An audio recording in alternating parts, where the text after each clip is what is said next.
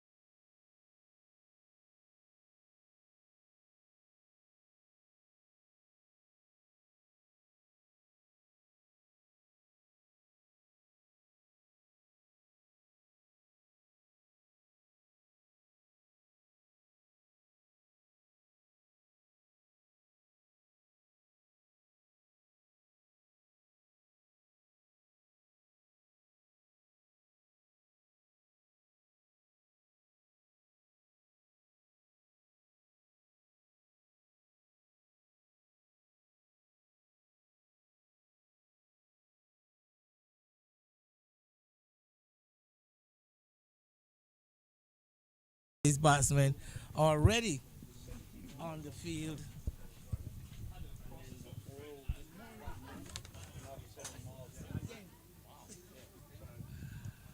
So good morning and welcome to the Woodburn headquarters of the Barbados National Oil Company.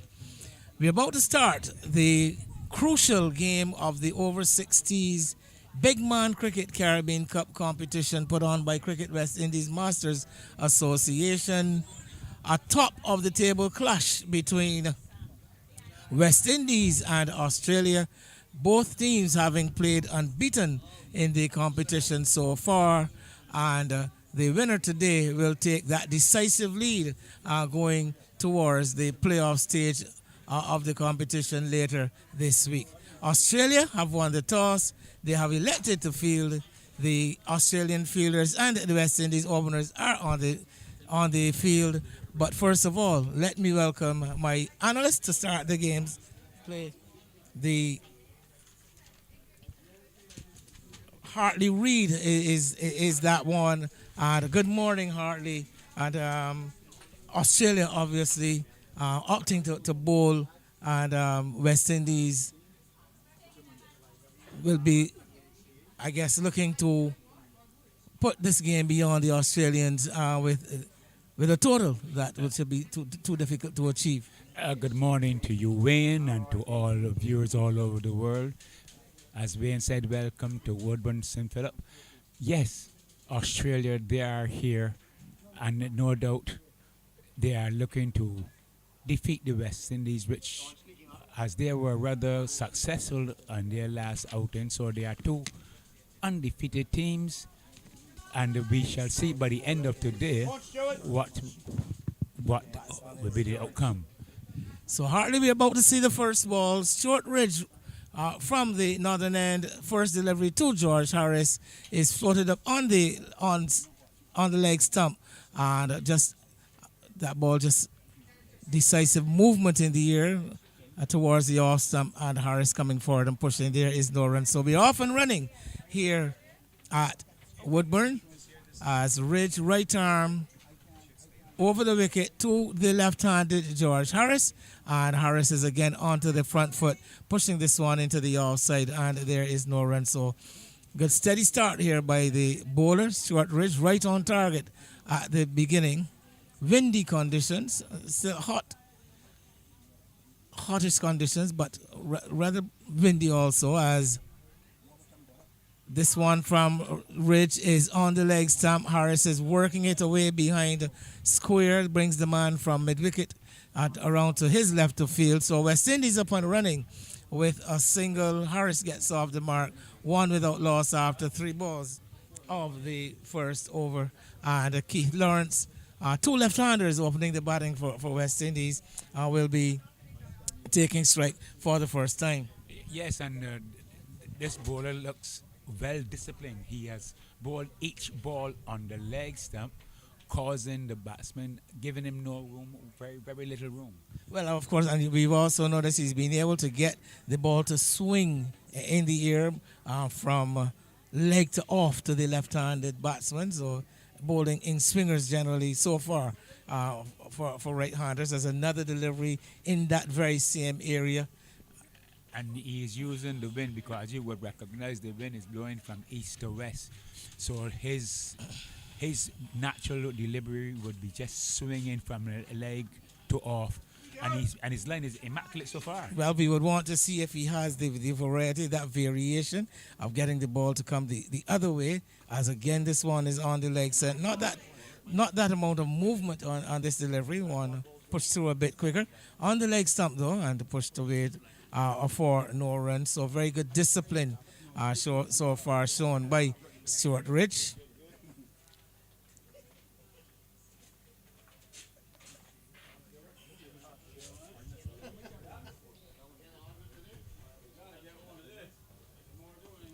Again, we see that persistent line, starting the ball just outside the leg stump, the ball swinging into the pads of the left-handed batsman, worked up to mid-wicket, the end of a very controlled first over. 1 run to West Indies. Good start by Stuart Ridge and the Australians. very good start, and it demonstrates that these bowlers in their youthful days were excellent bowlers who were well schooled in line and length and the art of swing. The issue we have here with the West Indies opening batter, he doesn't come very far out at all on his front foot. So he stands actually in his batting stance. So while George Harris would come out far on the front foot and attempt to negate any prodigious swing, the other batter, he just hangs there and blocks from his crease. That's Keith Lawrence, who tends to play from the crease. But starting the bowling from the southern end will be Sid DeMello, and he'll be bowling to George Harris. West Indies won for no loss. He's got a slip on the gully in place. We have a man just at cover point, an extra cover and a mid-off. There's a mid-on, mid-wicket, forward square, and a man on the short fine leg 45 areas. This delivery from DeMello, bowling down the leg side, skips around and takes, does the keeper. A wide actually signaled by umpire Irving Carrington.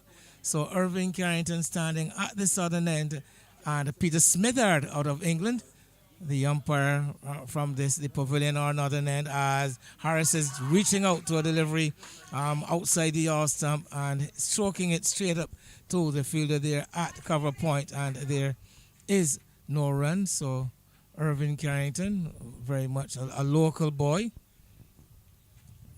long involvement in cricket in Barbados. Irving Carrington, as DeMello is on the off stump, pushed away square straight to that man again at backward point. So now we have DeMello settling on a line just around the off stump in the last couple of deliveries. Started with a wide, the total 2 without loss. West Indies invited to bat. Right arm, and this one swinging away down the leg side. Good take by the keeper, moving around to his right, but no wide signaled on this occasion. I suspect that ball probably brushing the pad of the batsman as it went through to keeper Orlando. Claude Orlando, the keeper, as this time Harris is standing up straight and pushing one, not pitched as full as the other deliveries this time from DeMello, and Harris just standing, playing with a high top hand, that high right elbow coming very prominent there, as he waits again on DeMello. DeMello is outside the leg stump, wide delivery, that one got away for sure, and another extra added to the total. West Indies 3 without loss in the second over. DeMello getting that one again a bit too straight, starting it a bit too straight, the ball angling with the swing. So both bowlers so far using the rather stiff breeze to get the ball to swerve away, to swerve in the air on the leg stump, turned away. This time he's going to beat the man at short fine leg who's having a dive. The batsmen are going to come back for 2 as we await a signal from the umpire. No signal coming, so Harris actually getting some bat on that, flicking it away. Diving effort by the fielder there at short third man, and not being able to stop to get a hand on it.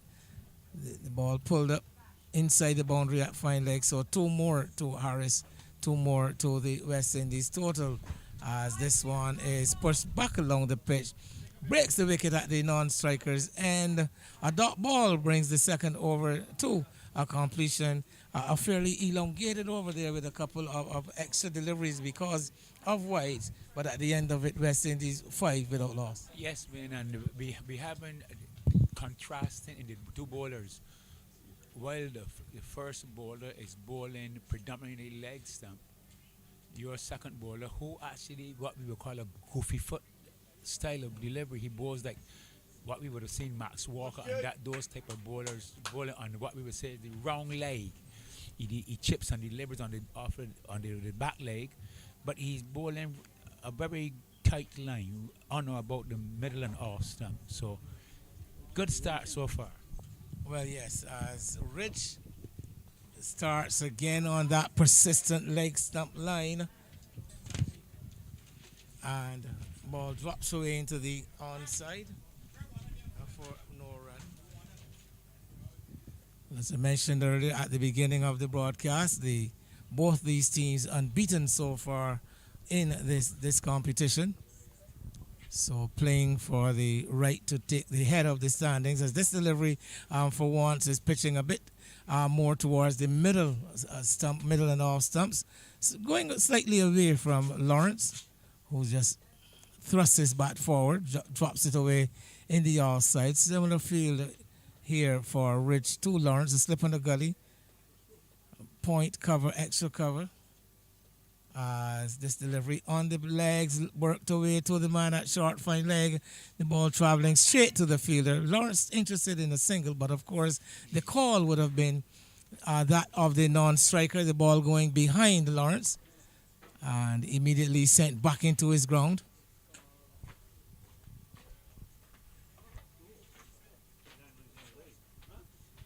This time he's covering up to another good delivery.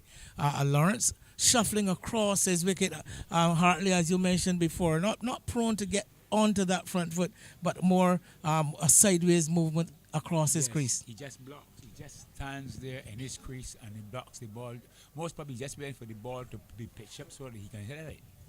Well, let's see how Rich responds. This one is beating him outside the off stump. That one moved prodigiously through the air, and then on pitching delivery, drawing him onto the. But we say onto the front foot. The weight of his body coming forward. Not a lot of movement with that front leg. He more stumbled over. But stumbled over as he played at that one as it darted away on pitching. So some encouragement here for the bowler, who is bringing him onto the front foot, off the inside edge this time, running away down towards that boundary at fine leg, pulled back by the fielder who has been placed at the short fine leg area, and the batsman come back for a couple of runs, but inadvertent, and runs in the dark for Lawrence as he gets off the mark. Yes, Wayne, and at the beginning of your broadcast, you did attempt to describe the conditions that we are having here at Woodburn this morning. Overcast. Not raining, but cool, because as we speak, the sun is being covered by what cloud there is. And in Barbados, people actually call this CA clouds, because when it was young and we saw the sky like this, we knew we would say that the CAs are they're ready for the picking. But it is that kind of cloudy set of area, but it's excellent for cricket because not the sun beating down on you to sap your energy. Well, yes, nice breezy conditions. It's quite warm too. But as you said, a pleasant day here at the Woodburn ground. Of course, we are on the eastern, southern, south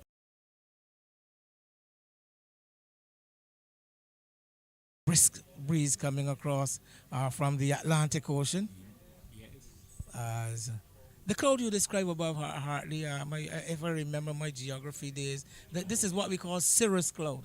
That was in your day. I have no idea what kind of clouds. I call them CA clouds. Well, here comes the mellow. And to bowl to Harris. Harris is reaching forward. Again, going with the tide. That one swerving in from off. And Harris coming onto the front foot, getting it out towards square leg. The man just in front of the umpire, there to the right of umpire.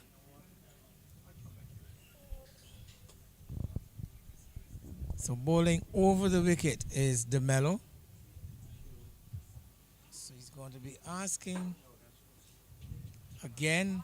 Harris onto the front foot. So he's bowling over the wicket, Hartley, which means he's primarily seeking to get that ball to angle on delivery outside the off stump, of course, anticipating with the swerve back in.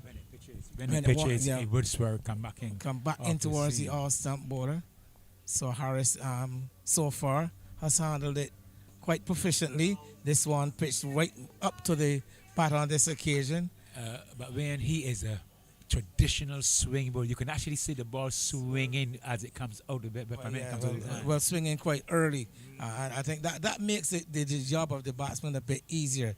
The swing bowler who really causes the concern is that one who's able to get the ball to swing late as it gets closer to the batsman down the leg side. A wide is signaled by umpire Carrington, but an attempted stumping by keeper Orlando, who has now opted to come up to the wicket for DeMello. That ball down the leg side. Harris well with his back foot well grounded, 8 without loss. This is over number 4. DeMello once again, right arm over, starts outside the all stump and the possibly an opportunity there for a catch. Hardly the reaction of the fielders and the body language of the keeper and the bowler suggests that there may have been a nick there. It doesn't look that way to me. I think they were more looking how that ball swung through the air and how the batsman was a bit in trouble. Well, yes, he was beaten on the outer edge of the bat on this occasion. As DeMello is into Harris again, this time the delivery playing, not necessarily on the back foot, but Harris just allowing the ball, playing from the crease and allowing the ball to come on to him. Again, that natural movement into the right-handed batsman, taking it out towards square leg of the face of the bat. George Harris, fresh from a century in the previous round of matches. 122 versus the rest of the world, coming onto the front foot, pushes this one wide of that man at short extra cover, immediately calls his partner through for the single as the mid-off fielder back on the edge of the circle is unable to stop it, and George Harris nips the strike off the final delivery of the 4th over. West Indies 9 without loss. The Mellows attack is quite interesting because the other bowler is bowling Short ridges, short ridges, bowling predominantly leg stump. The Mellow is bowling leg and then off with the identical swing. So when the ball comes down on middle and leg, it's easy to turn if once you can negotiate that swing. The problem with George so far, George Harris, is that when he drifts about off stump and then he swings, he's more like a crab. He's more trying to get to the ball, to the pitch of the ball. Let's see what Rich has to offer his 3rd over, and nicely stroked by Harris. One pitch just around the middle and off stump, and Harris just easing onto the front foot, almost following the ball out to extra cover. Settles and waits, does George Harris. It's been a tight, as this one is a bit back of a length, and Harris opting to play off the back foot this time, stroking it away square on the offside. So a bit of an attritional battle up to this stage. Yes, it does that way. The bowlers not giving any quarter, and the batsmen having to be rather cautious, rather watchful. As Harris is again getting a delivery, pushed into the onside, calls for the single. Good communication between the two, good awareness by George Harris, just dropping it away into the onside. There is a mid-on, and there is a man just forward of square. That ball pushed into the mid-wicket area, and immediately George Harris calling Lawrence through for the Distance single. and speed, well read for by George. Easy single. So George Harris goes up to 5, brings Lawrence on 2 on to strike. As this one, he's onto the front foot. Another delivery right on target by short ridge. So very disciplined approach by the Australian bowlers so far. Remember, 45 overs aside, so still lots of time left. This is only the 5th over of the West Indies innings.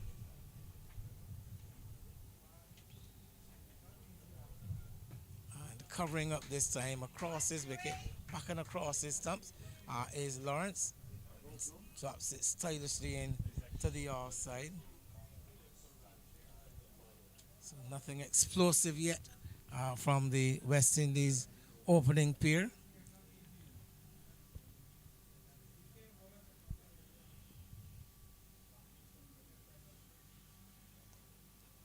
And onto the front foot, this one pitched a bit closer to the batsman. turned away towards short, fine leg, straight to the fielder it goes, and the Ridge gets through another over quite quickly. His third over, 3 overs for 4 runs, short Ridge. West Indies invited to bat, 10 for no loss. Anyone who would be viewing this cricket would believe that Lawrence would have been watching the senior West Indies team, how those two openers went about batting, because Lawrence is identical to Chandra Paul. He just stands there and he blocks, waiting for the ball that is not properly pitched. Well, if Lawrence is slightly like Chandra Paul, is exactly like Chandra Paul must be exactly like Craig Brathwaite.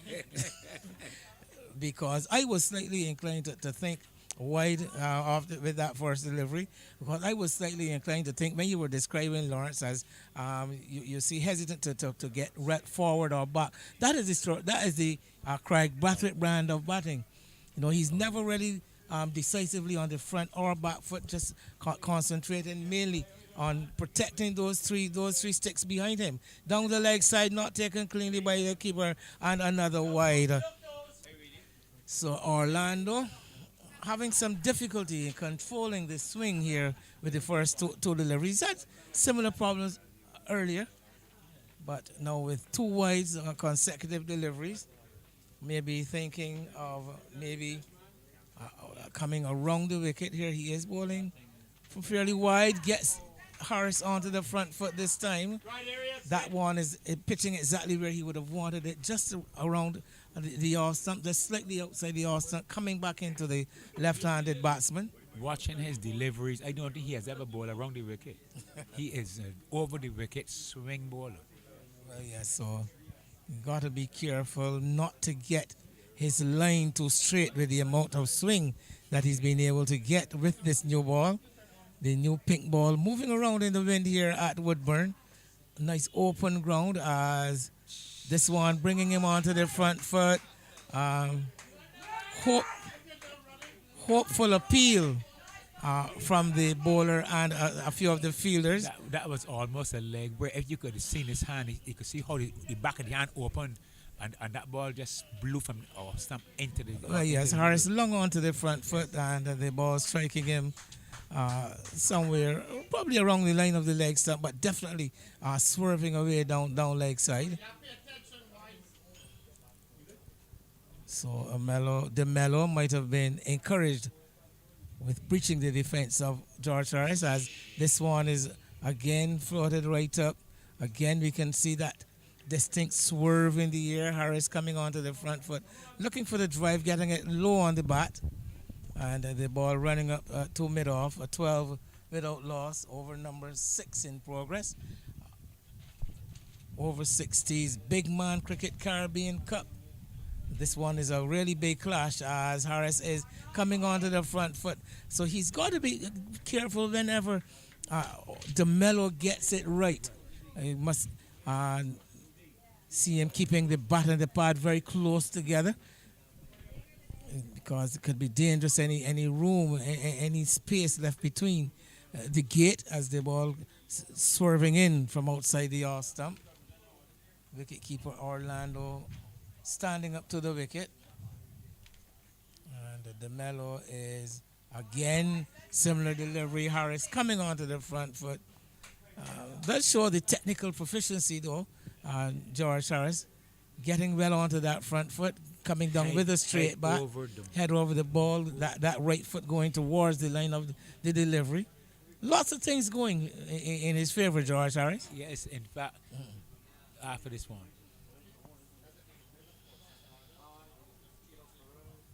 And again, a bit more room outside the all stump, opening the face, ball running up to that fielder at point, straight to him.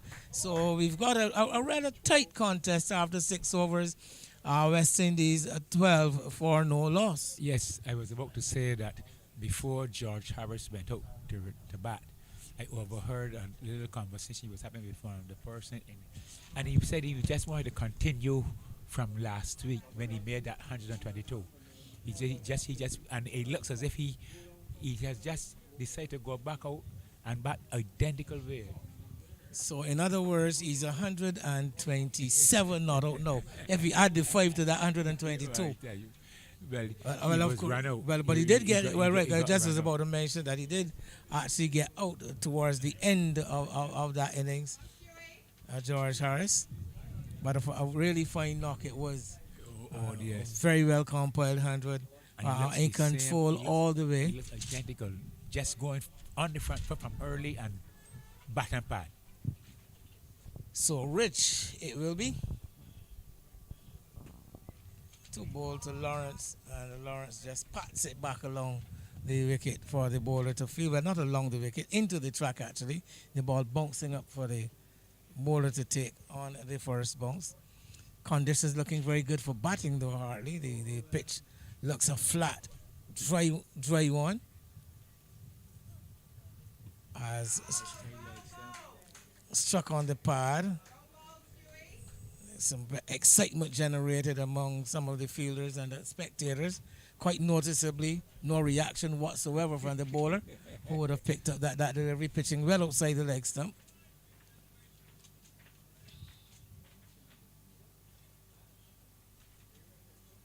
As again, we've got this.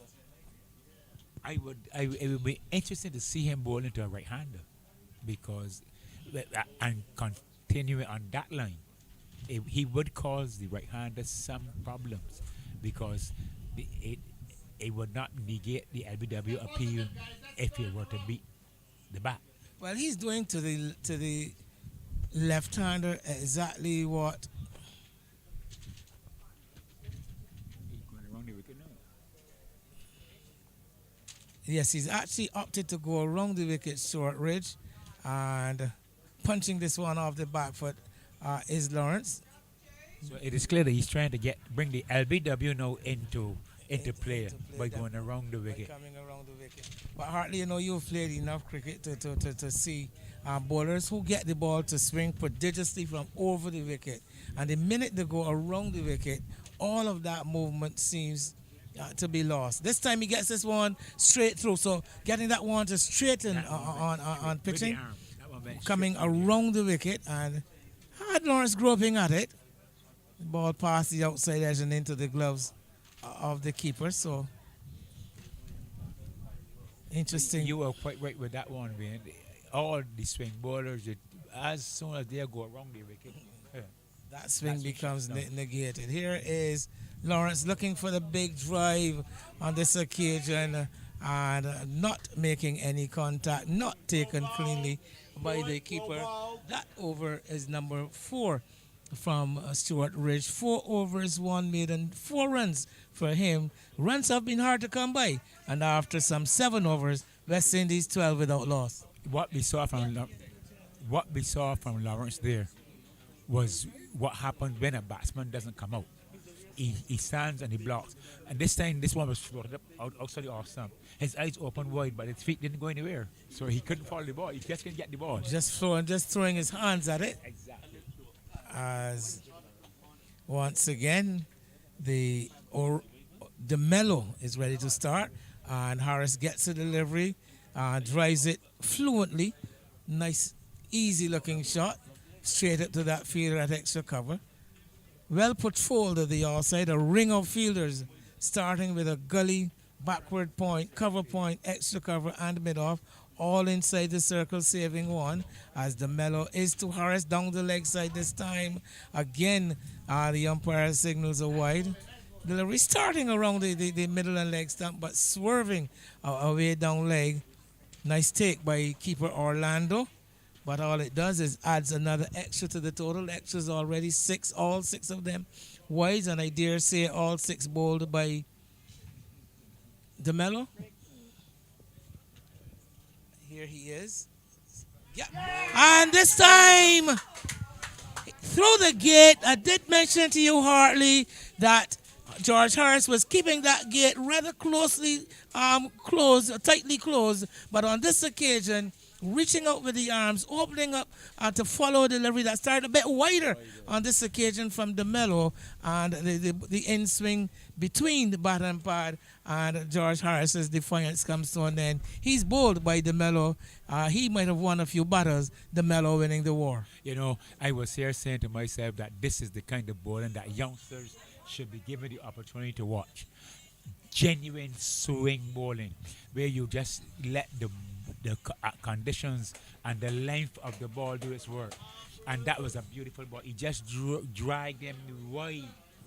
So when the ball touched down and came back in, he was well open, well exposed. Well exposed, almost overbalancing was Harris, because when he realized that he had been beaten, he tried to correct his movement Exactly. and almost stumbled over, fell over. Excellent, And excellent fantastic stuff from the Mellow. Very happy. A typical dismissal from the swing bowler, getting the ball to come in towards the batsman. I am sure that the umpire, Carrington, would smile because he, in his day, used to swing some ball for umpire. He used to swing. So I'm sure he is enjoying himself standing at that end and seeing how this ball is actually swinging. Well, I just want to see, once there's no bias involved, that is all well accepted. 13 for 1, West Indies. George Harris bowled by Sid DeMello for 5.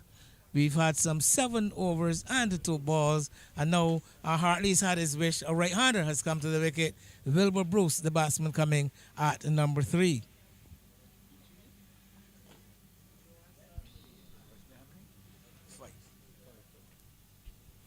As the first delivery is pitching down outside the yard stump. Called a wide by umpire Carrington. It started outside the yard stump and swung further away.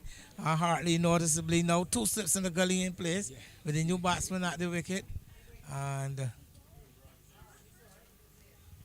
This is experienced cricket. the Australians now on the prowl as the Mellow is into Bruce, and this one much straighter, played back along the pitch and gets himself off the mark.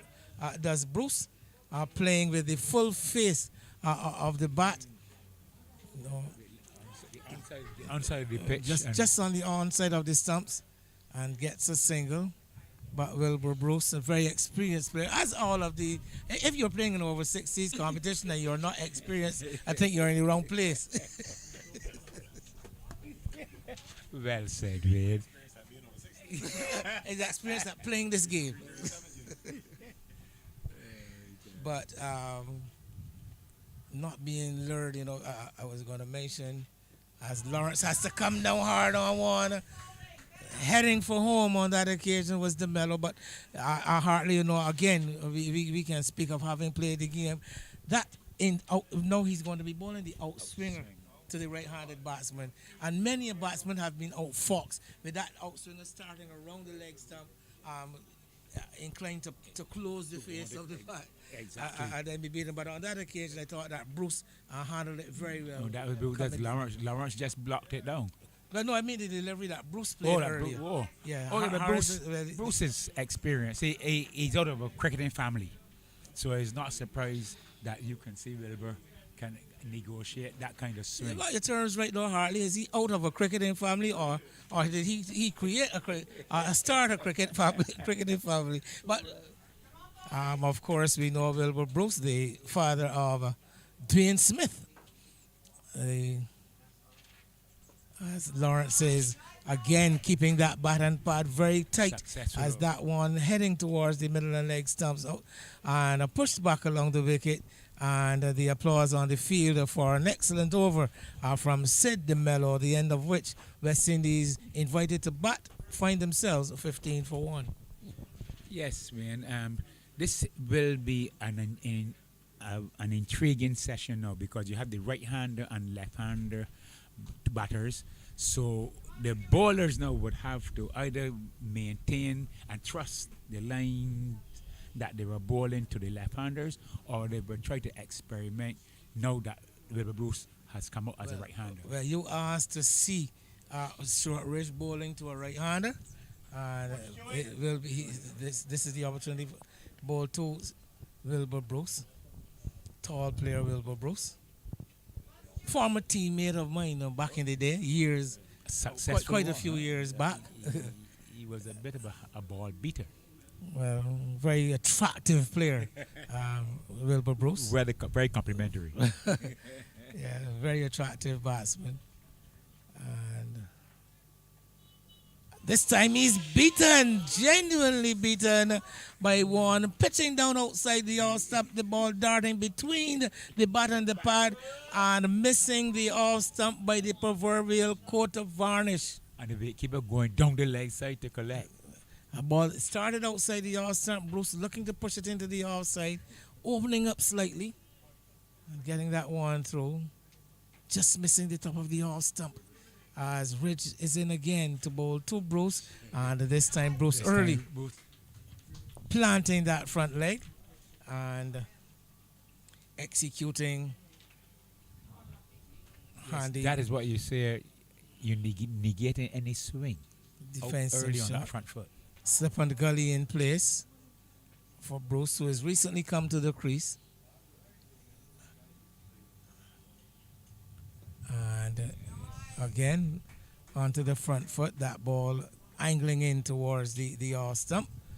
And totally in defense is Wilbur Bruce. But when you recognize that, well, the very first ball he received, he was just about off stump. Wilbur Bruce. No, he's coming well outside off stump with that front leg. Well, yes, he needs, as I say, to keep that button pad tight as he's in again, Ridge, and Bruce almost having to wait on that one. Seems as if he did take a bit of pace If you have of that delivery. a slower ball. A slower ball. He's already bowling just about right arm, slow, medium.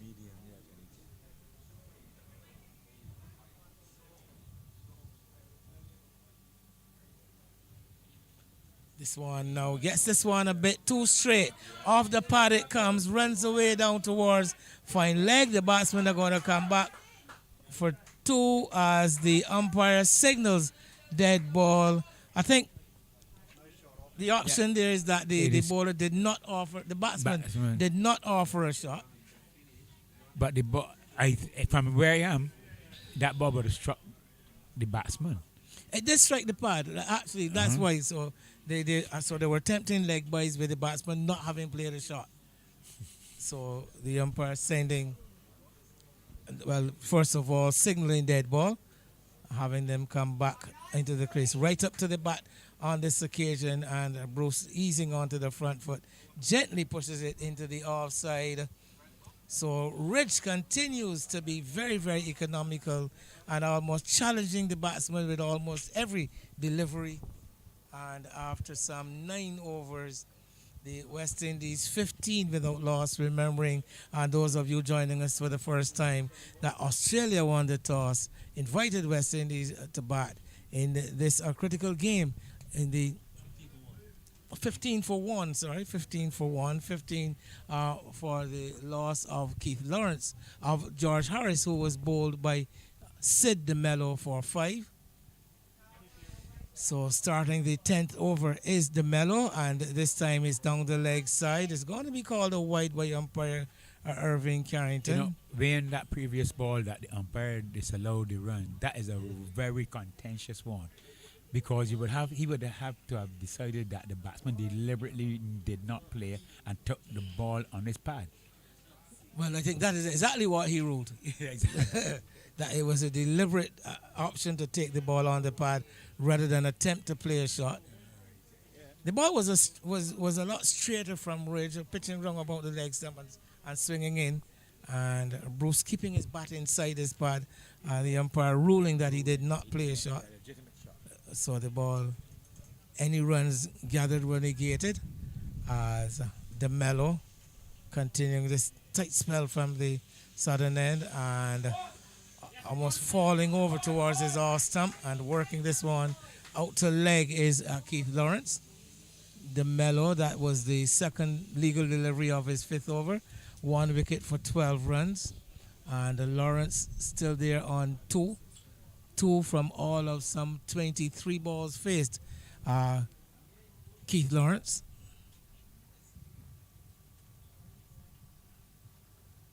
And coming on to the front foot to a pitched up delivery. That's a half volley hardly.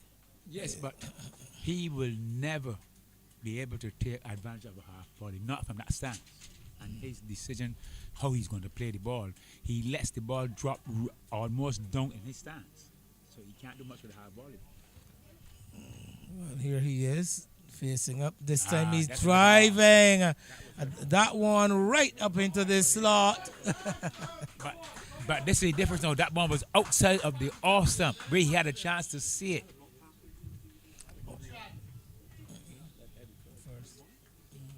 So that ball, I think Hartley, you did describe. He's they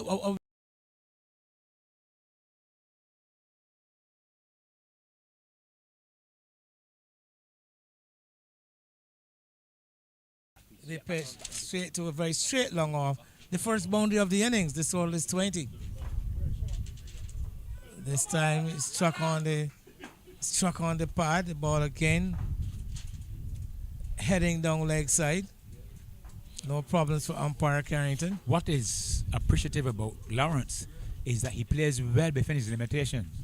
He waits for the bad, literally waits for the bad ball, and then he puts it away. Well,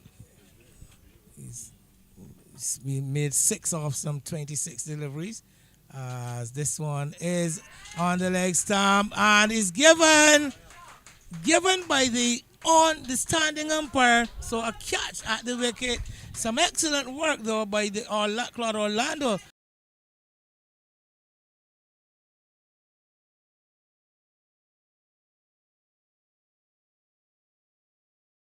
Out. The Mellow has struck again. He has taken the second wicket. It's, West Indies 20 for 2. it's always 20 for pleasing, 2. Wayne. It is always pleasing to see a wicketkeeper standing up to a medium pacer, to anything other than quick. And the ball drifting like stump, the batter attempts to turn. And then the wicketkeeper gathers quite cleanly. That was a good decision. Excellent work. And nothing a wicket keeper enjoys more than a leg side gathering stumping. down the leg side. Well, Well, we've it's reached the stumping end or of the catch. 10th over Hartley, and it is time for the first switch of the morning. A bowling change from the pavilion end or from the commentary box end. I am going to give way to none other than the inimitable Adriel Woody Richard. Good morning. I don't know about all those titles, Wayne.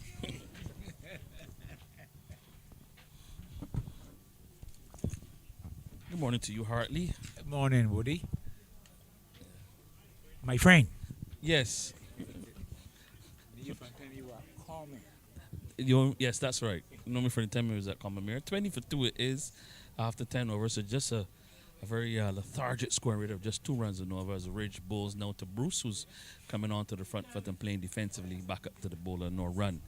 Wilbur Bruce, of course, as you know, spent a long time playing club cricket in Barbados for the Carlton Cricket Club. That's the club that's produced players such as, the most famous son is Desmond Haynes.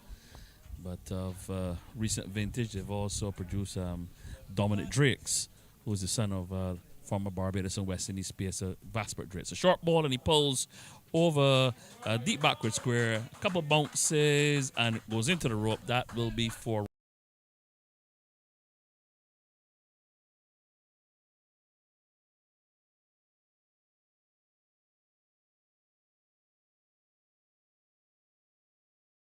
Doesn't take much. He doesn't take long to take an invitation from you. So when he saw that one drop short, he said thanks very much.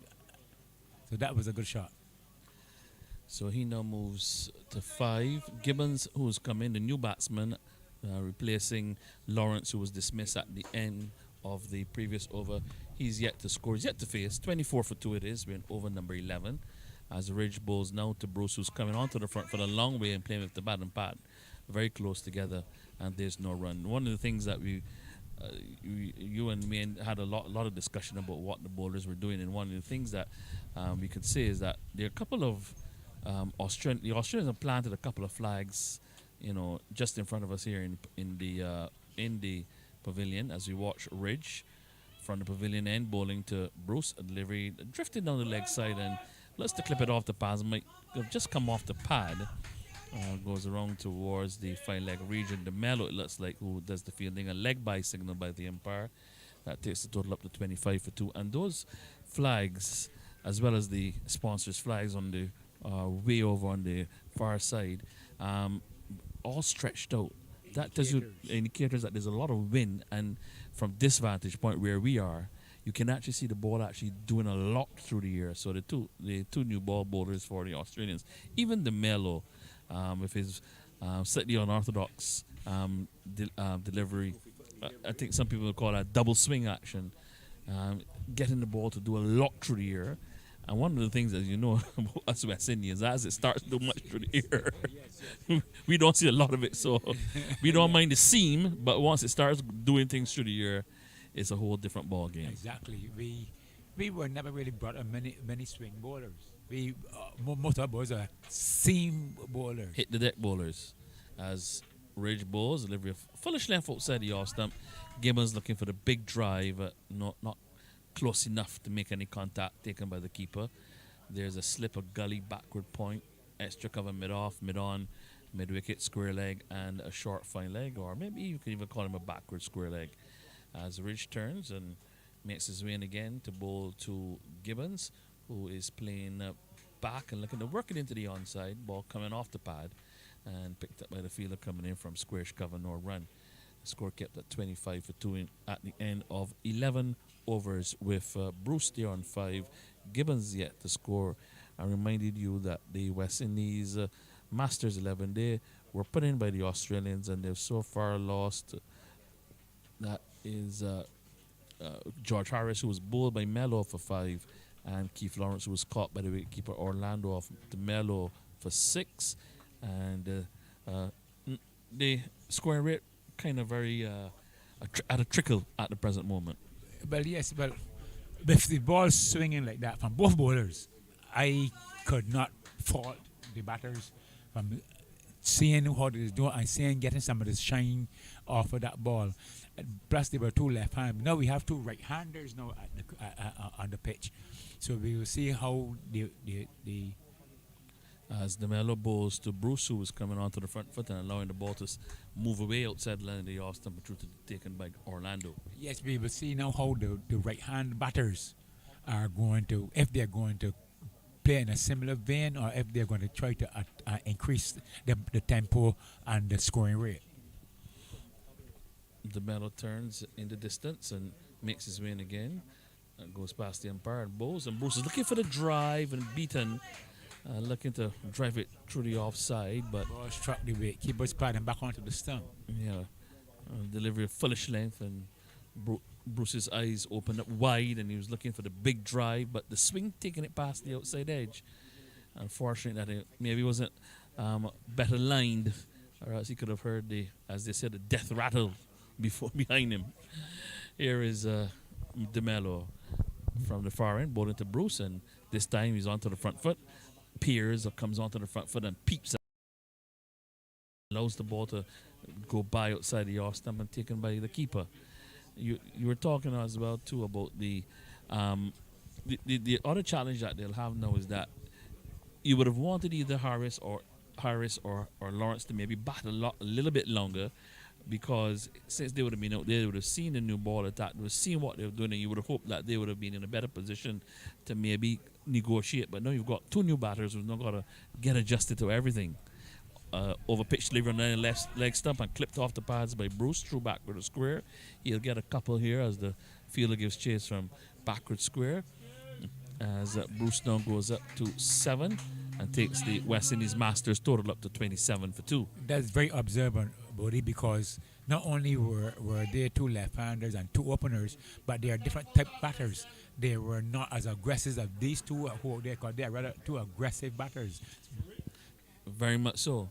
And maybe there's that also raises another point too, as you watch a delivery over pitch, a full toss ready, a gift outside the leg stump, and Bruce putting it away for a boundary to deep fine leg. So that'll be another 4 for him. He's now up to 11 into double figures, 31.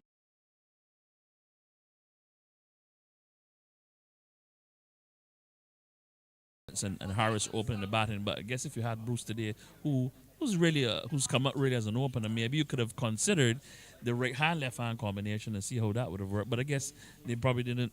They didn't want to disturb correct. That because they have been rather successful as an Correct. opening pair. Correct. So That would have been another consideration.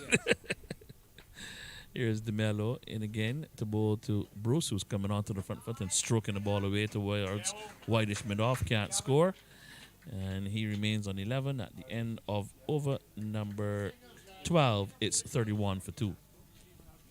Yes, and if one were to give credit to the West Indies team, they are certain most probably that the two left-handers would do their best to see off as many overs and the sheen off of that ball so that when these attacking couple come, no, they have come, there would be less swing and get a better chance to score. And so far, the captain has done well because the two boundaries that have been struck so far, both were struck by Bruce. Yeah, So, that's a very, very interesting observation as well, too. Because, George Harris, as we had alluded to, said he wanted to continue just batting and plodding away as he did last week when he got that 100. And we know Lawrence is not really the sort of batsman to go out there and take charge. So, yeah, if you've got a couple of batsmen like them who will, as you said, take the sheen off the ball, and hopefully that then presents a platform for others like Bruce and Gibbons, and even someone like Roy Singh, the captain, to come out and really express and you themselves. have Rodney Husbands too. He is going to also be very attacking in his style of cricket. So, yes, they have assets Yes, still here in the pavilion. yes. So you're going to have a bowling change. And the new bowler will be Mike Riley, bowling from the pavilion end, replacing Ridge. Just have a quick look at the bowling figures there for you. With Ridge, 6 overs, 2 maidens, none for 8. Very economical spell. DeMello, a little bit more on the expensive side, but he's been the more successful of the two new ball bowlers. 6 overs, no maidens, 2 for 22. So, what do you prefer? Which do you prefer, Hartley? You prefer the 2 wickets, or you prefer Give me the both of them. Give me both. I'm not going to separate them because you could bowl 6 over for 8 runs. Yes, That's that's gold. oh yes. Outside the line of the off stump, pretty close to being away by the umpire on this occasion, giving Riley the benefit of the doubt. But you know what they say, you bowl in tandem. So Riley kept things straight at one end, and DeMello was able to probably profit at the other end. Outside the off stump. Ridge was very, very tight. Very tight. Sorry, Ridge. I keep saying Riley. Ridge, yeah. Riley was second delivery outside the off stump, and just This bowler beating has an Gibson. off-break action, but he has a solid offside feel. I must watch him a little more to see if the ball is actually going to bowl off break or if he's just bowling arm balls. We'll see. As here's Riley, giving this one a bit of air and clipped off the pads by Gibbons out to mid wicket. No run. He's got a slip with a gully. He's got a backward point, extra cover mid off. That's the offside field. As he gives this one some air, and Gibbons comes onto the front foot and plays very studiously and astutely back up the pitch. No run. There's also a mid-on, a fielder in what we would colloquially call cow corner in the Caribbean. There's also a mid-wicket, and then there's a deep square leg. That's the field for Riley, bowling from the pavilion end, as Gibbons goes on to the back foot and forces the ball back to the bowler, and there's no run. Just surveying what Riley has to offer and what he's tossing up. He's on his way again, bowls. They're bringing the batsman forward, a stifled appeal, and the over.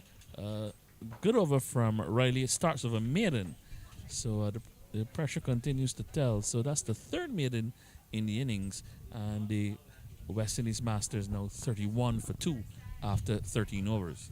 Yes, the batter is clear. He has taken an over to see what his repertoire is. See, he just wants to see how much swing, how much turn really he's getting out of this off break. Seeing that he has this 5-4 field set, 5 on the off and 4 on the on. I think it's more leg break. I think as though he's more born a little bit of leg breaks there. We have to take a closer look and see what he's actually doing there, Mike Riley. But he has a leg break field set for sure. Sure, for sure. Not sure that he needs the field down in cow corner, but he probably has some information about Gibbons that we perhaps may not know. But that is cover for the short ball. If he bowls it Oh, too that's true. short, Yes, yeah. he will get pulled and go gone. Well, that is true. Well, that is true. That is very true. So another bowling change as Dudridge. Dudridge comes on. Dudridge, sorry, comes on, and here he is bowling to Bruce, who drives up to, through mid-on. Runs for him here. He'll come back for the second as the fielder made a bit of a meal of it. Made a mess of that one. As that one. That one was better time than we thought. 'Cause Yeah. he just pushed it, and it did sped. It did have some speed going on there. So 2 more runs to Bruce, who's now on to 13. Gibbons yet to score, 33 for 2 in over number 14. Here's Dudridge bowling to Bruce, who's onto the back foot and forcing the ball away to the field in the extra cover. Can't score. It's kept at 33 for 2. So He's going. No, he's going off speed. here you'll see. Here he is now bowling to Bruce, who's forward. Strokes this one back to the left of the bowler, who comes across and gets the sand to it. No run. It's kept on 33 for 2. It's been a day with some cloud cover. The sun fighting to peep out as Bruce tries to go through the offside, but maybe getting the toe end of the bat, hitting the ball hard into the turf, and it bounces back up to the bowler, and there's no run. Yes, I've got some cloud. We also had some rain this morning, hence the delayed start we had by about half hour. As Bruce plays his delivery back to Dudridge, no run. It's kept at 33 for 2. As Dudridge with the final delivery now of over number 14, bowling to Wilbur Bruce as he's in, and he's forward, playing defensively, back up along the onside of the pitch. No run. The end of the over, another economical over for the Australians. 2 coming from that over, 2 coming, and that's 14 overs gone, and it's now 33 for 2. Yes, Woody. This bowler, what we will say, this is a potpourri of deliveries. He gave you almost every possible delivery in this one, but the line was very, very good. So although he was testing to see what he was doing with the what purchase he was going to get from the pitch, he never strayed in his line, so he kept the batters honest. Well, they're certainly very, as you know, they're Australian side and they're very well drilled. And so they're very much understanding what is required here, as Riley will continue from the pavilion end, bowling to Gibbons, who's looking for the drive, makes no contact, taken by the keeper. Very expansive drive there from Gibbons, but not able to make any contact. He's yet to score, Gibbons. He's been there for a bit, as Riley bowls to him now. This one giving some ear, and the ball, as he plays forward, ball comes off the pad and runs behind the stumps. So Riley really inviting Gibbons to go for something big. It's not a very big ground. Yeah. As Riley bowls, and Gibbons onto the back foot and forces his ball away through extra cover. So he gets his first run now after 11 deliveries. Takes the total up to 34 for 2. Straight boundaries aren't very big. Square, a little bit more size on the square of the wicket. As Bruce comes into strike and waits now as Riley gets one some mirror, and Bruce allows this one to spin by outside the line of the off stump and into the gloves of Orlando. You're very generous with that word spin by. That one just went by. Okay, I will take that from you. Here is this one, a bit of a full toss, and Bruce just plays it away towards mid-on. Not able to take full advantage of it. It was also dropping quite quickly, and he got a single up to mid-on. So he's now 14, 35 for 2. 1 ball remains in over number 15. As being bowled by Mike Riley, who's in and bowls to Gibbons, who's back and gets a wide outside the off stump. And a signal by the umpire. Total up to 36 for 2 now. So a good, coming up to Blue Waters refreshments break. As you watch, Riley gives this one some here and Gibbons is allowing it to go by outside the off stump. No run. The end of the over. And at the end of it, we've got 15 overs. And at the end of 15 overs, the West Indies Masters, who were put in by the Australian Masters, they're now 36 for 2 with Wilbur Bruce there on 14, Cameron Gibbons there on 1. You recall that they lost George Harris, who was bowled by Sid DeMello for 5, and Keith Lawrence, who was caught by Orlando off DeMello for 6. There are 10 extras in that total of 36 for 2, the West Indies Masters, as we pause for a Blue Waters drinks break.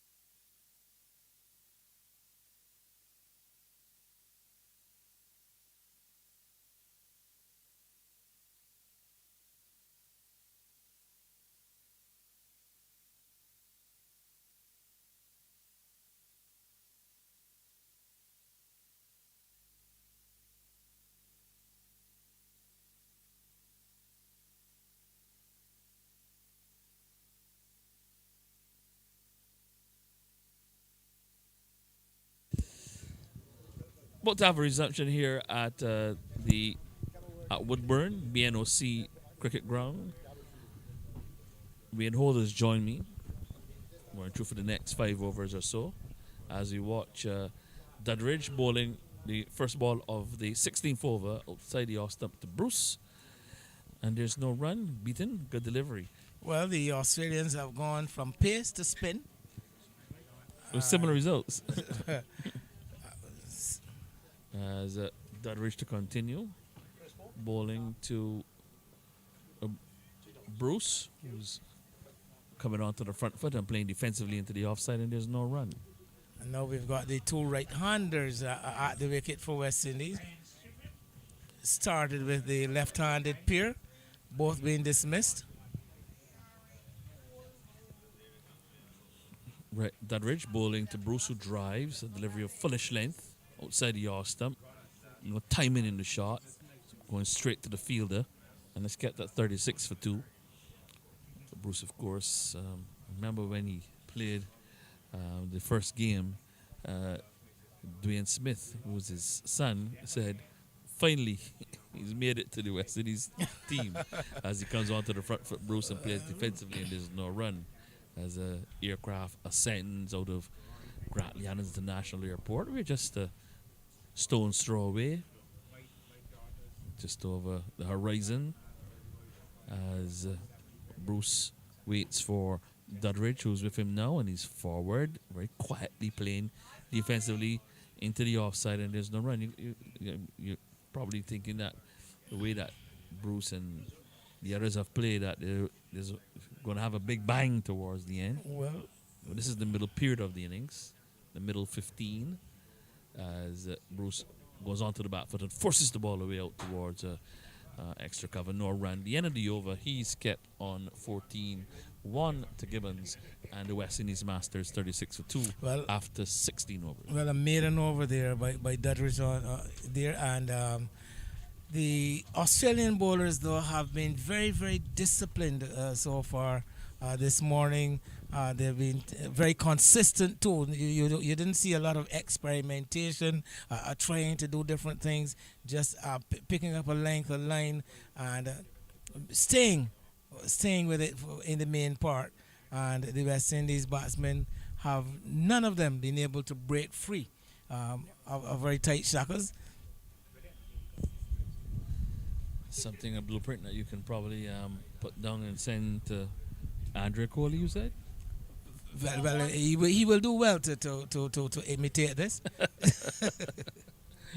What the Australians have been doing.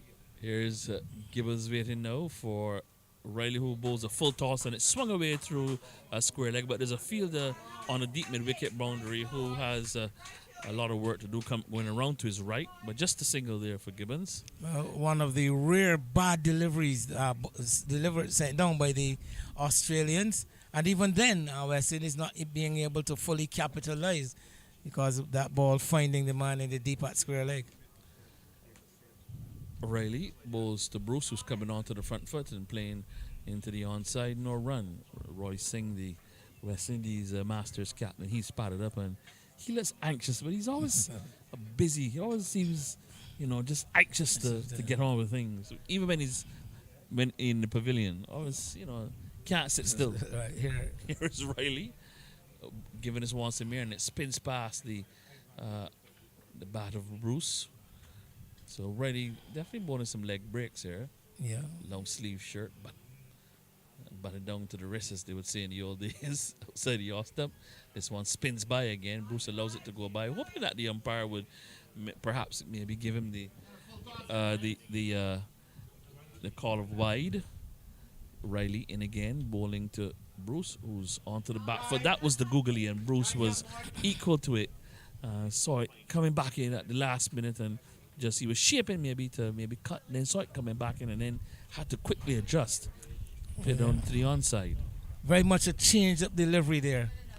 Riley in again, bowling to Bruce, over pitched, giving some air, but fullish length. Bruce looking to go through the onside, maybe just coming off the bat, maybe the pad, and going into the offside. No run. The end of the over, 37 for 2 it is. 17 overs. Well, gone. again, the West Indies batsman, Bruce in that particular case, prepared to play from the crease. The bowler Riley has been flighting the ball rather generously, and there are those players who are more inclined to use their feet and get down the pitch.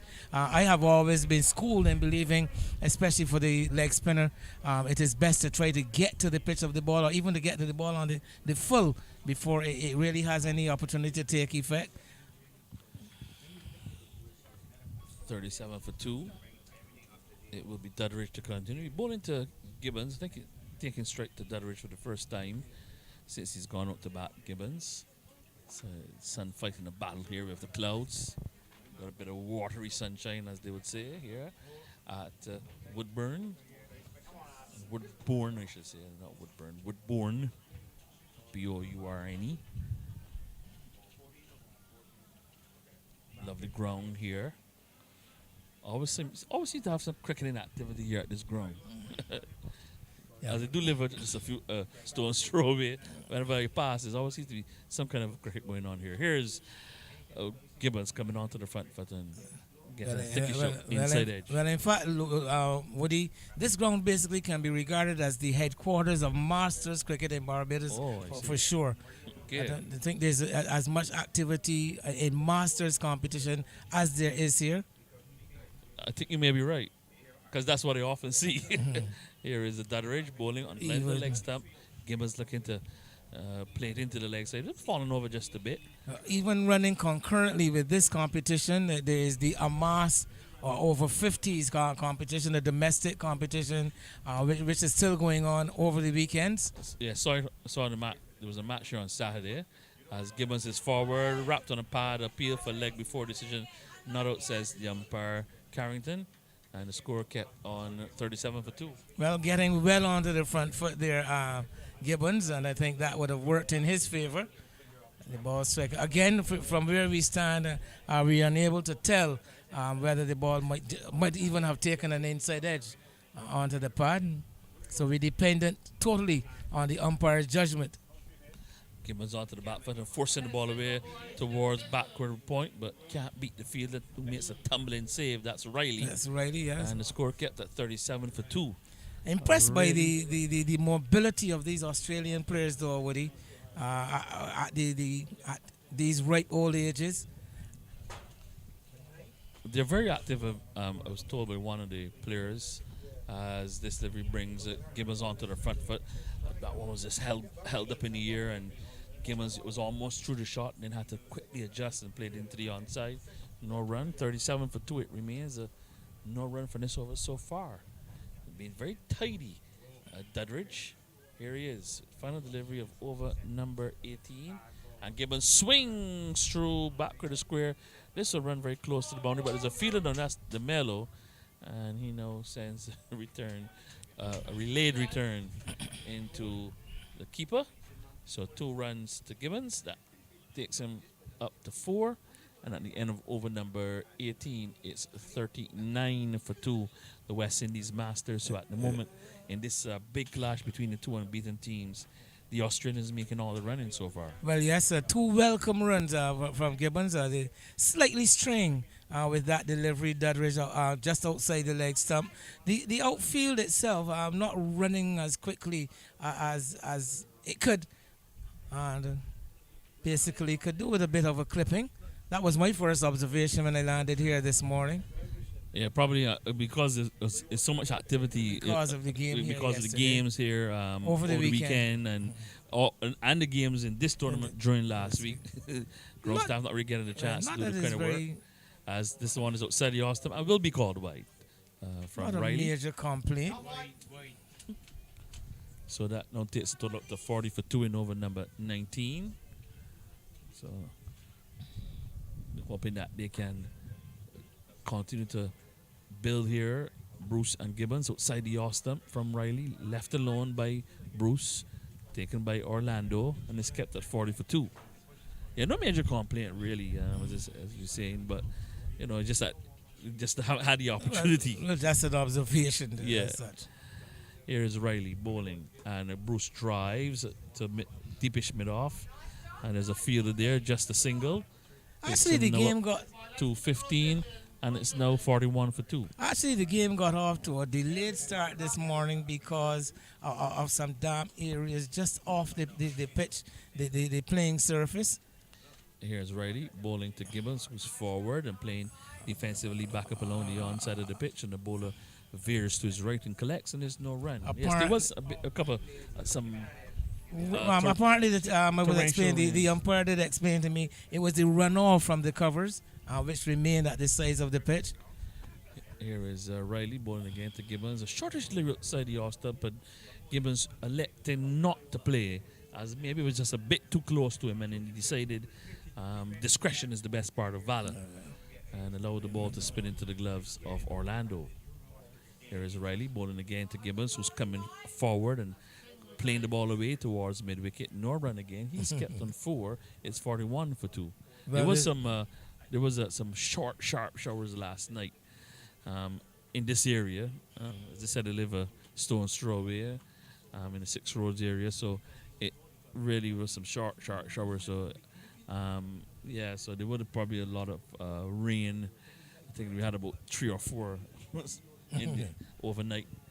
As Riley bowls, as Gibbons swings this one away over deep mid-wicket. That will go for 6. And that's a lovely shot by Gibbons, picking it up.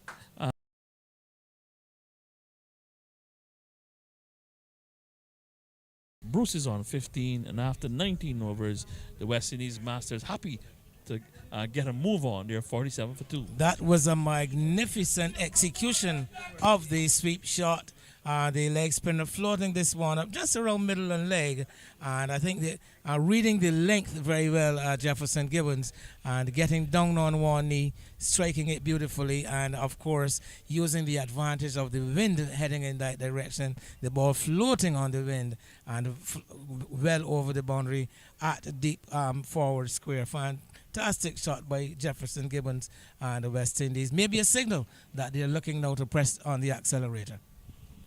Good observation about the wind as we watch Dudridge from the roadside end bowling, and delivery slightly over pitch to the line of leg stump, and Bruce drives up towards long on for a single, and that will take him on to 16 and the total up to 48 for 2. So the 50 beckons for the West Indies Masters. Shouts of "keep it ticking, guys, keep it ticking" from the pavilion, from the others in the pavilion, as Gibbons comes in to strike, and he settles over his bat now and waits for Dudridge, who's in again, bowls to him, and he lets the swing through the leg side. That may have got on a under edge as he attempted to swing it through the leg side, and there's no signal from the umpire, so a bit of an under edge. Moved inside the line. I was probably looking to swing it behind square and got the under edge. He's now up to 11. It's up to 49 for 2. We watch Dudridge again from the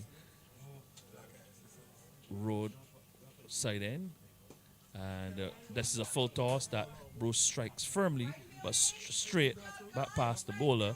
But there's a fielder on the long off boundary who comes around to his right and cuts it off. Just a single there for Bruce, who takes the West Indies Masters up to 50 for 2. He goes up to 17 and Gibbons there 11. So the 50 comes up for the West Indies Masters. As you watch Bruce, who now places, that's Gibbons, who places one into the onside. A single there for him, taking him up to 12 and a total up to 51 for 2. Win over number 20. 2 deliveries remain in over number 20. And this shouts of "keep it ticking, guys, keep it ticking." And Bruce goes high, long, and that one drops, drops in no man's land. The fielder down on the long off boundary, it's as though he was circling under it, and he was just going to wait to poach the catch. And I think that was officer down long off. And in the end, the ball dropped maybe about 5 yards short of him. Probably got caught, dragged back by the wind. Single for Bruce, as the final delivery of the over is played into the onside by Gibbons. Now run the end of the over. 20 overs gone. Bruce there on 18, Gibbons on 12, and the West Indies Masters being put in. They are now 52 for 2.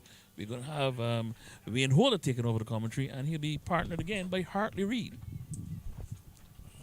Well, yes, not exactly a double change. I'm going to switch ends. So I'm switching ends, and Hartley's going to come on. I'll come on to bowl again.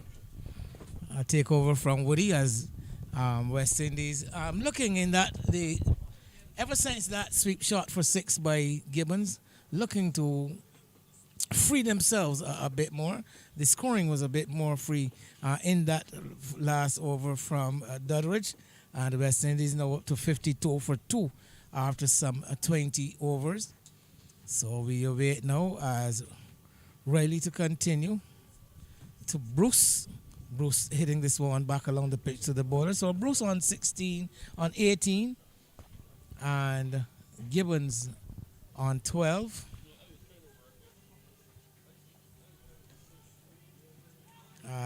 Struck on the pad, but that clearly very vociferous appeal from the bowler, not supported by the umpire, most importantly. Not only is it a vociferous appeal, but he looks rather serious about it. But he had no help. Riley again to bowl to Bruce. This delivery is outside the all stump, wide outside the all stump, and pitching outside and spinning further away. So unable. So one more added to the West Indies total, creeping up now to 53 for 2. This one flighted very quite high by Riley, cut away by Bruce, knocked down by the fielder at point, and the ball ricochets away to his right, allowing the batsman through for a single. So good bounce. You recognize that Riley, the type of bowler who gives the ball a generous flight, and been able to extract some decent bounce out of this track. A rather slow track it is here at Woodburn. Right arm leg spin. As that delivery is striking him on the pad, and he's gone. Hartley, I was about to say the change-up delivery, that one pitching down on all center, coming back into the batsman. I am hesitant to say it was a googly. I've noticed that he's been bowling a change delivery, looking more like an off break than a googly, but this time it worked. It caught Gibbons just playing on off the crease and struck right in front without hesitation. The umpire made the decision. Good bowling by Riley. Good breakthrough for England. For Australia, West Indies 54 for 3. Ben, you had just said he was given a copious amount of flight. This one was flatter. And caught him coming out. And he was adjudged LBW. Good bowling. Well, yes, I did observe that he does have a change-up delivery. It is not, as far as I'm concerned, not a googly, but it is a bit of an off-break, a very risky off-break that he bowled. And of course, the trajectory is always a bit flatter. And that occasion, I saw it coming. I'm sorry that, well, for Gibson, for Gibbons, he didn't see it coming. He got on the front foot, and that ball coming back in and striking him. So he's gone leg before wicket to Riley for 12. West Indies after 20 overs and 4 balls, 54 for 3. And Rodney Biggs Husbands fills the breach for West Indies. Man replace another. Well, yes, club mates back in the day in local domestic competition. Both wicket keepers actually, but of two different eras slightly. Yeah, although they're both over 60. I think, Husbands would have come long before, sometime before Gibbons. In fact, out of school, out of college, and Parry Husband would have gone to Mabel. So here he is, a right-handed stroke player in his day, a flashy batsman. You have identified him correctly. He was a stroke player. Well, still is, as I like to say. Down the wicket, swings, misses, and is stumped. Lured out of his crease by one, flighted generously by Riley, and the Husbands only facing his second delivery, coming down the track, going for that big hoik towards mid-on. The leg spinner spinning away past the outside edge. An easy job for keeper Orlando. So Husband's stay is a very short one. It's very brief. 2 balls he lasted. West Indies go from 52 for 2 a couple of deliveries ago, now to 54 for 4. Wayne, what made me smile with that dismissal, he saw the ball pitched well up, given that mark of flight, and he decided to come down. Then he recognized he lost the ball, and he actually tried to get it back. And I smiled because he was already stopped. So Good totally bowling. deceived there by Riley. The first delivery was that same flat off breakish delivery to Husbands, and the next one he took the pace off, looped it quite high, and Husbands' eyes opening wide as he came down the track, looking to launch it somewhere over long on, and not to the pitch, beaten, and as I said, Orlando the keeper doing the rest. Well, this is interesting now, man. You have now 50, just after 50, but now you have lost 2 quick wickets. So Roy has gone out now to bat. So we'll see now how he's going to fare. So Captain Roy at the non-striker's end. That was the final delivery of the 21st over. That saw the fall of Rodney Husbands for no score. Stumped by Claude Orlando off the bowling of Michael Riley. And now Captain Roy immediately brought on to strike. Bruce picking up a single off the first delivery of the new over. Peter Dudridge continuing from the southern end, or the roadway end here, the airport end here at Woodburn. And ship very much in need of some settlement as Roy is looking for a big drive to a delivery outside the yard stump. The ball peels off the outside edge through the vacant gully area, and he'll get a couple of runs, but not the most certain of beginnings from Captain Roy Singh. Uh, well, it is clear that he would have sat in the pavilion and recognized that the scoring is a bit slow, so he wants to be rather positive. Well, let's see. Dudridge is going to bowl to him again. And he's driving, stroking this one more than driving, not quite to the pitch. So checking the shot as he made his advance down onto the front foot. Ball running out to cover. There is no run. Still a slip in place. Backward point cover, extra cover, a long off in place as Dudridge is into Singh, and Singh is off the back foot, piercing the outside field. There are going to be a couple of runs to be had here as the fielder from extra cover goes chasing back toward the boundary, sends a bouncing return into the non-striker's end. So Singh immediately looking to push on and picking up another couple of runs. The total goes up to 59 for 4. Singh is looking to get down the track, so you can immediately see a completely different approach from Captain Singh. It's for Dudridge again, and this time he's choosing to go back deep into his crease, looking to repeat that shot of early in the over. He pierced the outside field, tugs it down to the man at extra cover off the bottom part of the bat, and it brings an end to over number 22.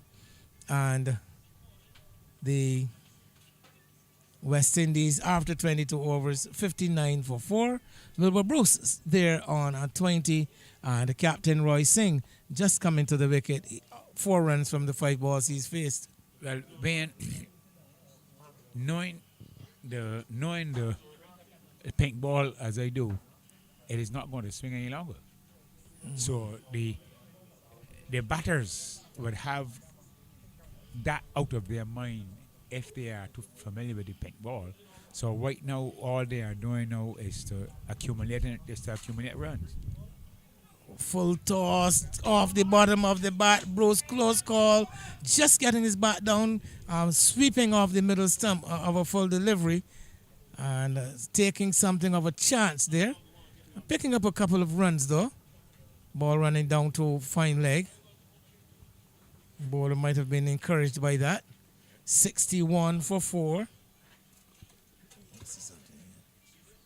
George Harris bowled by DeMello for 5. The first batsman dismissed as Bruce is looking to come down the track and mistumped. Not taken cleanly by the keeper Orlando. Again, batsman looking to get down the track and deceived by the flight, beaten, and the keeper unable to complete the job on this occasion. Identical to the first dismissal where we praise the keeper. This time, Bruce was all down the pitch, carrying a message to the bowler. So Keith Lawrence was very fine catch down the leg side by Orlando. Off the mellow, he went for 6 to be the second batsman dismissed with the total 20 then.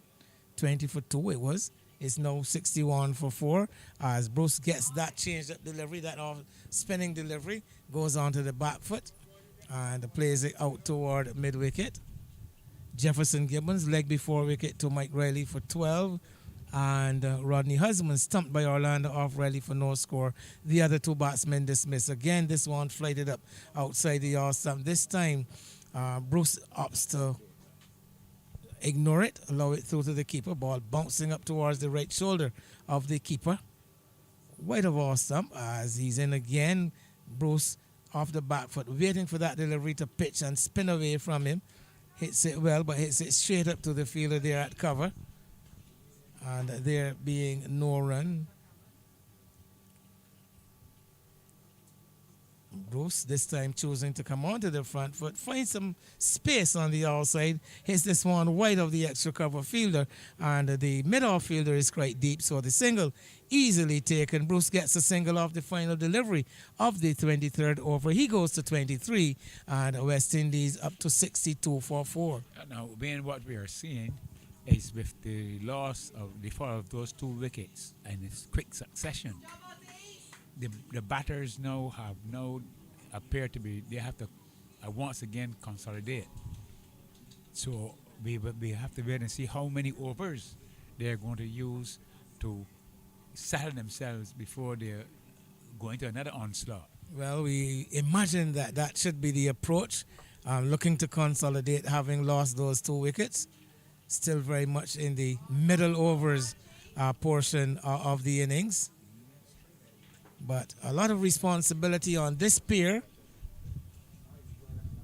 as the recognized batsmen, probably the last two specialist batsmen in the lineup, as Bruce is driving powerfully. The ball is in the air as a good diving effort by the bowler Dudridge, looking to haul it in with the left hand, but that would have been a marvelous, almost miraculous catch had been able to bring that off. Instead, Bruce gets a single. You say he dove at the ball or he fell at it? Well, he probably fell off the edge of the track. Off the pitch. A slight slope Yes. there off the square. But a valiant effort nonetheless. Ball struck very firmly though. As Singh is driving, beats the man in that short mid-wicket. And they are going to come back for two. Yes, they are going to come back for the second run. So first real blemish in the field that we've seen from the Australians all day. Ball driven up to mid-wicket and going straight through that fielder there at that short mid-wicket position. Singh picks up another two. He's on 6. He's doing it in 2 so far as he is again stroking this ball.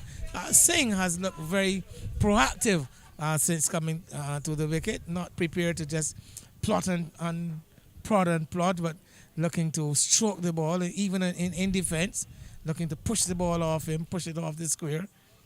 65 for 4 the total. Dudridge into bowl to Singh. Singh is coming down the wicket, gets there, gets it on the full, but gets it very low on the bat. Not really imparting any timing or power. The ball running up to mid-on. Batsmen can't leave their respective creases. This one is a flatter delivery. Again, that man at mid-wicket, unable to stop the ball cleanly. The ball ricochets from his boot, I believe, up to mid-wicket, and Singh gets a single. So that's a single off the final delivery of the over, and Singh continues to look very aggressive. He's on 7, and the West Indies 66 for 4 from 24 overs. When I would hazard to state that mid wicket is too close in, and two identical balls would have gone through him before he got a chance to get down to them. So I would. If I were the captain, I would ask him to adjust himself just 3 paces, because they said he would not give away the single if he goes back 3 paces, but for sure he just gave away 3 runs. Well, one gets the feeling that he's been deliberately placed. The other fielders on the onside have all been pushed back towards the edge of the circle, but he is decidedly a bit closer to the bat. I think more of an attacking option for that lofted drive, that ball that the batsman fails to keep along the turf. Oh, well, if that's the case, he's just there for a catch then, and not to feed. Well, as I said, more of an attacking option, as that delivery outside the off stump from Riley, and Singh coming across, allowing it through to the keeper. Riley with 2 wickets for 17 runs from 6 overs before. This is wide of the off stump, and very close to being called a wide, I would tend to believe. Umpire Peter Smitherd standing here at the pavilion end, the northern end of the ground, as this delivery through both the batsman and the keeper. Once again, we see that bounce, that prodigious bounce from a O'Reilly delivery, giving keeper Orlando some problems.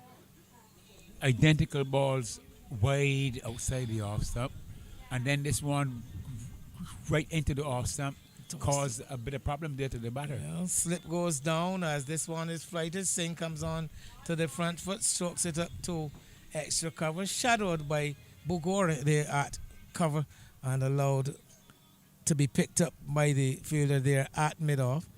Backward point, cover, mid-off, mid-on. As this delivery short, hit straight up to the mid-off fielder once again. There is no run. So we've got two men deep on the onside, Hartley. We've got a man down in the pocket, the corner pocket there at the cow corner. As this delivery is bowling him. Again, that delivery coming in from outside the off stump. And the Singh opened up the gate once again, looking to whip it into the onside. The ball taking the leg stump. And Just one bail. just the leg side bail falling. Singh goes for 7, bowled by Riley. West Indies, a 66 for 5. And there it is, that change up delivery doing the job for Riley again. Yes, and he's bowling it very well. He's bowling at least 2 of them and over. And each time he is causing the batter problems. And 2 wickets. Well, also. I don't know if it is easier to read from our position behind the bowler's arm than it is, but every time he sends down that delivery, I am able to call it. Well, most probably, no, but not most probably. We all know as spectators in the pavilion, we see the ball better than So, the batter. So maybe I remember a famous story between about told by Sir Gary in an innings where he and Clive Lloyd, he and Waisall were batting. I think it might have been against Australia. With Richie Benoit being the bowler, and West Indies found themselves in some trouble, and so Wales came to the track, and himself and Sir Gary formed a bit of a rear guard and trying to recover the situation. Save the defeat. And when they came in for a break, I don't know if it was a reporter or a spectator or who was asking Suez about how was it, how was he handling the situation. We await though as Richard Sushan has come to the wicket. We've already had, that was the final delivery of that, the 24th over. And here we see Bruce sweeping a delivery out into the deep behind square on the onside. Lots of protection in that area. With Bruce on strike, there's a deep backward square and the man also at deep square leg. So only the one run allowed. Bruce is playing that sweep so very controlled. He just sweeping it and getting that run. Bruce goes up to 25, the total 67 for 5 as Peter O'Reilly. Actually, a change of bowling at the southern end. We didn't pick it up immediately, but Peter O'Reilly has been introduced into the attack. He replaces Peter Dudridge. Dudridge 6 overs, 1 made and 18 runs. So the new batsman will get to face up to the new bowler. And right arm off spin from that southern end delivery of fast flat delivery outside the off stump. Around the wicket. And the missing. So O'Reilly choosing to go around the wicket, bowling between the umpire running between the umpire and the stumps. I call it running, but walking actually, as this one is just outside the off stump, and Sushan allows it to come on to him and guides it in to the offside for no run. So O'Reilly getting through his deliveries fairly quickly. Already with his 4th delivery into ball to Richard Sushan, and Sushan gets a delivery wide of off stump, walks across, covers his off stump, allows it through into the gloves of the keeper. It remains 67 for 5.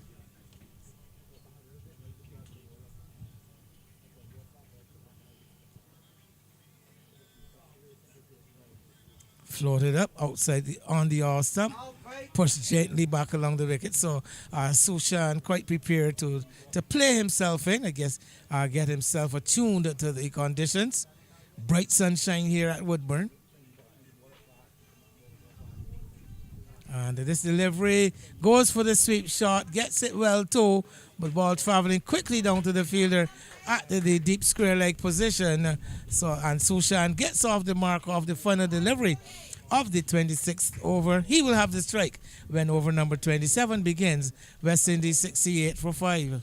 Wayne, I think Bruce now has to decide what gear he's going to bat at now, because you must acknowledge that with the wickets falling so around him, he is the batter that has been in there for some time.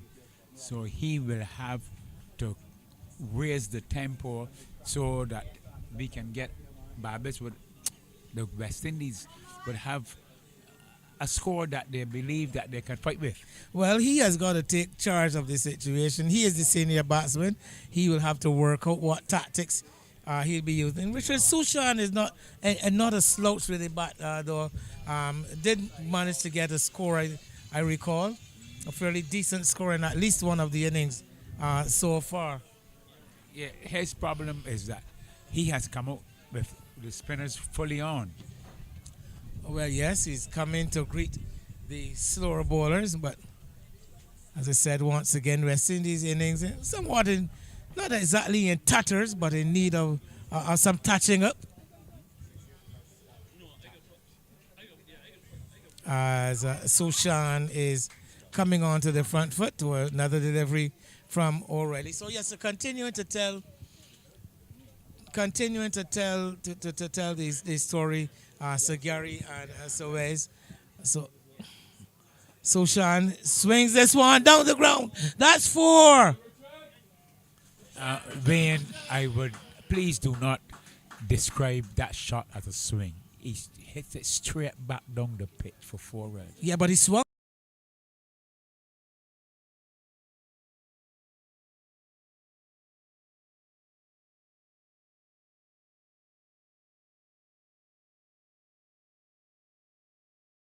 On the bottom hand.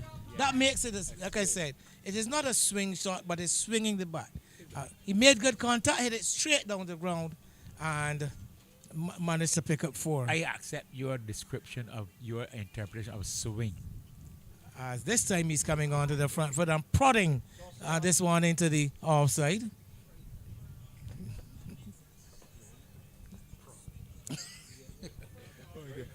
But it doesn't Sushan look a lot like Lawrence in his way he bats.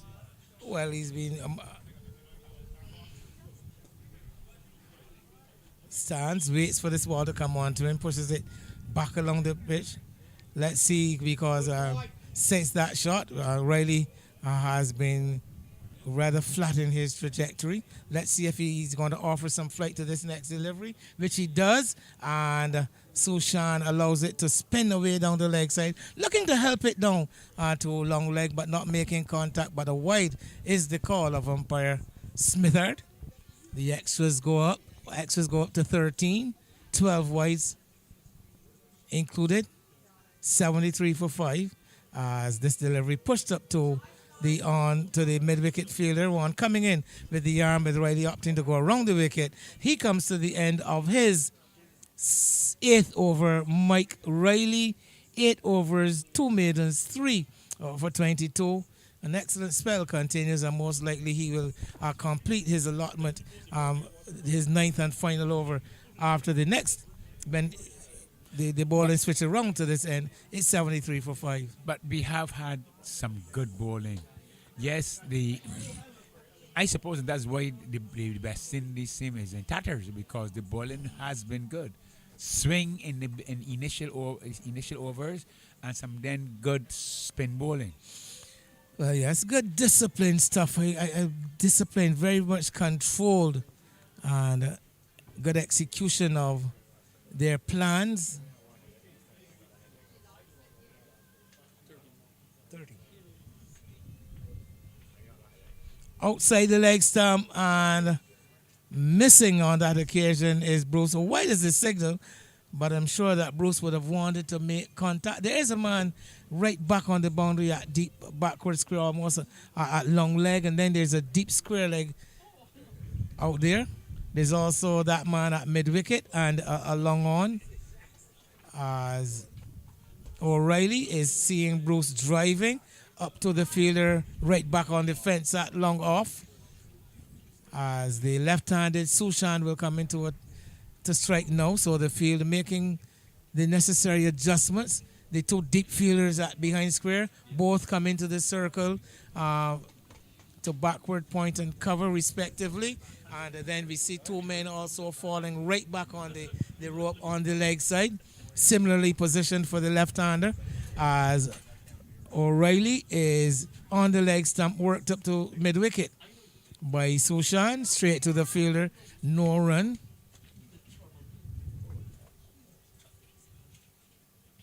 $75 for 5. As again he's on the leg stump, turned away into the onside. Thoughts of going for a sharp single, but the fielder very close in attendance, not allowing the run.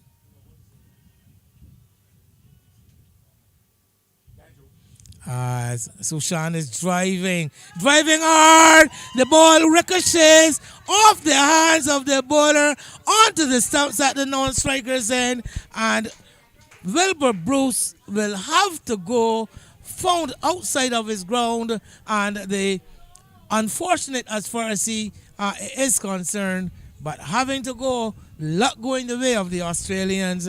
Bruce goes by the run-out route for 26, and the total West Indies now slipping into further trouble at 75 for 6.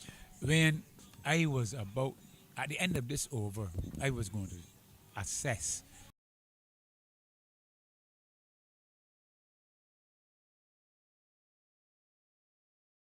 he would have gotten a century. But unfortunate, I don't know how unfortunate because he should be in his crease. I do not understand. But, he was backing up too quick, too far, and the ball went to the bowler and he was out, run out. So it is unfortunate for the West Indies that he's out. But good cricket. It is unfortunate, but he should, next thing you should understand that don't be so far out of this crease. Well, I think it was more fortunate on the part of the Australians because the ball was driven quite firmly on the full toss, and the bowler attempted to intercept the ball, slipping through his grasp onto the middle stump at the non-striker's end, and Bruce, as would have been the natural to advance with the stroke being played, found himself wanting. More often than not, 9 or 10 times that ball would not have gone on the stump. But that's that's cricket for you. But I'm saying that 99 out of 100 times the non-striker would have been run out. Yeah, it would have, because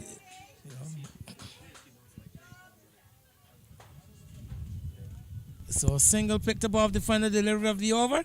28 overs gone. The West Indies now struggling at 78 for 6. And just a matter now of how much they may be able to salvage as the innings continues. So let's see. The over finished, so it will be Sushan on strike, having picked up a single off the final delivery.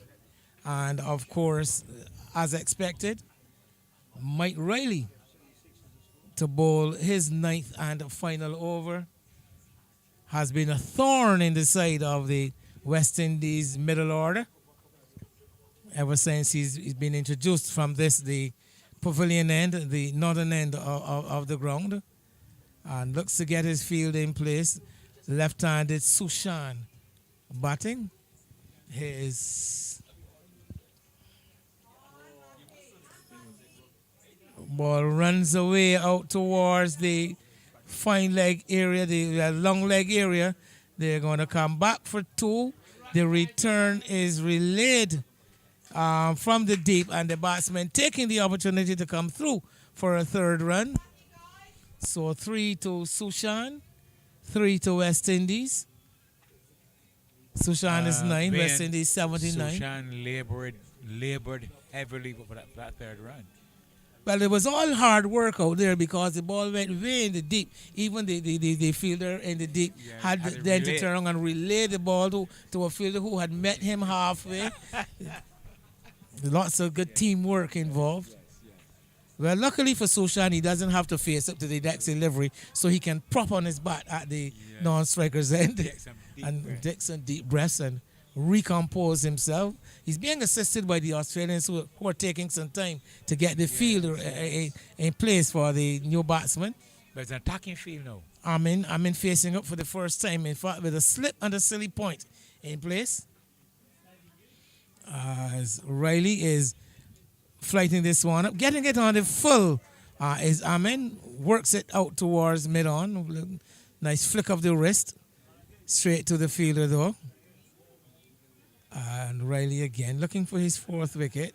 And off the back foot goes Amin, chops it off the crease as that off spinner comes in to play once again. And, Most ill-advised shot. well, cutting it off the Very middle stump. ill-advised. So he gets off the mark, does Amin. Brings Sushan back on strike. Between the umpire and the stumps, around the wicket is Riley, and this one swung away out towards the mid wicket, deep square leg, coming onto the front foot, going with the tide, getting down on his knee, playing a semi-slog sweep, not the fully I'm happy that you could expanded describe shot. what shot that was, man. I would say the dangerous shot. That's it all. Riley to Amin, and Amin gets a delivery, goes off the back foot, hits it into the gap wide of the deep mid-wicket fielder, and comes back for 2, having enough time to stay in his crease, step back deep into his crease, allow that ball to pitch, and then finding a gap on the onside. The onside very heavily populated with bringing him onto the front foot this time. Amin pushes it back along the pitch on the onside. Over number 29 comes to an end. That's the end of a magnificent spell of bowling from Mike Riley. 9 overs on the trot.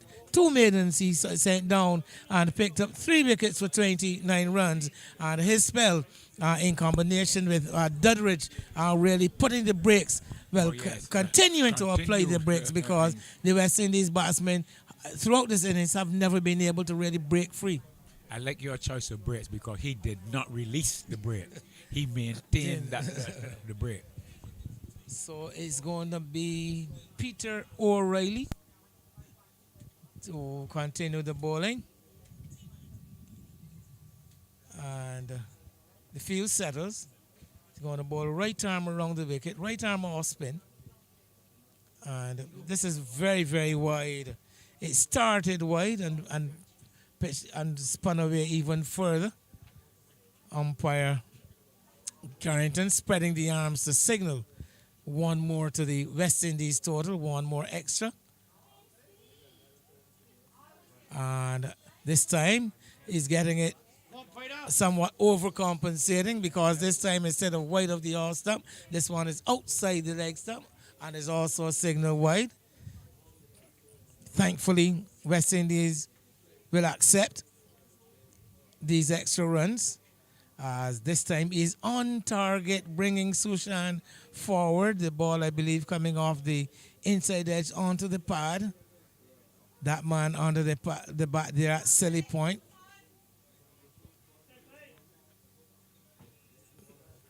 Standing in anticipation, looking to grab anything, any offerings that may come his way. Driving back along the track is Sushan, straight back to the bowler. Point, cover, long off, long on, deep mid-wicket, deep backward square, short fine leg and a mid-wicket. Flighted up, full toss, hit over the head of the mid-wicket fielder, well, the short mid-wicket, and cover there at deep mid-wicket. So only the one run. Again, a full toss not adequately put away by West Indies. So Sushan up to 11.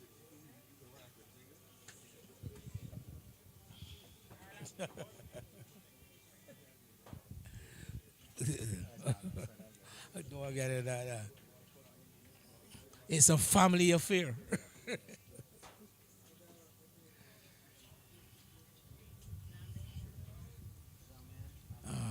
Dwayne Smith, the son of Wilbur Bruce, has made his way to the Woodburn ground. And What, not complimentary at all. to see his father dismissed. We thought it was an unfortunate circumstances. I don't think Dwayne shares that opinion. As the next delivery is seeing Amin looking for a big drive outside the all stump. Ball into the gloves of the keeper. So, game going along at a fairly pedestrian pace, I would have to say, as Amin is slapping this one down to the fielder at long off. Jogs and then walks into his crease to complete the single. The single at the end of over number 30. So we are going to have another refreshment break here at 30 overs bowled. And at the break, West Indies invited to bat by Australia in this fourth series match of the over 60s Big Man Cricket Caribbean Cup. And West Indies 87 for 6 after 30 overs. Just to make a quick run through of the scorecard: George Harris 5, Keith Lawrence 6, Wilbur Bruce 26, Jefferson Gibbons 12, Rodney Husbands no score, and Roy Singh 7, the batsman dismissed. Presently, Richard Sushan is there on 11, accompanied by Zamin Amin, who is on 4. There have been some 16 extras. West Indies 87 for the loss of 6 wickets. Shortridge 6 overs for 8 runs. Sid DeMello 6 overs, 2 wickets for 22 runs. Mike Riley 9 overs, 3 wickets, 29 runs with 2 maidens. Peter Dudridge 6 overs for 18 runs, and Peter O'Reilly 3 overs for 9 runs. So that about brings it up to date as far as the tail of the tape is considered. We are now into the third phase of the West Indies innings, and at 87 for 6, runs are of a priority for West Indies as they look to mount a serious challenge for the very powerful Australian batting. After Hartley Reid gives his assessment of what has transpired so far, the next voice will be that of Adriel Woody Richard. Thank you, Wayne. As we would say in cricket in parlance, the game is evenly poised now.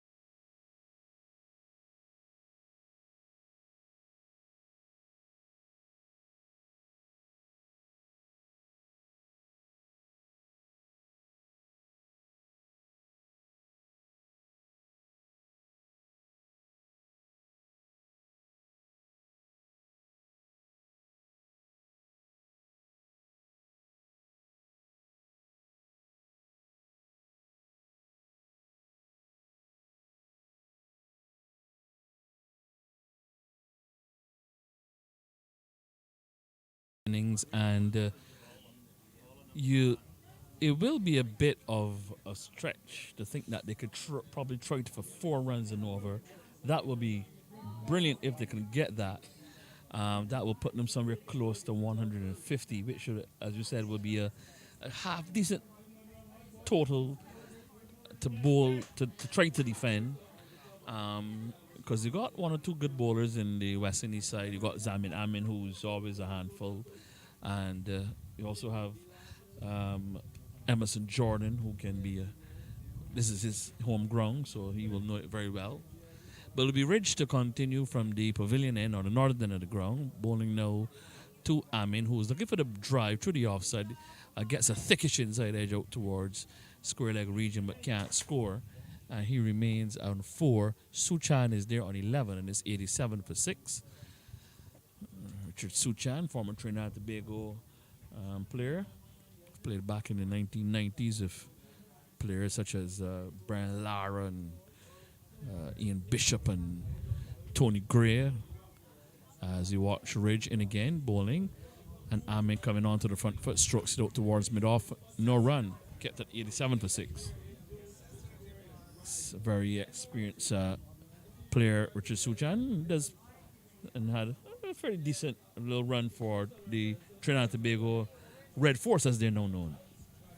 Oh, there wasn't much Red Force then, if you're sure, right? Here's Ridge now to bowl to Amin, who's coming onto the front foot and playing a nice looking shot, but straight to the fielder. This is what Brian Lara will tell you: don't don't study where the fielders are, study where the gaps are. And if he had found the gap, they might have gotten himself a couple good runs. But it's a nice looking shot, but straight to the fielder. Here's Ridge bowling to Amin now. He's drives, and this time he plays it to the left of the field at mid-off and get a single. So that's good cricket there. Gets a single. He's up now to 5 and a total up to 88 for 6 in over number 31. Would you say that he heard you when you told him to play not to the fielder but to the space? Well, perhaps. Never know. We're going all over the world. He may have an earpiece in. With today's technology, you never know. Here is Ridge bowling around the wicket down to the left hand is Suchan, who drives in the air, up a shot towards mid-on, but can't score. Finds the field in the way again. Still no run. The slip gully, there's a squarish cover, there's an extra cover mid-off, mid-on, mid-wicket, a square leg, and a short fine leg. As we watch Ridge bowling around the wicket now to the left-handed Suchan, who is flirting with danger outside the off stump. Really a knock-course delivery, and he just tried to maybe just force it away through the offside, but made no contact. Taken by the keeper at the end of the over. 88 for 6 now, the West Indies Masters, after being put in by Australia Masters. You know, Woody, you made mention of he might have an earpiece in, but I don't think cricket, we have gotten that modern yet. With the last person, and only person that's recorded to have done that, Hansi Cronier, that caused a lot of issues back then. So I don't think that we would see that earpiece coming very soon. Well, you know, Hartley, I'm a great lover of a sport called American football, and you know the quarterback he has an earpiece and he's clued into to the coach. As we watch start of a new over, this is O'Reilly bowling outside the off stump. So they've got Riley and you've got O'Reilly. I asked him the other day if he was family to Bill O'Reilly. He just laughed, and score kept at 88 for 6 with. I'm in there on 5.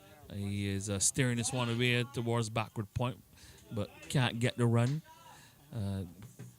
Field as not cooperating today because obviously there's a bit of grass. We had a bit of rain in the last couple of days, so and Grossman probably haven't had a chance to give it a bit of a trim.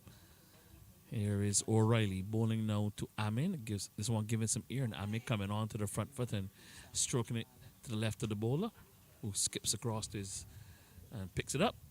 And the score kept at 88 for 6 in over number 32, being bowled by Peter O'Reilly. Woodbourne Road, always busy with traffic, as O'Reilly bowls to Amin, who's forward and turning the ball out towards mid-wicket, looking for a single, but not on. The keeper moving quickly from behind the stumps and averting any possibility of a run. And the score remains at 88 for 6 in over number 32.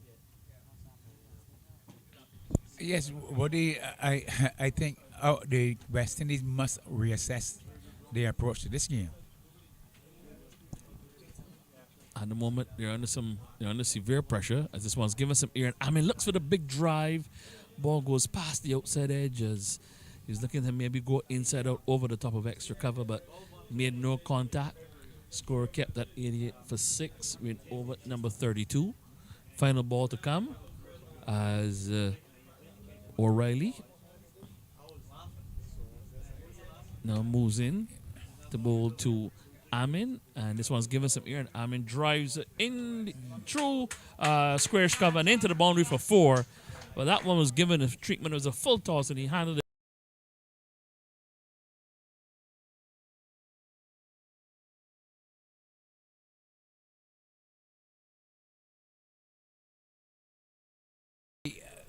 This is the end.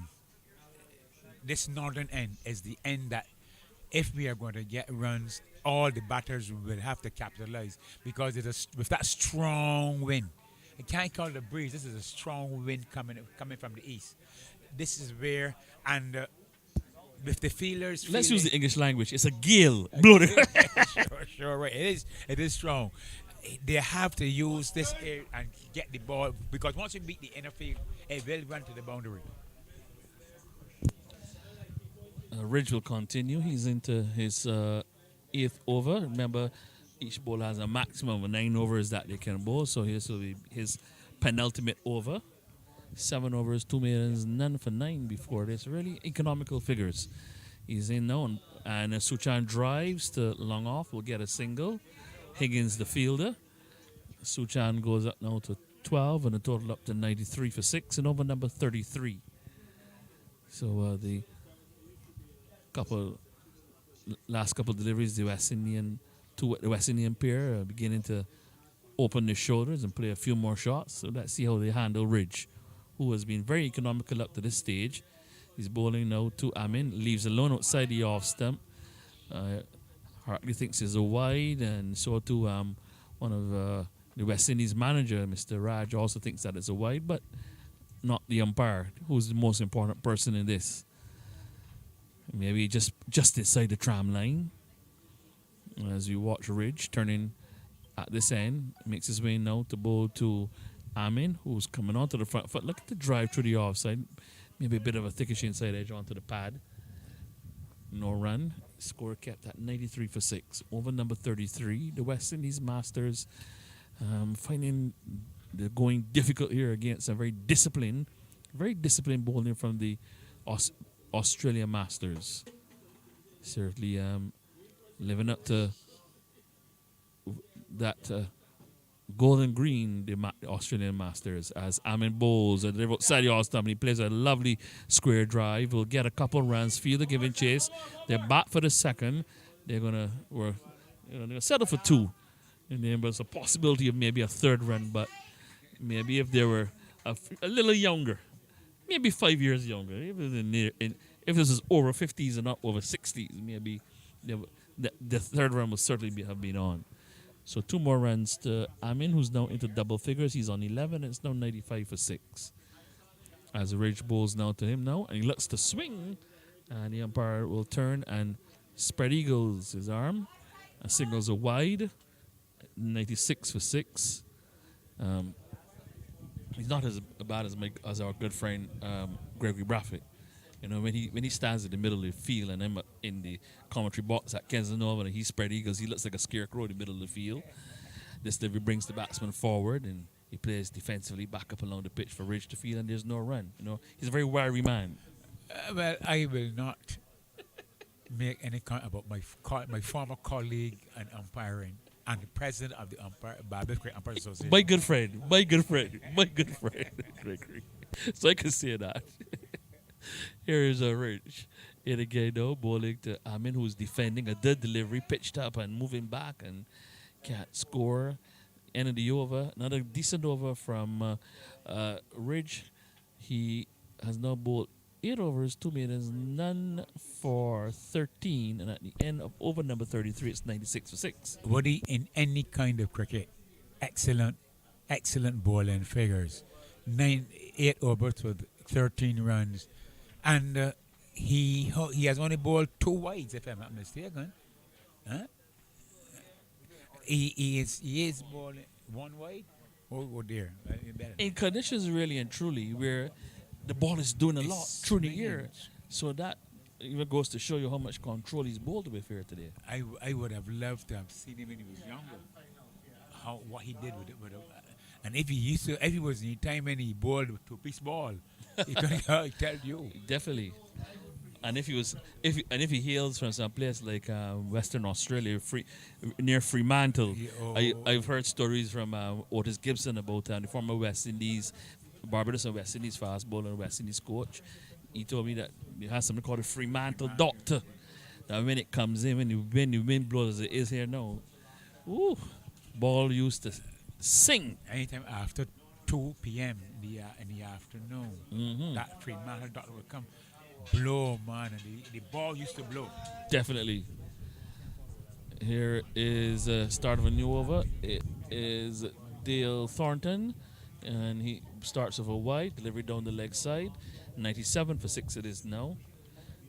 As the West Indies Masters will eye that 100-run mark and perhaps maybe try to push on at least up to maybe 130. If they get to 140, that'll be pretty decent. As this delivery brings Suchan forward and he drives out to the field in a mid-off and there's no run. Field for Thornton. There's a there's a third man, or a short third man I should say, backward point, extra cover mid-off. There's also a long off. That's the offside field. Long on, straightish mid-wicket, deep mid-wicket, and a fine leg on the boundary as Thornton bowls and a delivery that brings Suchan onto the front foot. And all of these bowlers are getting the ball to really sing through the air. As Thornton, that one certainly swung back in sharply at Suchan. He was equal to it though and played it down at his toes. Yeah, well, Woody, St. Philip, it's known for swing. Windward. In my day, when you came to St. Philip, this is the kind of bowling you knew that you had to experience. A wayward delivery though outside the off stump, wide called by the umpire. That will take the West Indies Masters now up to 98 for one by an 18 wides. So a bit naughty with the wides today, the Australians. Previous game they weren't as bad. Last game we did up at the four square oval. As you watch Thornton outside the off stump, Suchan looking to probably guide this one away to third man, makes no contact, and the ball taken by Orlando. Now the short third man has been dropped back now to the third man on the boundary, so a bit more protection now for Thornton, who saunters back to the top of his run at the far end. The Woodburn Road end turns and makes his way now to bowl to left-handed Richard Suchan, who to this delivery is swinging it away over the top of square leg and into the hands of the fielder on the boundary. That's a fine catch. And just questioning Suchan if it was caught or whether it be 6.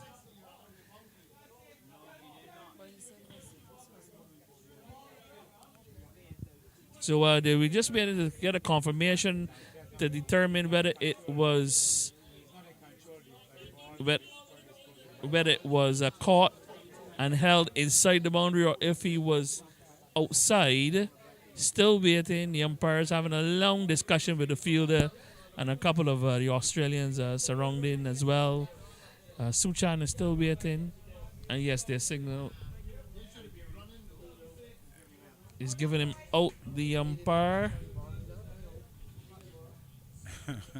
I think they're going to have the umpires coming across to He's going have to his colleague. this discussion with his colleague.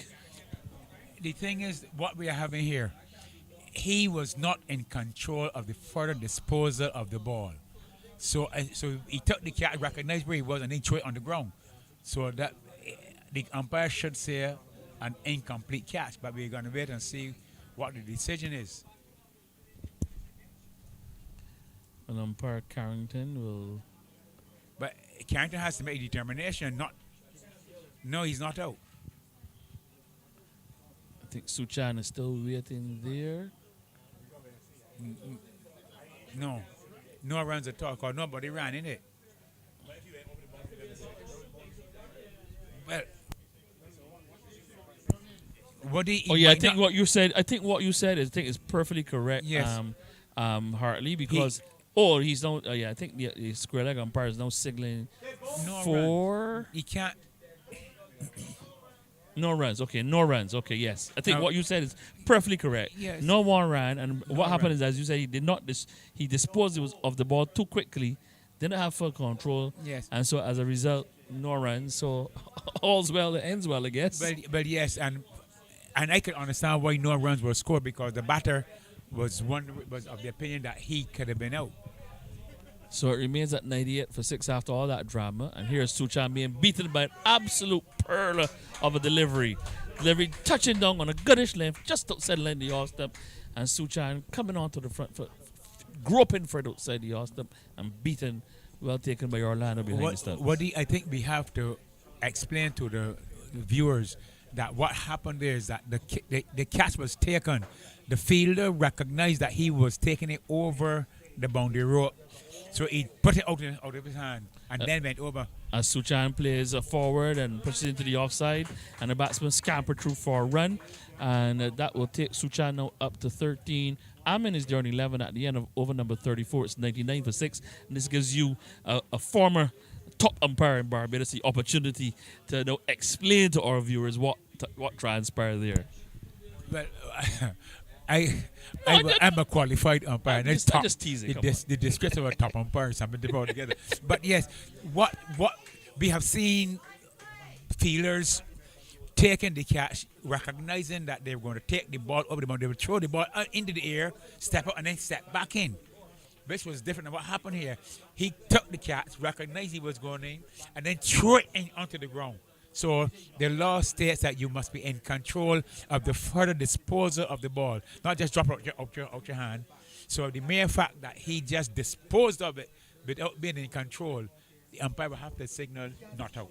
Yeah, and what happened was that Suchan thought he had cleared, he struck the ball and had cleared the fielder's head, so he never attempted to run. Neither did Amin, and in the end, they didn't get a run, and so He could have even thought that he was out caught. correct. Well, Rich, the ball is final over now as Suchan goes inside out over the top of extra cover down towards wideish long off. Will come back for the second run now, and that too will take Suchan up to 15. And the West Indies 100 has come up, 101 for 6 in over number 35, and so they'll be happy to at least to have cleared that milestone, that landmark, because earlier having struggled through the opening overs, they would have not been so sure that they would have gotten this far. A delivery of fullish length, and Suchan coming onto the front foot, playing defensively into the offside, was thinking about going for a run, but the ball went straight to Riley, and the score kept at 101 for 6. Ridge, some people, as we would say here in Barbados, Ridge is like he's bowling grenades. He's got this ball on a string, as they would say, as he's in again now. The ball to Suchan, who's onto the back foot, forcing the ball away, out towards extra cover. Riley doesn't feel cleanly, but just the single afforded the two batsmen. As Suchan goes now to 16 and the total up to 102 for 6 in over number 35.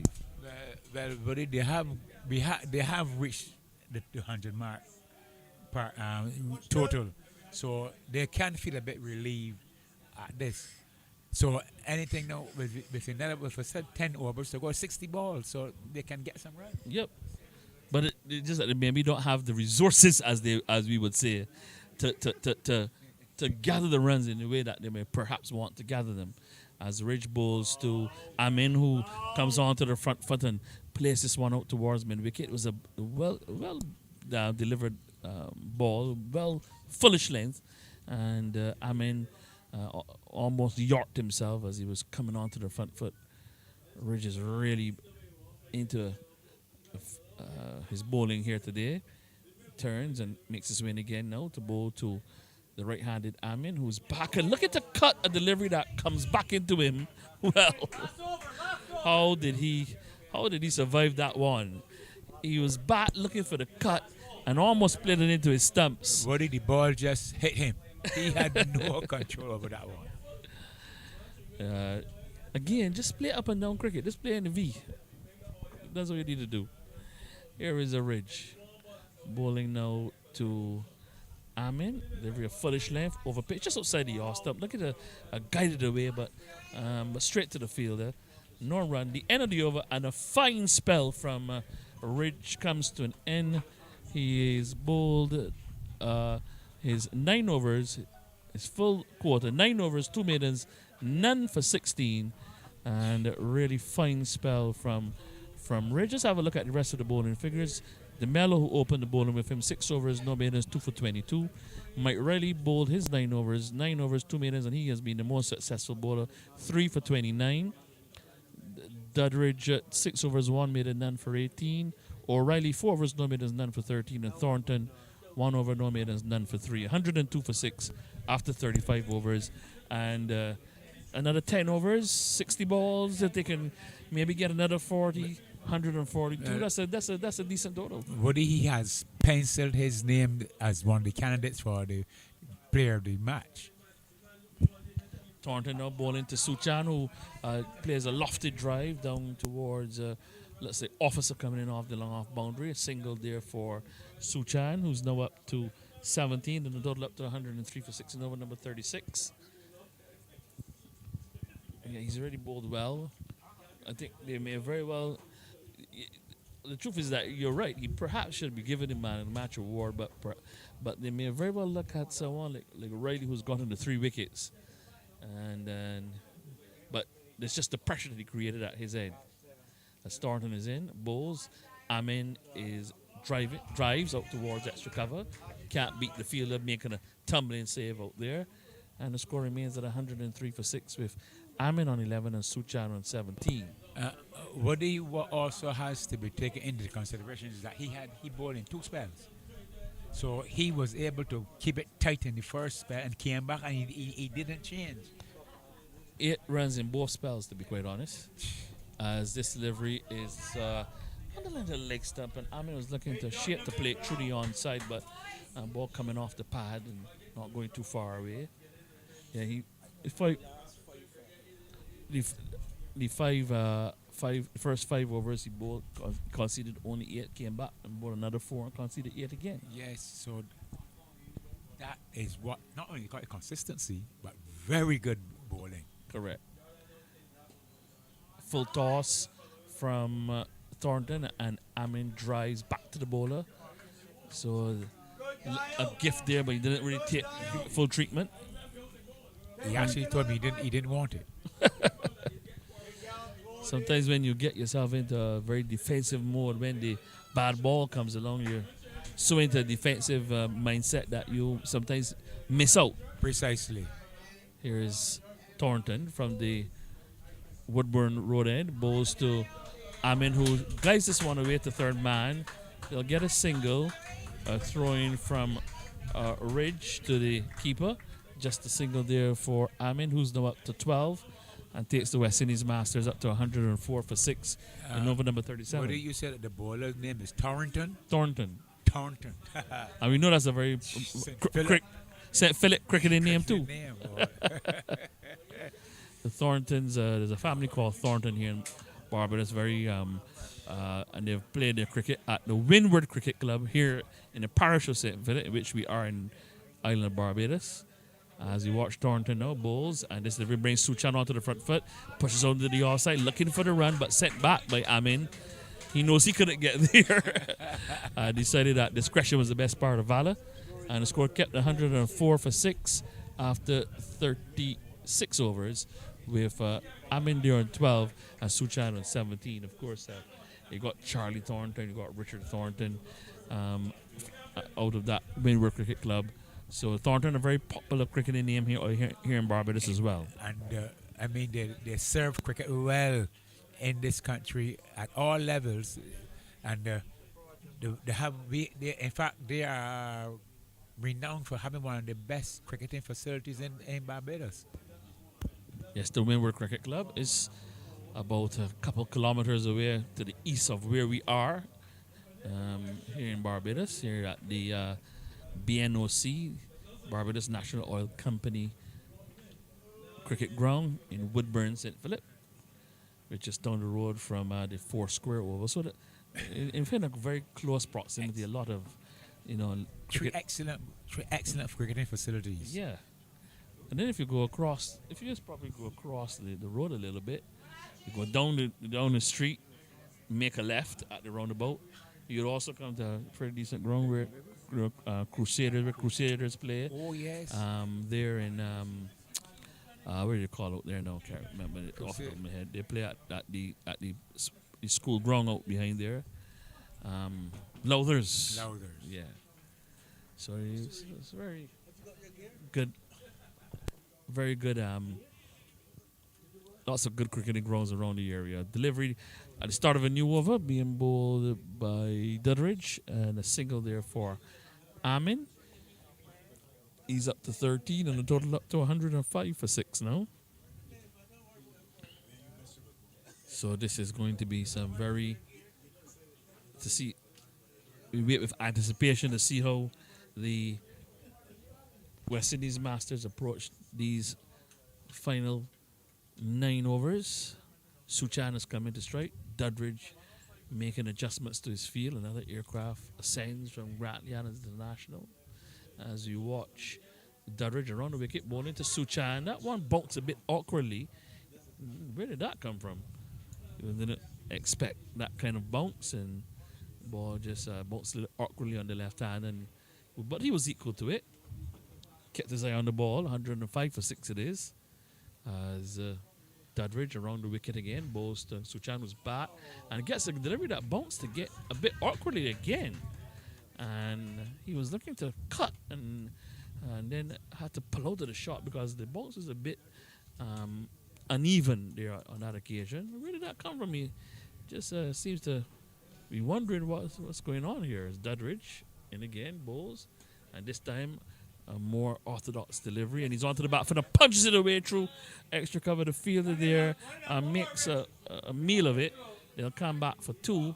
They were thinking about the 3rd run, but the return comes in now to Orlando. And so just 2 runs there for Suchan, who's now up to 19, and the total up to 107 for 6 in over number 37. That's the second bit of misfeeling because he had everything covered except the ball. Maybe got a bad bounce. As Suchan is onto the bat for the chopping this one away towards point, can't score. Remember, in Australia, they have these very well manicured grounds, but we are accustomed to, especially at this time of year, where it's a little bit dry. We have the dry season. You get a few potholes in the outfield. No feeling Barbados can compare with ones in Australia. Here he comes onto the front foot, Suchan, and plays defensively into the offside. No run. The end of a steady over from Duddridge. Just 3 runs coming from it at the end of it. The West Indies Masters, 107 for 6. Steady, suspecting over because he got 2 balls to bounce seriously. That the batter was just able to push it out his chest. So he bowled. That was a good over, and a very effective over in the sense that they only conceded just 3. Amin calling for some gloves, and 107 for 6. The sun has now really come out after they started a bit under some cloud cover. We've now got the brilliance of the sunshine here at BNOC ground. It will be Thornton to continue. We'll be bowling to Amin, who's got 13. There's a 3rd man, backward point, extra cover long off. That's the offside field as Thornton is in now, bowls. And Amin looks for the big drive, but that one was a bit wide outside the off stump. He was nowhere close to get into that one. And the ball goes through to be taken by Orlando. you mentioned the sun shining, but they are fortunate they have a cooling breeze. So after midday, normally the sun would be hot. Definitely. Here is Thornton bowling to Amin. Delivery fullish length on the line of the leg stump, and the batsman drives it up towards straightish mid wicket. But no run. Kept at 107 for 6 in over number 38. With Amin there on 13, Suchan on 19. This is the Big Man over 60s Caribbean Cup.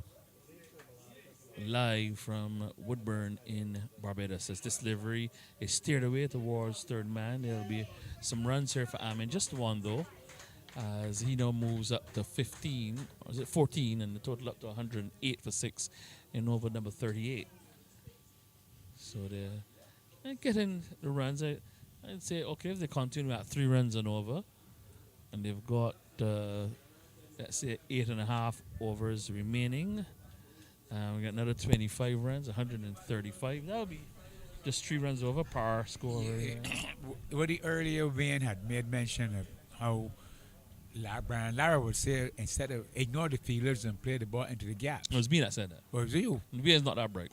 Oh, I apologize. But the thing is that This this is is what run. has to happen now. Yes. They have now to play the ball because there are no slits and the field relatively spaced. spread, yeah. So Field spread around the ground, so they can find there are gaps there, and some of the fielders are a bit deeply set. Here is Thornton bowls to Suchan, who looks for the drive through the onside. The ball comes off a thickish outside edge and flies over the head of the fielders who are in that inner ring between mid-off and extra cover, and they just get 2. So a bit of good fortune there for Suchan. He looked to be going through the onside, but the ball just got the outer portion of the bat. He's now up to 21, the total up to 110 for 6. And if he could get a couple of good whacks in, who knows where they can end up. As Thornton bowls to him now on the line of the leg stump, and he swings it away. In fact, no, it comes, swings that, but ball down the leg side, well stopped by the keeper. I was looking for it somewhere down close to the pavilion and lost sight of it. So 111 for 6. So somewhere someone is doing a bit of a jig. We've got a full Nelson. 111 for 6. As we watch Thornton in again. Delivery full outside the off stump. And Suchan drives to long off, opposite the fielder. Just 1 run there. He's up to 22 and the total up to 112 for 6 at the end of over number 38. yes, that was a steady over, but the batters were still able to get some runs, and this is what they have to do now. I am hoping that the captain would send a message and asking the batters to utilize the spaces there, and he would have had, most probably he has a target now set in his mind what he thinks his team can defend. So he's hoping that he can get about 140. But I'm hearing from persons who would have seen the Australian batting that it's a good batting side. Oh, very much so. Very much so. Very much so. But if you are going to concur, it means that the 140 might not be. No, it won't be. It will take a big effort from the West Indies Masters bowlers to defend something as, I would say, modest as 140, 135, 140 runs. Because, Fair enough. trust me, the Australians do bat very well. But I think the man who will be key for the West Indies Masters will be Emerson Jordan. But he bowled exceptionally well against the combined team. He bowled for he bowled 8 for 20 runs. Well, let's see how he goes. But right now it's Dudridge bowling to Suchan, who drives to the fielder in an extra cover. Who makes a tumbling save, but ball bouncing off his body and giving the batsman the opportunity to go through for the run. Suchan now 23, 113 for 6 in over number 39, the West Indies Masters. So we've got 6 overs after this. As Amin, it will be who's coming to strike, waiting for Dudridge, bowling from the pavilion end now, and he's forward. A loud appeal for a leg before decision, but I think it struck just outside the line of the off stump. With a more in hope rather than with real conviction. Yeah, hoping that the umpire may have given some support. Here's Dudridge over the wicket, ball into Amin. A foolish delivery. He draws it back at the pitch, and the bowler gathers and quickly hurls it back to the wicketkeeper. No run. 113 for 6 it remains. We're in over number 39 of the West Indies Masters innings. Here is Dudridge. Over the wicket again, now to bowl to the right-handed Amin, who's back and slaps this one out towards the fielder in that extra cover. A bit of feeling there by O'Reilly. No run. Remains at 113 for 6. Dudridge again. Moves in. Strong gale across the ground, bowls, and Amin is steering this away on the way towards the backward point region where it's fielded by Officer. And the score remains at 113 for 6. So just one run so far from this over. It's been a very tidy over so far from Dudridge, as he's on his way again now to bowl to Amin, who's back and pulls this one away towards wideish long on. You heard the screams from within the pavilion of two in that, but recognizing that the fielders were quickly onto the ball and that there's only the possibility of a single, the two batsmen settled for that. So a run to Amin that takes him up to 15. Suchan is on 23, and after 39 overs, the West Indies Masters are 114 for 6. As we've seen now Dudridge finish his 8th over. So he's got one more remaining. Let's see who else has got a few overs. DeMello's got 3 overs. O'Reilly's got 5, and Thornton he can bowl. He's got 6 remaining, but it's between those bowlers perhaps that they will try to make up the remaining 6 overs. So let's see how things go, who will be given the responsibility in these, as I said, the death overs. This delivery brings, and he pushes into the offside, no run. It remains at 114 for 6. Yeah, I am still sticking to my original assessment that because of Towards mid-on, will get a single as the fielder comes around the mellow from a whitish position. Another run there for Amin, who's now up to 16, and the total up to 115 for 6. And Woody, for sure, they cannot be thinking about only getting singles in this at this late stage. No, they must be attempting to get the ball, unless the plan is to in the last 4 overs to really go after the bowling. But as it stands now, they have to recognize that the score is not a big enough score to challenge, to defend for sure. So they have to up the run rate. Thornton bowling to Suchan, who drives towards the long on fielder. Another run there. So the runs have coming in a torrent now, if you want to call it that. You have singles. 116 for 6 in over number 40.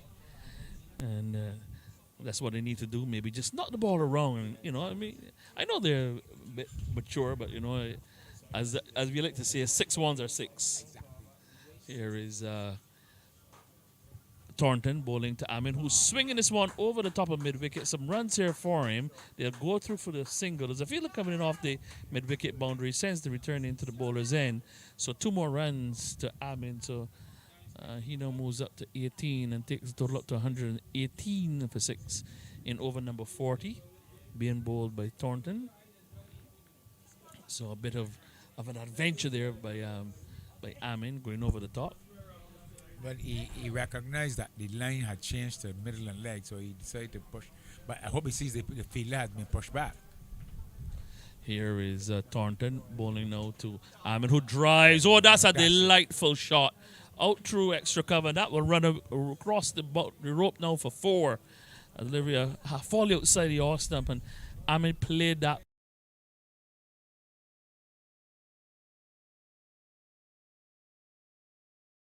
And in over number 40, the West Indies Masters 122 for 6. Yes, but he this is where he has to look to score most of his runs. And so far they have gone past 6 runs in this over. So this is what has to happen. It will be the final delivery of over number 40 as we watch now. Thornton from the Woodburn Road end bowls to Amin, steered away towards third man. But Suchan was not initially interested in the run because there was a fielder there at backward point when he thought that he might have had it covered, but in the end it beat the fielder to his left, and they go through for a single, which will take Amin up to 23. Amin was up to 23, Suchan 24, and at the end of over number 40, it's 123 for 6. The West Indies Masters. We'll have more from A very productive from Hartley Reid, and then it will be Wayne Holder. yes, would it a very productive over for the West Indies Masters in that one. They, if they can continue in this vein, 6 to 8 runs and over, I am sure they would the score would be more. It will make a better looking score at the end.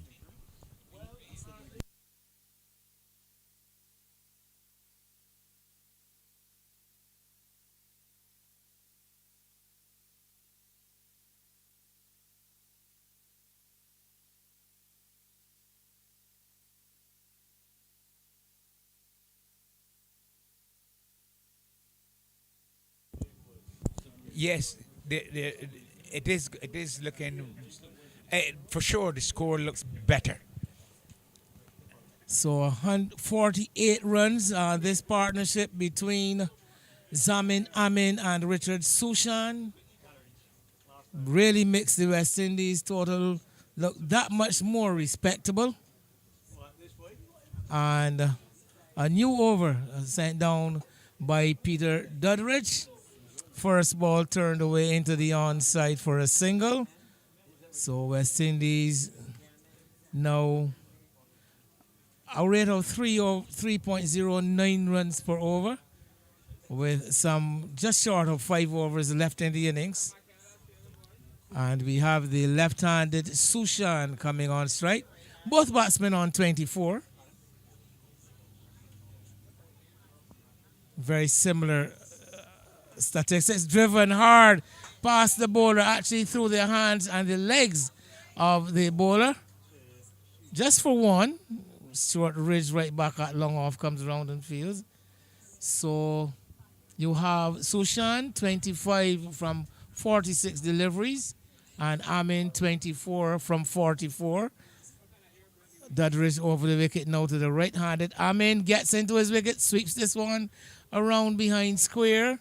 I think the batsmen have settled quite early for the single. Man right back out there on the deep square leg boundary. There's also a deep mid-wicket. There's another fielder at cow corner. And then a very straight long on. This is a long stopper. Almost overhead fielder.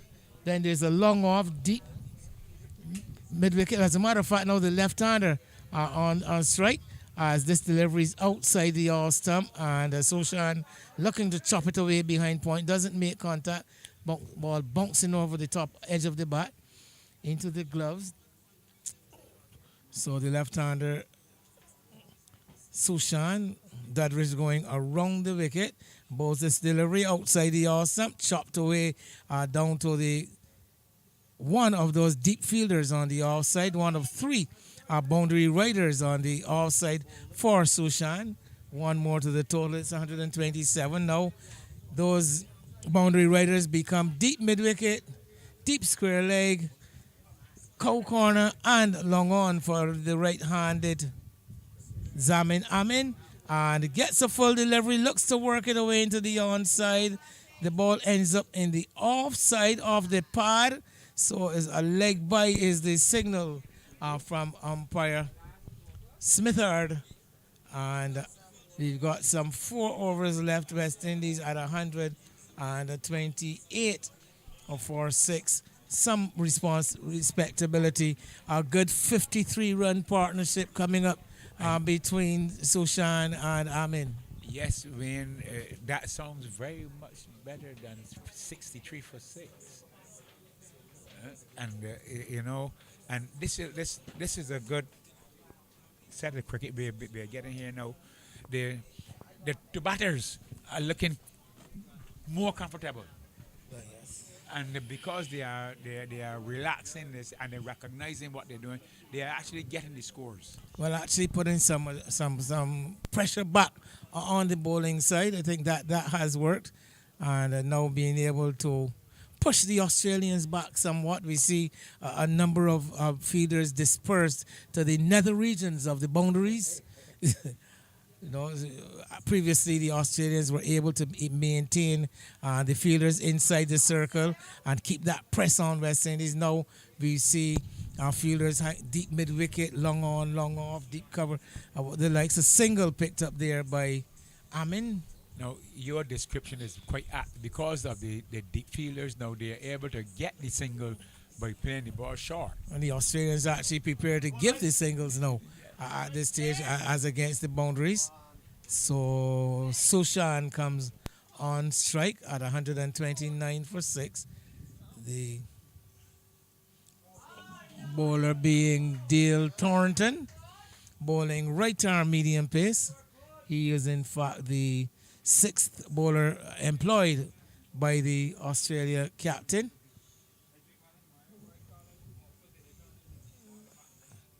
We saw the completion of Peter Dudridge, 9 overs for 27 runs. Didn't get a wicket, but did a good job for his captain.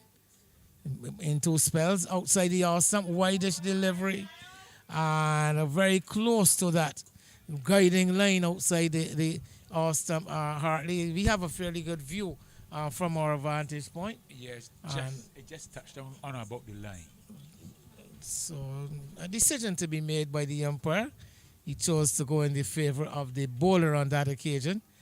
Here is Thornton into Sushan. Sushan is hitting this one. Ball peeling up high behind point. They go quickly for one. Falling in no man's land, that ball. Looking for the big drive. The ball peeling off the outer edge. High on the bat, but no one at home behind point other than the fielder on the third man boundary. When he just threw his bat at that ball because he couldn't get the ball any further. Wait. And in fact, he was fortunate that he came backward. So a single, nonetheless. Every run counts here at this stage. And Thornton now into ball to Amin. And Amin is driving up through the covers. Only one run as a man swooping in. As much as a fielder in an over 60s match can swoop in. Came in hard. Keeping the scoring down to one, though. That's the important thing. One run off the final delivery of the 42nd over. 131 for 6. West Indies 132 for 6 with some 3 overs left. And Hartley, I'm going to call on you to make your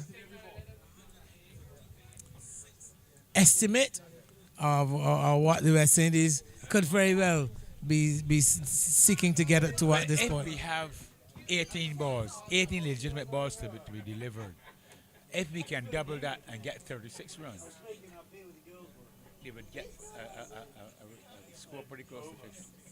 Well, at the moment, 18 balls would put 18 runs at a run a ball would put you at 149. So you are suggesting that West Indies looking to get something past 160. Yes.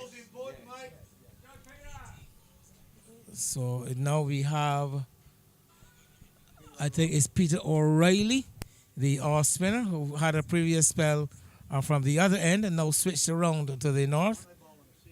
And he will be bowling first up to the right-handed Zamin Amin.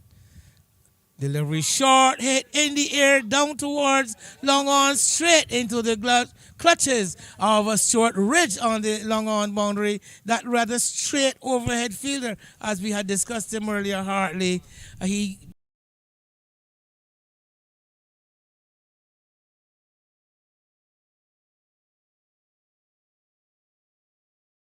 Most unlucky because no one feels that a long stopper. He does actually a long stop position straight back behind the bowler.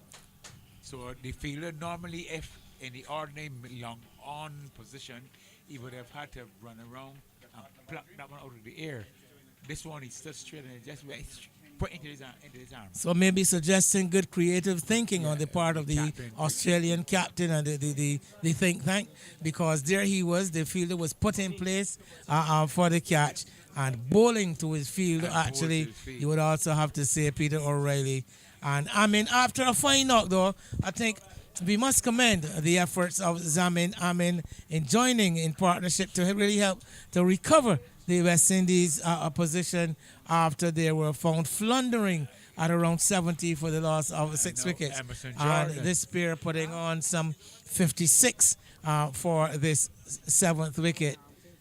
Amin going cut short ridge, bowled Peter O'Reilly for 27, 131 it was when he fell. And now O'Reilly will be bowling to Emerson Jordan, who has replaced Amin at the crease.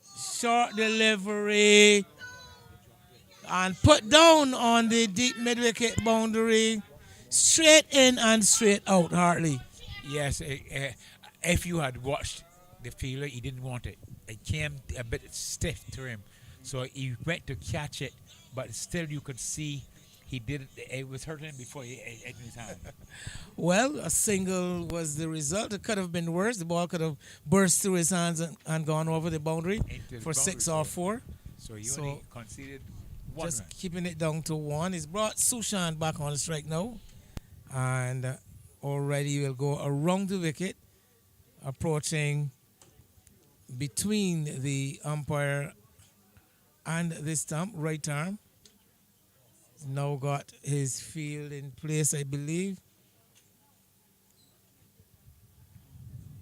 It's always interesting to see where the boundary riders are, Hartley, at this stage of the innings in particular, as this one is on the leg stump, looks for the sweep, gets it off the top edge, runs down to short, fine leg, and the batsman come through for one.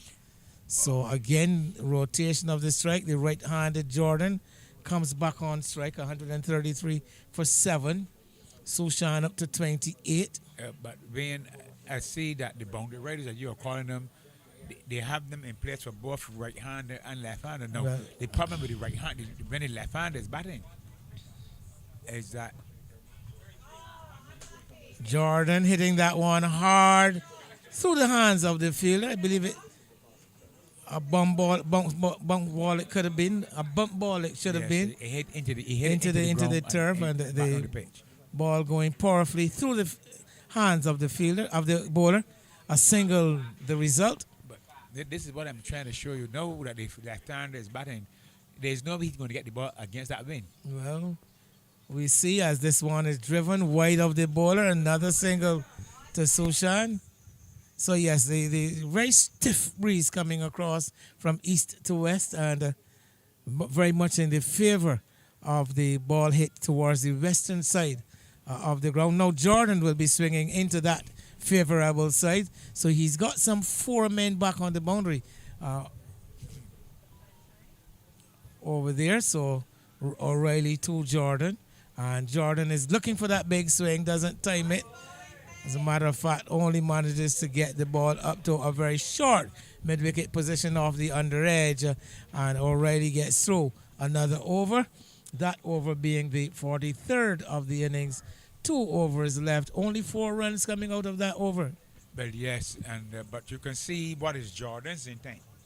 His intention is to swing for the hills each time the bowler delivers.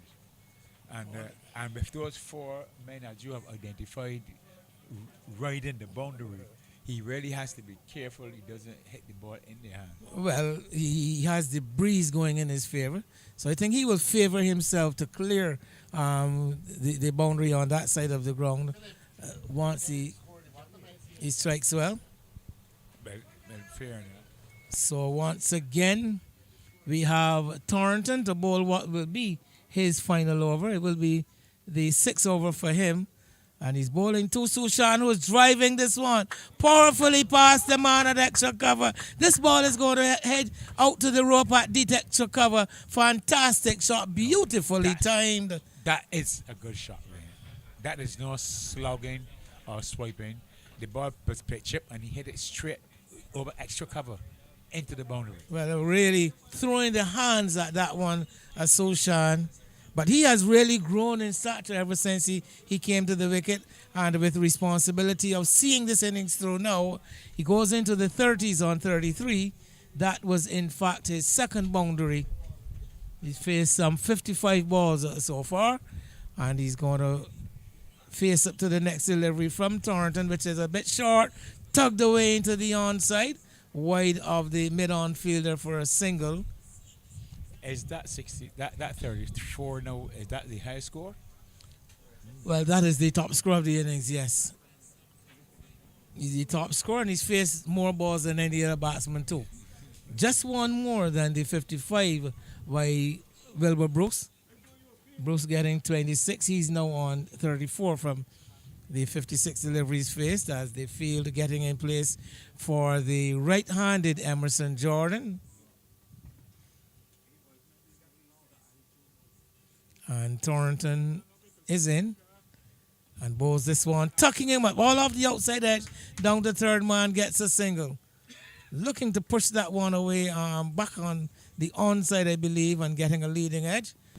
But importantly, it's Sushan back on strike. I think that is what our West Indies would want.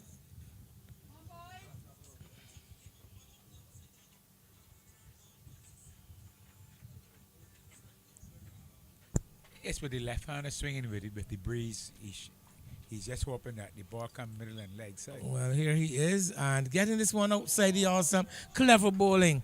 Not looking to bowl straight and to bring the leg side into play whatsoever. Exactly. Keeping that ball wide of the awesome, forcing Sushan to try to event something if he needed. But that's exactly that. This is intelligent bowling. He's not giving him the opportunity to swing. He went to a cricket school. The bowler.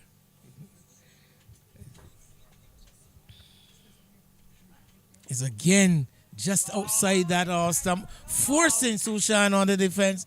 Yes. Fine stuff by Thornton, because Sushan, I'm sure, would like to get the room, the ability to really swing into this ball. One move after this, guys. There's no deep fielders at cover, extra cover. There's a long off and a third man. Those are the two deep fielders on the off side.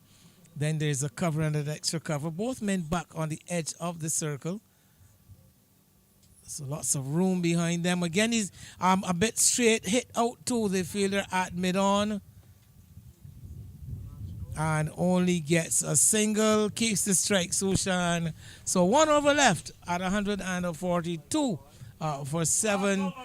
Very, very good over, I must say, from Dale Thornton. Kept the scoring down to the levels that the Australians would appreciate. Just consider that one boundary from the first ball. He bowled it over, and then he adjusted the line, and he ensured that Suchun couldn't catch it. We would say couldn't catch it with the ball. 6 overs for 28 runs. Thornton, he's finished his tour of duty in the field, and now we have the final over of the West Indies innings after being invited to bat. I think the Australians will be relatively happy with their work, if slightly disappointed with allowing West Indies to recover after they lost their 6th wicket.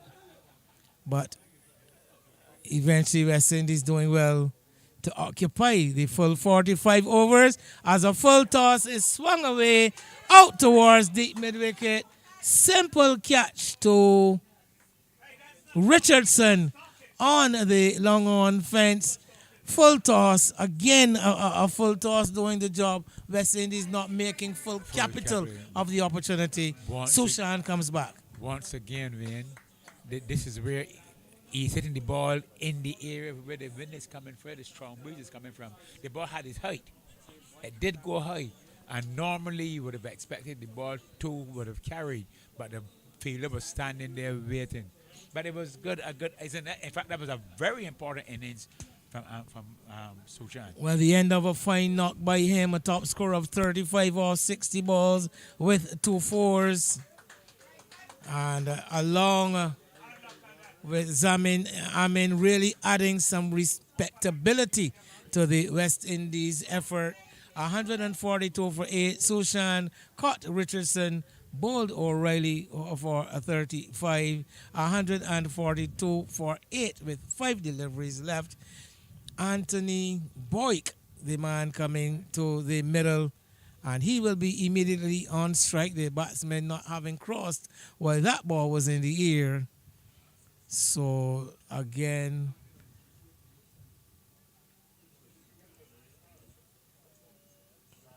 I see some 5 men in the offside. It suggests to me that the bowler will be seeking to maintain a line wide of the off stump hardly. I'm going to suggest, but I am wrong because whether that was the intention or not, that one is on the leg stump Right. and pulled out to the deep fielder at square leg. Luckily for him, deep mid wicket, deep square leg. There's a man in that corner pocket at cow corner. This very straight long on they have employed, and also a long off. O'Reilly now to bowl to Jordan. Boyd getting off the mark with that single. And this one is bowled, is he? Yes, he is. Swinging across the line, one floated up, and Jordan getting the left leg, not down, pulling that leg side, clearing the front leg, looking for that slog sweep, hitting across the line, playing a bit too early, I would want to suggest, and having his leg stump disturbed. He is coming back to the pavilion. The ninth wicket has fallen. 143 for 9 with 3 deliveries left. They will do well to get it to 150. Your assessment was perfect in that with that shot. He knew he had to swing to leg to go with the wind to get the advantage. He went for it, but he did not get to the pitch of the ball, and he swung past it and was bowled. Well, yes, I thought maybe it would have paid him better to advance towards the ball, get closer to the pitch. And he also swung a bit early. The ball, the pace was taken off, just tossed up by the off spinner, and guilty of playing a bit too early, as we see another aircraft taking off from the Grantley Adams International Airport. Right behind the last.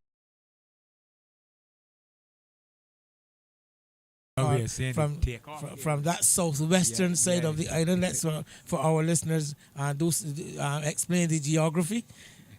From the southwestern area of the Christchurch, where the approach to the airport more or less climaxes, to where we are here in the southeast, looking at the takeoff point. So dot balls, Samad Motara, the last man in for West Indies, has no great pretensions of being a batter, as he is getting a delivery, forcing it off the back foot straight to the fielder at extra cover, and he can't score. I think it would serve him better just to drop the ball in front of him and look to get a quick run. To assess him just now as no pretense about it. Don't expect him to think no, please. So he's not only not a batter, he's not a thinker. Are you suggesting, Harley? Not my words. He's not a batting thinker. Or a thinking batter. Anyhow, he's batting, and he's facing up to O'Reilly, and gets a delivery on the leg stump, clips it away behind square. A falling stop by the fielder there, Dudridge, that short fine leg, and Motara manages to get off strike.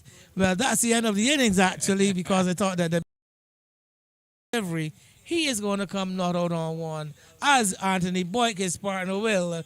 And West Indies 144 for 9, having something at the bowl at, having recovered from a very precarious position earlier in the innings. With the Australians, I suggest, will be happy to have kept the West Indies down to 144, and of course these runs are already on the board. These are already on the board. Australia, in quite favorable batting conditions, would want to think that the task has been half done and now up to their batters to get it to 100, a rather modest 145 that they will require for victory. In the meantime, I shall endeavor to run through the scorecard for West Indies, who were invited to bat, and they lost. George Harris bowled by DeMello for 5. Keith Lawrence was caught by wicketkeeper Orlando off DeMello for 6. Wilbur Bruce run out for 26. Jefferson Gibbons leg before wicket to Mike Riley for 12. Rodney Husbands was stumped by Orlando off Riley for no score. Roy Singh was bowled by Riley for 7. Richard Sushan was caught by Richardson off Peter O'Reilly for 35. Zamin Allen caught by Stuart Ridge off O'Reilly for 27. Emerson Jordan bowled O'Reilly 2. Anthony Boyk left a not out 1. Samad Mutara not out 1. Some 22 extras made of 3 leg byes and 19 wides. A grand total of 144 for 9. West Indies batting their full 45 overs. And bowling for the Australians, Stuart Ridge, 9 overs, 2 maidens, 16 runs, no wicket. Sid DeMello, 6 overs, 22 runs, 2 wickets. Mike Riley, excellent figures, 9 overs, 2 maidens, 29 runs, 3 wickets. He really put the brakes on the West Indies middle order. Peter Dudridge, his partner, his accomplice in keeping the West Indies quiet, 9 overs, 1 maiden, 27 runs, and then Peter O'Reilly cashing in towards the end to finish with 3 wickets for 19 from 6 overs. Dale Thornton bowled 6 overs for 28 runs. It's going to be lunchtime here at the Woodburn home of the Barbados National Oil Company Sports Club, and after the break, the Australians will start their pursuit of this total of 144 all-out made by West Indies. We'll be back to join you then.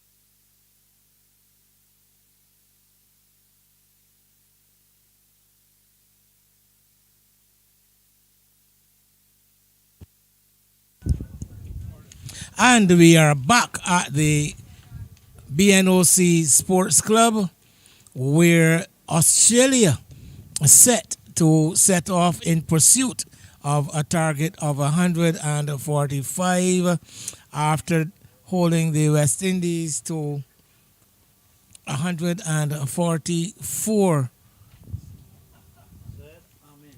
for 9. 144 for 9. And we already have the players in the middle where the opening pair for Australia, the pair of Alan Bugore and Eric Higgins. Bugore will take the first strike, and starting the bowling for West Indies, the left-arm orthodox Zamin Amin, and he's bowling from the southern end of the ground, the airport end, if you may call it that. And the field already in place. Umpire Irving Carrington just about getting the players ready to signal that he is about to start, signaling to the scorers. And Amin, left arm orthodox, bowling over the wicket to the left-handed Alan Bogor, and the first delivery is on the pads and dropping it away into the onside is Bogor. There is no run. So Amin bowling to a slip, a backward point, a cover point, extra cover and a mid-off, mid-on, mid-wicket, and deep mid-wicket and a man backward of square, driven into the offside by Bogor. And there again is no run. As I say, welcome. And welcome back to Hartley Reid. Hartley fully replenished, all watered and fed. Very much so. A good meal. A good meal. So now we are ready to do this segment. Well, 145 doesn't look a very imposing target, but of course we all know that there are runs on the board. There's no 145 shot. So they've got to be made as, again, Amin right on target, brings the batsman onto the front foot, strokes it up to Wilbur Bruce. They're at extra cover. There is no run, so yet to score Australia. As this one is outside the all stump, chopped away, squared straight to that fielder that I mentioned at cover point. And there is no runs. George Harris at slip. Keith Lawrence at backward point, who picks up the ball now. And that is the end of a maiden over. So good start by West Indies. Zamin Amin right on target. Very much so, man.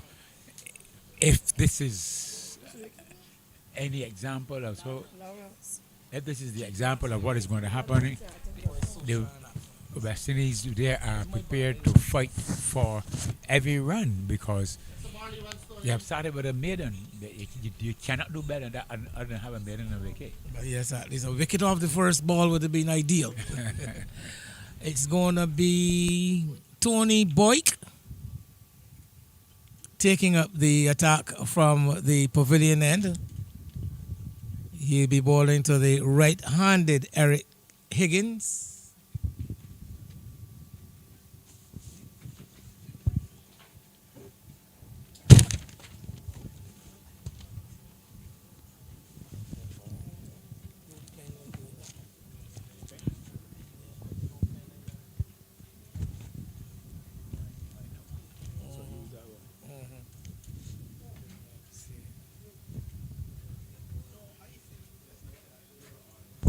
But what we're going to see, Tony Boyd, he is going to come for offer a longest run.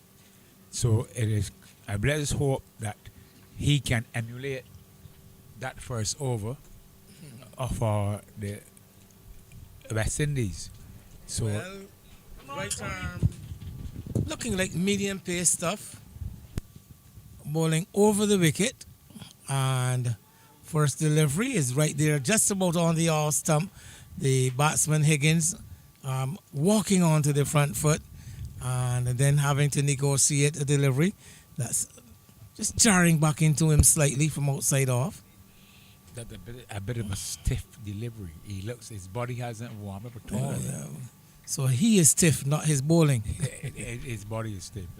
Well, let's see as he becomes more loose as this over continues. One notices as he is right again on that all stump, bringing the batsman forward. They go for a quick single and get it too. That one was a sharp run. That ball just pushed into a deep gully position, and the fielder coming in, feeling it cleanly, underarming it into the keeper. But good communication by the batting pair for Australia. This is where the error was. If you're going to talk about error, Suchan just didn't have the arm, so he underarmed the ball instead of really throwing it in. Well, there's actually Gibbons there at backward point in the deep gully position.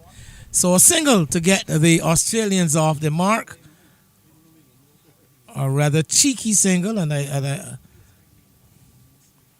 thought a rather dangerous looking run, but sharp running between the track here from the Australians as Bugor is going to come on strike for the first time to Boyk, and he is stroking this ball, pitched up delivery out to mid-off for no run. So let's look at the field. There's a slipper third man right back on the boundary. Backward point, cover point, extra cover, mid-off, mid-on, mid-wicket, and a man just behind square.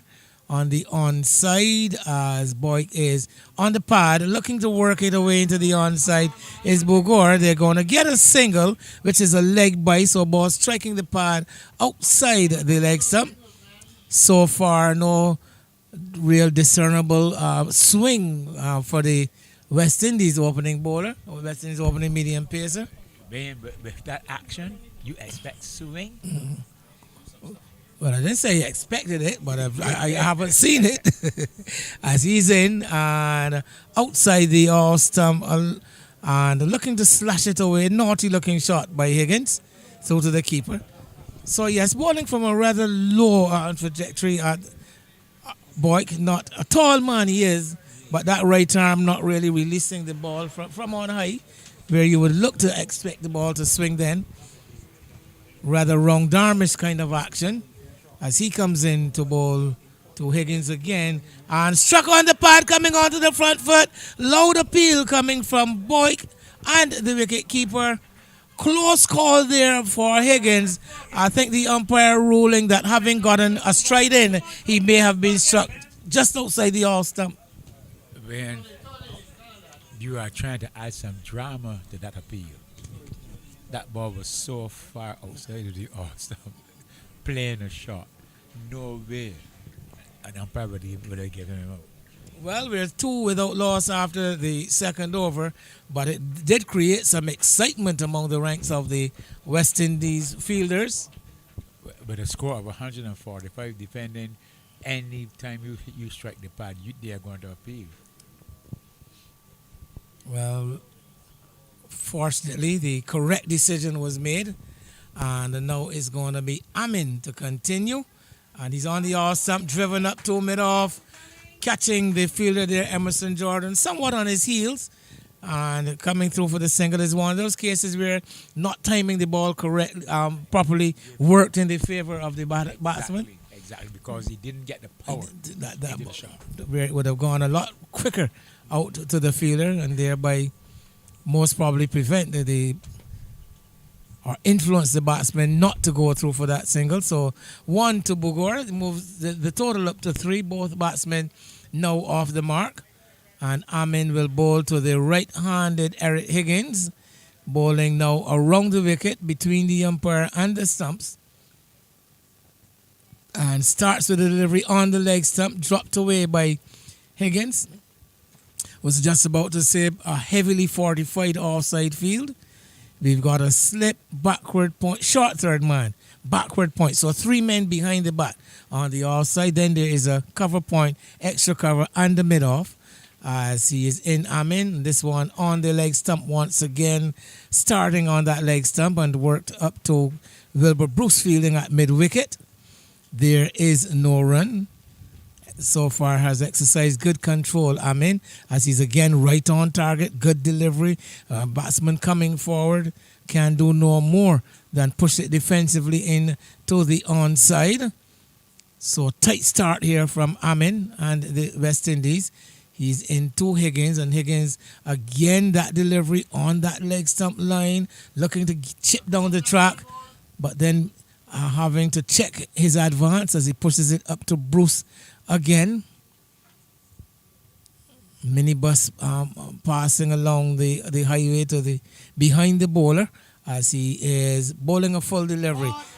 Made it into a full toss this time. Higgins times it well too, and the ball running away to that boundary at wide long off. Fine shot. Although it was a full toss, it had to be hit, but doing the job, Eric Higgins. It was a bad ball. He had bowled 5 consecutive balls leg stump and played the ball to almost the same fielder. This time he changed his line altogether and came down and bowled a full toss on the off stump. But it had to be put away, and I am impressed with the timing of the shot. Stroked wide of mid-off. You have nothing negative to say about anything at all. Well, there's nothing negative about it. 4 good runs. Bad ball. It was a loose delivery from Amin to bring that over to an end. So we've had 3 overs sent down, 7 without loss. Higgins up to 5, brings Bugor now to face up to Boyk. And it's coming on to the front foot, lifting the bat out of the way of the delivery. Right arm bowler bowling over the wicket. And the batsman immediately picking up the angle, the left-handed batsman, and allowing it through to the keeper. Still a slip in place. Still a circle of fielders on the offside, as again this delivery is starting outside the off stump, and Bugor just raising his bat, shouldering arms, as the great Leslie Shell Harris would tell us, allowing it through to the wicket keeper Keith Lawrence standing back. Richard Sushan there at mid-on now walks in as the delivery is, this time he's having a drive delivery of similar line to the previous 2, but I thought that maybe the length would have invited him to go for that drive on Bugor. Hits it straight up to Rodney Husbands, who falls to his right and fields there at cover.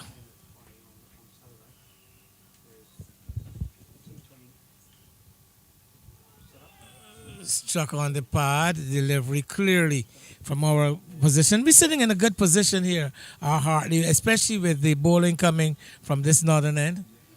Yes, we are very advantageous in that we can actually see the line of the ball and where it pitches also. Well, yes, we've got a problem when the bowler is coming from the other end. There we are blocked out by the keeper and the batsman most of the time. Down the leg side, looking to work it away. Misses, umpire signals are wide. So, boy, getting it a bit wrong on that occasion. Looking for that leg stump line, looking to bowl the ball close to the batter and cramp him for room. But getting it just wrong, just outside the leg stump. And the wide is signaled. Boy, edge caught! This time, this delivery pitching a bit closer to the batsman, forcing him into playing a shot, and the ball with the angle, taking the outside edge. A simple offering for wicketkeeper Lawrence, and Boyk has struck. West Indies have their first wicket. Australia 8 for 1. That was a good ball. Just on or about the middle and leg, going slightly away. Didn't move very much, just slightly away, and the batsman prodded at it, took the edge, and the wicketkeeper accepted gleefully. Well, West Indies defending a rather modest target would have wanted to make early inroads into the Australia batting to set the Australians back, and getting the first part of the job right, getting that early wicket in the 4th over. So Bugor goes to a catch at the wicket by Lawrence. off Anthony Boyd. Bogora making 8 for 1 after 3 overs and 5 balls. And Peter O'Reilly comes at number 3. So very much an all-rounder. Picked up some 3 wickets when West Indies batted bowling his off spin. So here he is. Batter number 3 is Clay. He's a good batter. Well, there's a lot of debate about the present West Indies team and who they're offering at number 3. And as like I said, created quite a stir among some West Indian fans. As Boyd is in 2 bowl to O'Reilly and gets a delivery right there on that off stump. Coming back in with the angle, but Miller on the front foot, full face of the bat, pushes it back along on the offside of the pitch, and a very satisfied looking Anthony Boyd makes his way to his field in the onside as Australia left on 8 for 1 after 4 overs in pursuit of 145. Man, I have taken note of the word you use, the West Indians, who they offer at number 3 position, because that's really an offering. It is clear that he's a sacrificial lamb. So that's an offering. But then you had the even compound the situation even further.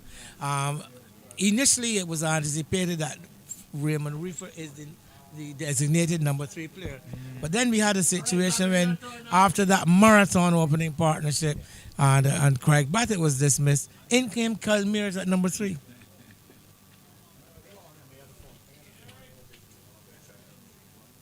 I think.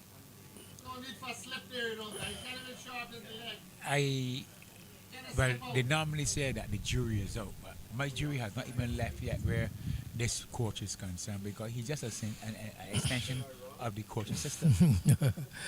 Well, I don't know. I kind of desist from a lot of the debate.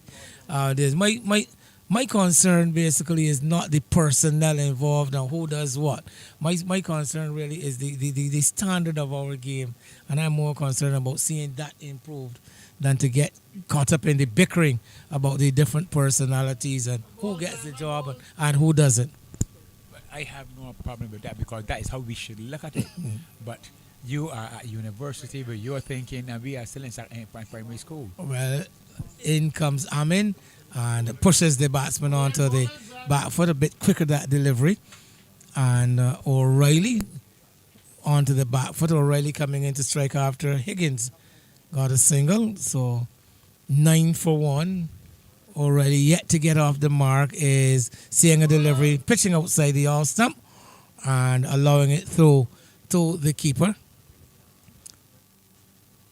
So the Australians quite prepared to bide their time at the start of this pursuit. Gets one on the leg stump, clips it away into the onside. Bruce at mid-wicket picks up, and another good tight over from Zamin Amin comes to an end after 5. Australia 9 for 1. 9 for 1 and 5. I'm sure that the West Indies are feeling quite pleased with their performance so far in this innings, because going at less than 2 runs and over, and with a wicket in the bag, it cannot ask for much more than this. All right. The one thing West Indies could ill afford was the Australians getting off to a flyer, and next thing you know, they scored is past 50 in 8 overs or so, and then they're just blowing the chase open. But keeping themselves in the game by keeping the runs down in these early stages, West Indies. Boyd bowling to Higgins, and Higgins is coming across, getting this one into the onside. So Boyd very content to just bowl wicket to wicket mainly so far, looking to get the ball to shape into the right-handed batsman. Not a lot of swing through the ear, but getting with the angle from bowling wide of the crease over the wicket. And into ball two, Higgins. This one now he gets to pitch outside the all stump and hold his own. So this is good stuff by Boy. Yes. The In batsman fact, going he's after it. impressing me. He looks nowhere near how he looked last Friday when we saw him at Wonders. About wonders, but of course, bowling to different players. One will have to guess in different conditions. So he has raised his standard. Very much so. Here he is again over the wicket to bowl two Higgins and bowls this one on the legs, turned away down to fine leg. They're going to come back for the second run. I don't know how much this pair knows about Samad Motara, but the gusto with which they came back for that second run suggests to me that they know that he has nothing called an arm. No arm whatsoever. Actually, No arm whatsoever. Indeed, he can actually say he's armless. well, especially when fielding in the deep. Cricket is concerned. So the couple of runs picked up there. Boyk a bit guilty of bowling a bit too straight on that occasion. And the ball running down to fine leg. Higgins goes up by 2 to 8. The total to 11 for 1. As he is again bordering on that middle and leg stump. This time the ball coming off the face of the bat, but going straight to Emerson Jordan at the square leg. So the batsman unable to score.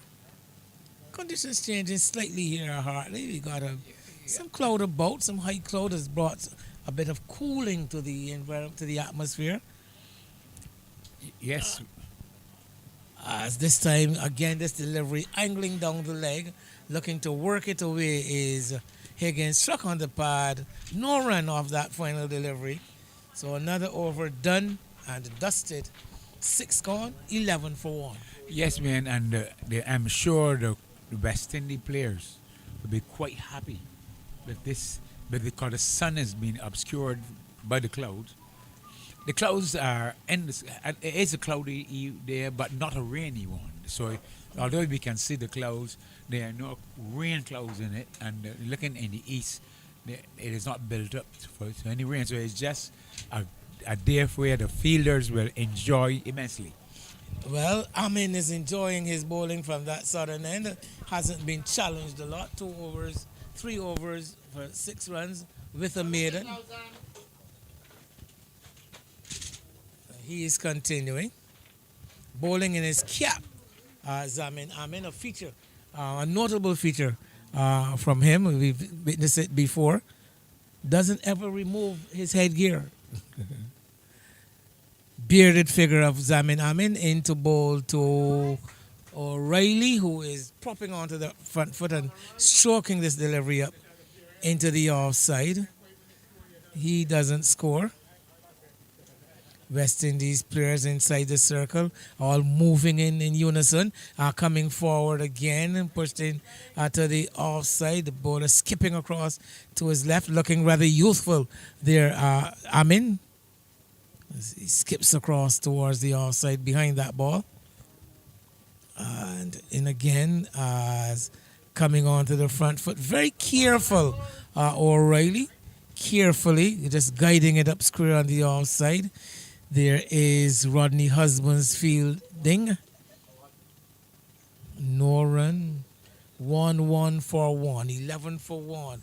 This delivery pitched on the legs. Clipped away square. Will get a single. Does O'Reilly. Changing his line on that final delivery. More on the leg stump. And this time, O'Reilly comes forward. Clips it square. Picks up a single to bring the total up to 12. 7 overs gone. 12 runs on the board. What I would like you to explain to me, Wayne, but Wayne, it's difficult for me. I'm going to ask you this because we are seeing it. Or you were a keeper, you weren't a bowler. How is it that a bowler can bowl 5 good balls on the off stump, and then the final ball in the over, he then changes the line and go like that? Because he's looking to do something different. Maybe looking to deceive the batter by doing something different there. Right. But then again, there are two ways. There are two schools of thought for that. There's the one that says you stay with the process, continue to do what you've been doing well. If it ain't broke, don't fix it. But then there's also those bowlers who are always looking for something to happen, looking to make something happen. Well, Boyk is looking to get something to happen, and what happens is he bowls a delivery just outside the off stump and brings Some athletic movement from Jefferson Gibbons, Yes, tumbling to his right as he fielded. but you know when more of you like the percentage 95% of the time that change ball brings runs. Again, this one is stroked into the offside off the back foot, straight up to Zamin Amin there at point. Again, there is no run. So similar to the Australian opening batsman Hartley, the West Indies bowlers showing good discipline, good control. Exactly.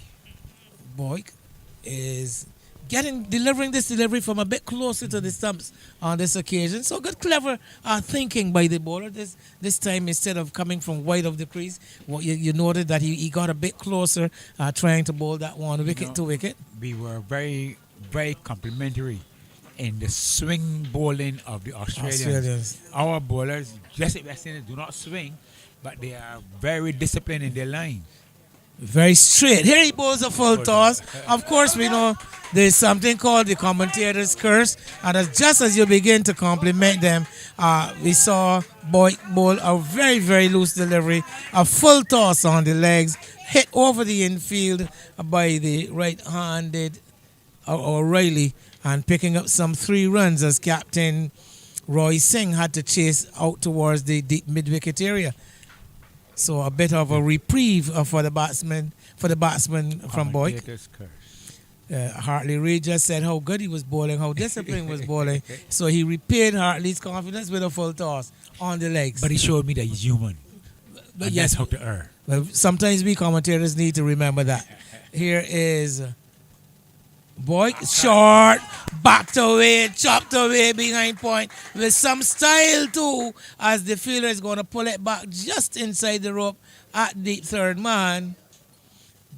Good strong return from Gibbons in the deep. Yes, he sprinted behind that one every inch. Well, right, And- agile looking. And if he had done that return similar to when he had the chap run out Do, on the arm, do I dare say one of the younger over 60s? Is it? Yeah, very Can, much can so, younger yeah. and over 60s go in the same sentence? Yes, yes, in this one.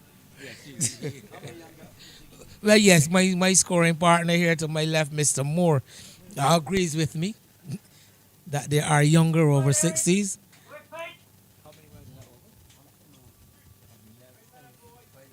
5 runs in the over, 17 for 1 after 8. And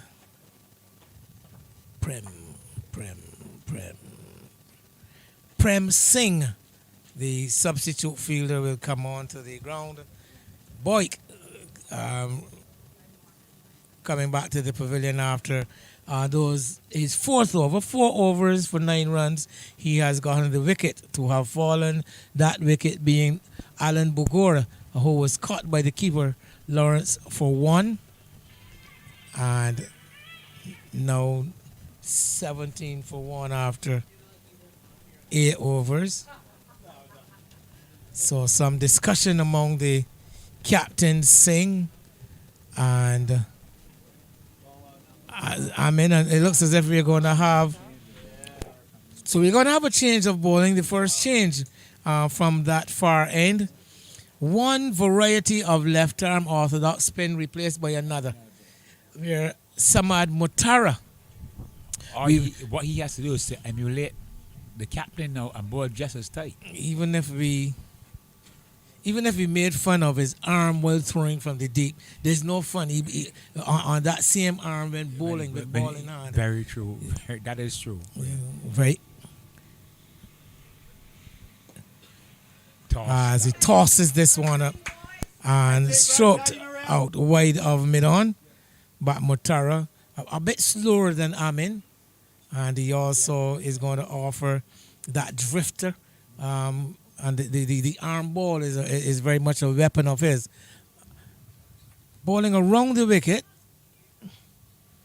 Now bowling to Higgins. And brings Higgins forward. Plays defensively, dropping it in front of him. As you just described, that nagging, the way how he loops that ball. Slow, right? Much slower through the air. With the occasional, like I said, that arm ball that can deceive many a batter.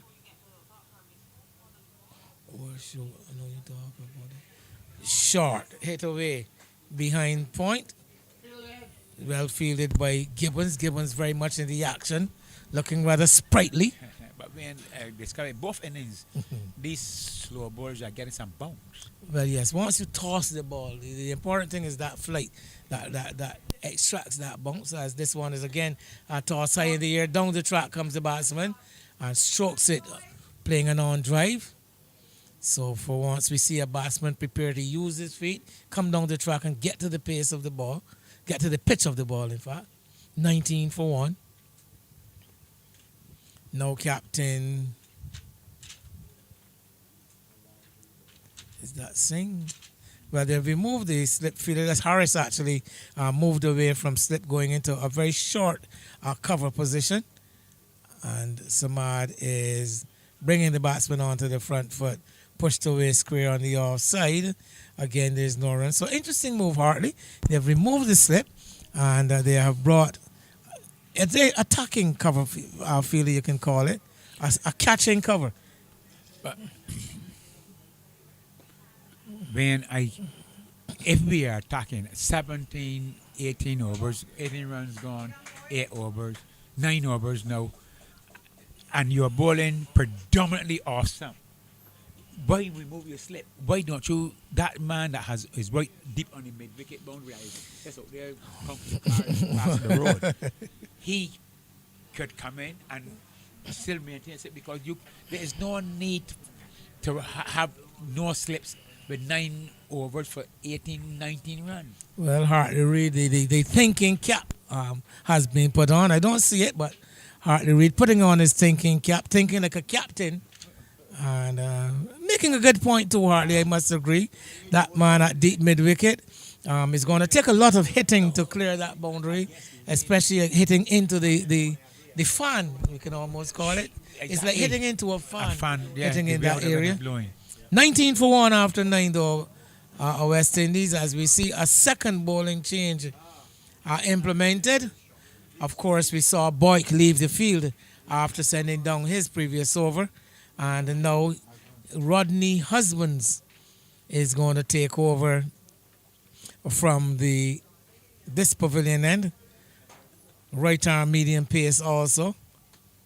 Taking a bit of a run. He'll be looking to get to extract some swing out of the conditions here. Windy conditions and slightly overcast, if we can use that word.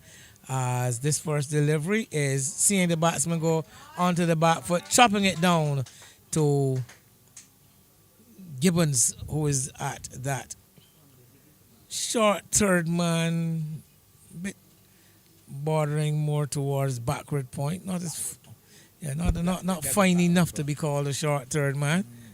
Yes. So 1 run with that first delivery. Again on the offside, Gibbons in the action again. This time the ball traveling straight to him. The batsmen don't go for the single.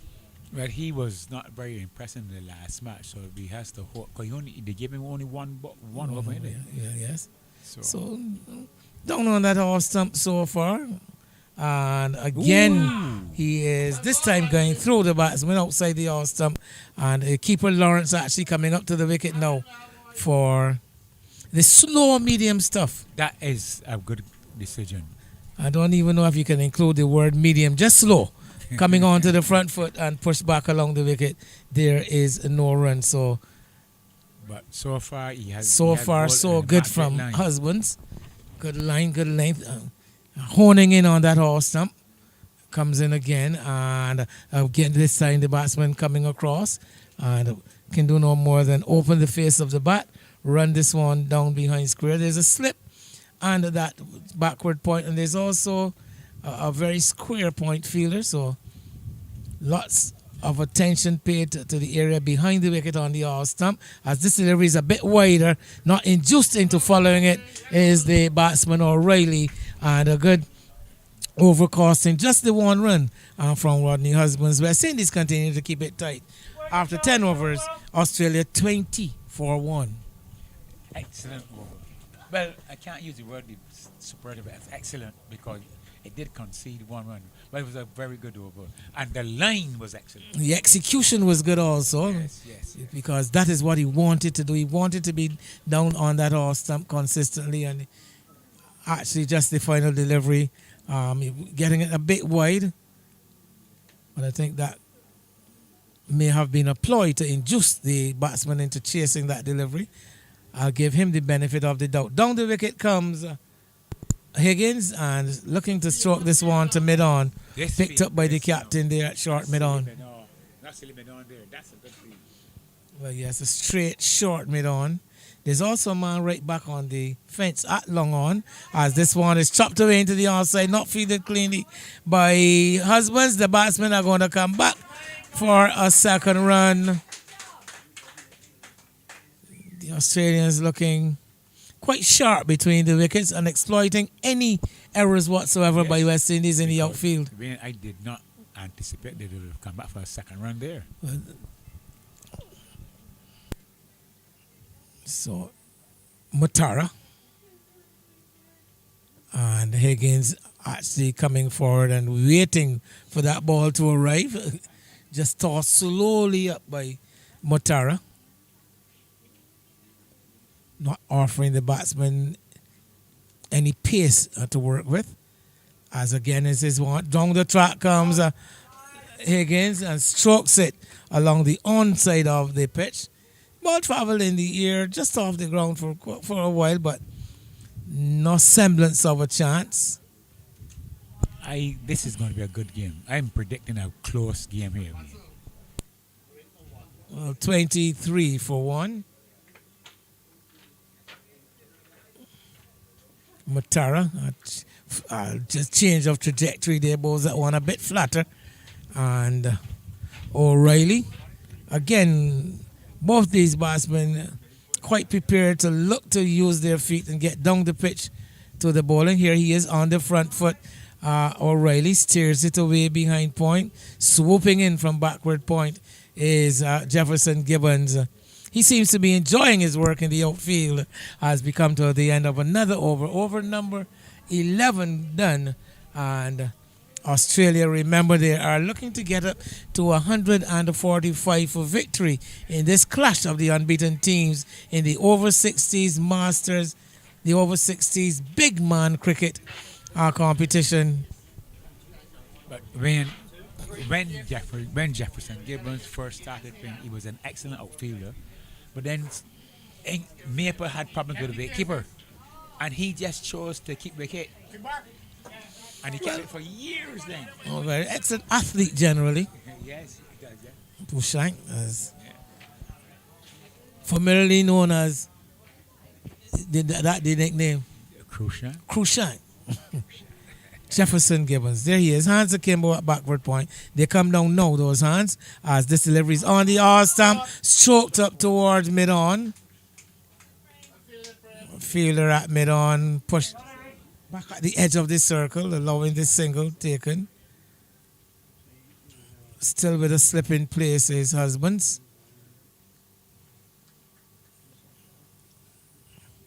Flags fluttering in the breeze as off the front foot comes O'Reilly. Strokes it out to the fielder. There at point. As a matter of fact, that's the captain, Roy Singh, there at point.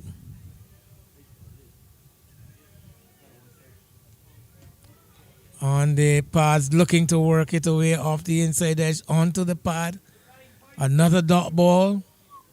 Dot balls continuing to rack up here. Actually,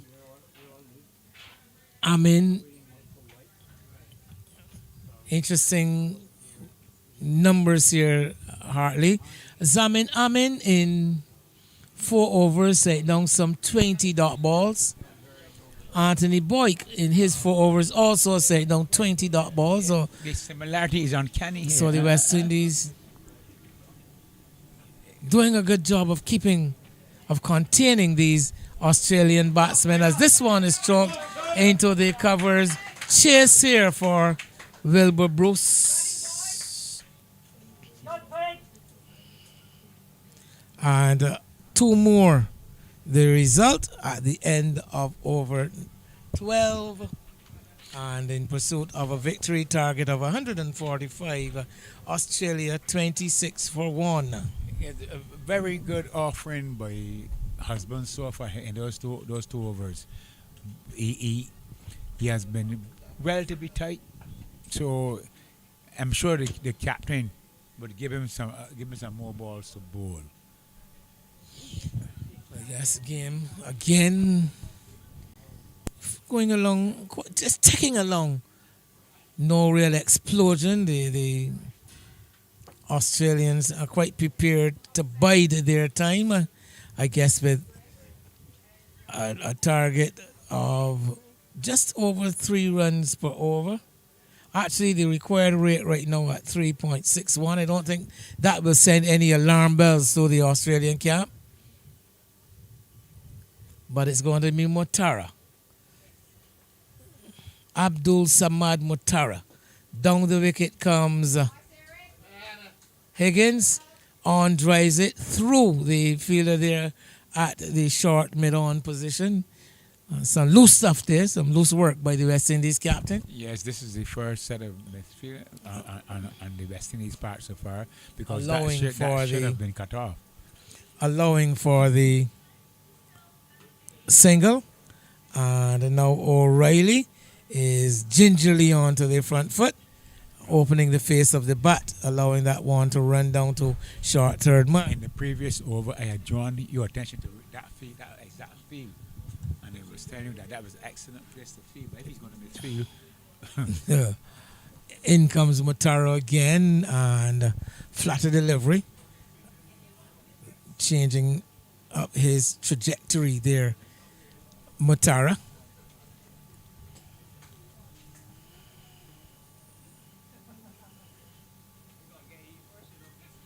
Clipped away into the onside. They go for one and will only get one. The ball into an open space in front of the batsman on the onside. Sushan from that backward square position having to chase around to his left. But there's a wide gap between himself and the captain Singh at mid-on. Then there are, of course, those two deep fielders, long on and deep mid-wicket. As Motaro is having the batsman on the back foot goes Higgins, a bit cramped for room as he tried to create space for that shot to free his arms, managing to chop it down straight to Gibbons there at backward point. Once again, it's going to be Motaro. Short delivery, pulled away into the onside. Bruce at deep mid-wicket is going to have some work. He picks it up now. He's going to underarm his return. And the batsmen opting not to go for the second run. But I'm sure that they would have made a mental note that Bruce was willing to underarm that ball from the deep. And the next time that happens, these Australians will look to exploit it. very well said. It is clear that if the ball goes near Bruce again, they're going to challenge his arm. Well, I don't be well. Someone is suggesting that it may be a ploy by Bruce to lure them into such sense of security. Well, Bruce used to, but you knew in his day he had a rocket for an arm. Well, yes, Bruce. Young cricket. Remember, youngster coming out of the Princess Margaret School and joining a young bunch of cricketers at the Young Men's Progressive Club (YMPC) under the stewardship of none other than Arlington Hunt. Arlington Hunt is a great cricketer. I want you to also mention that Joel Garner also played for that club. Bowled him! York says Shouldn't have been on strike. delivery. Higgins bowled as Husbands got that one right up into the block hole and the batsman playing over the top of it. The leg stump strikes. A timely dismissal for West Indies, keeping themselves in the hunt at 13 overs and 1 ball, 29 for 2. Yes, I must also state again that Husband spelled this there. It's good. You can see he's deliberately bowling a foot length. He's bowling a foot length, and that one just swing. We can wish to say swing. It swung. I think we should say dip more than yes, swing. right. And so It is clear that this much vaunted Australian side is a bit tottering, would you say, so far? Well, showing Three a bit of wickets, 3 wickets down. vulnerability. 2 wickets down, Only in two. fact. 2 at 29. West Indies very much keeping themselves in the hunt. In the hand. Yes, as it was Higgins, bowled by Rodney Husbands for 18, faced some 33 balls, struck just the one boundary, and it brings Kent Officer to the wicket. Kent Officer is the name, coming off a half century.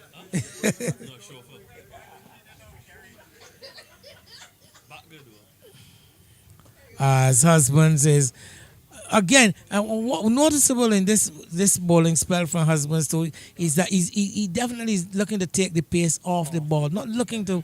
I think in the match at Wanderers he probably was looking to bowl a bit too quickly, looking to bowl a bit too quickly, but looking more for control than any amount of pace. And bowls a good delivery, struck on the pad, the ball pitching and moving down the leg side. Just a murmur coming from the fielders in the middle.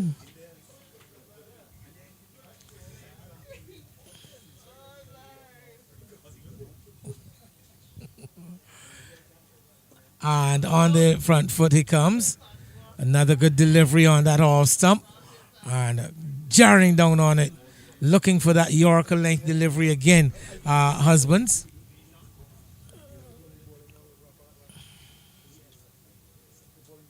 Couple of chips before he starts his shortish delivery, and bowls the ball on the stumps. Officer can do no more than prod it away into the onside. So Husbands has a lovely rhythm going here. Let's see if he's going to look to change up anything, as you suggested, Hartley. More fun. Husbands into bowl on the off stump, outside the off stump, left alone by Officer. The applause of his teammates comes up for Rodney Husbands. They appreciate a very fine over by the right arm medium pacer. He has now taken 1 for 4 from 3 overs with a maiden. Australia after 14 overs, 29 for 2. When Husbands got out for knock, you could see the dejected look in his face, and for the entire duration inside, he was looking very dejected. No, this is the beauty about an all-rounder. He has come with the ball. He has bowled 3 overs for 4 runs and has taken a very good wicket. You can see now he's taking high fives now. Inspired by the need to redeem himself. Thank you. Well said, poet. Rodney Husbands, and must be feeling a lot better about himself now. So The team is looking better now. They are looking as if they're ready to compete. So the West Indies main strike bowler, I dare say, now introduced into the attack, the rather pacey Emerson Jordan, to take over the bowling from that southern end. I think there's going to be, whenever Emerson Jordan comes into the attack, must be a sense of urgency among all. What I can remember about Emerson Jordan, he doesn't bowl very many bad spells in cricket, you know. So he doesn't. He is very competitive. He is something else. Well, I think that's an understatement. Down the leg side with his first delivery. Actually, still at this level, offers the challenge of a bit of extra pace. One actually saw him bowl a couple of genuine bouncers on a very flat pitch at Wanderers last Friday. Let's see what he has in store for us now. He starts with a wide, right arm from the southern end, and comes in close to the wicket as he is prone to do. Gets this one on the leg stump, worked out just to the right hand of umpire Peter Smithard, standing at square leg. And the batsmen, like the fielder, all trot about their duties. Suchan trotting after the ball, the batsman trotting a single.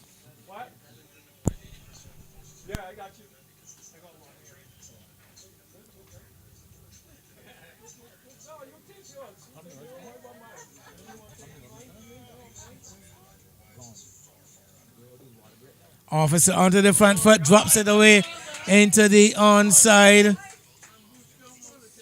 And Bruce at a mid-wicket position. That ball was played more towards mid-on. And, well, in earlier days, Wilbur Bruce would have been a lot more agile to get around to that ball. But, of course, no, not that ability to sprint off the spot at such short notice. So we're going to see the leg side field reinforced as Jordan is short on the off stump, steered away between the backward point and the cover. Only a single though. The ball just guided, not having a lot of power into the shot. Ill advised. Ill advised By the O'Reilly. captain. I could not have weakened my offside to now put four people on the onside. So yes, there And the is very now next ball he bowled was off stump. back of a length on the off stump and played into a gap that was created by the movement of that fielder. Exactly. Here comes Jordan to bowl to Officer. Outside the off stump looking to flash. Beaten. Should we say beaten for pace there, Harley? Delivery wide of the off stump. Of course, there is a slip in place, so some encouragement for the bowler to see the batsman chasing after a wideish delivery.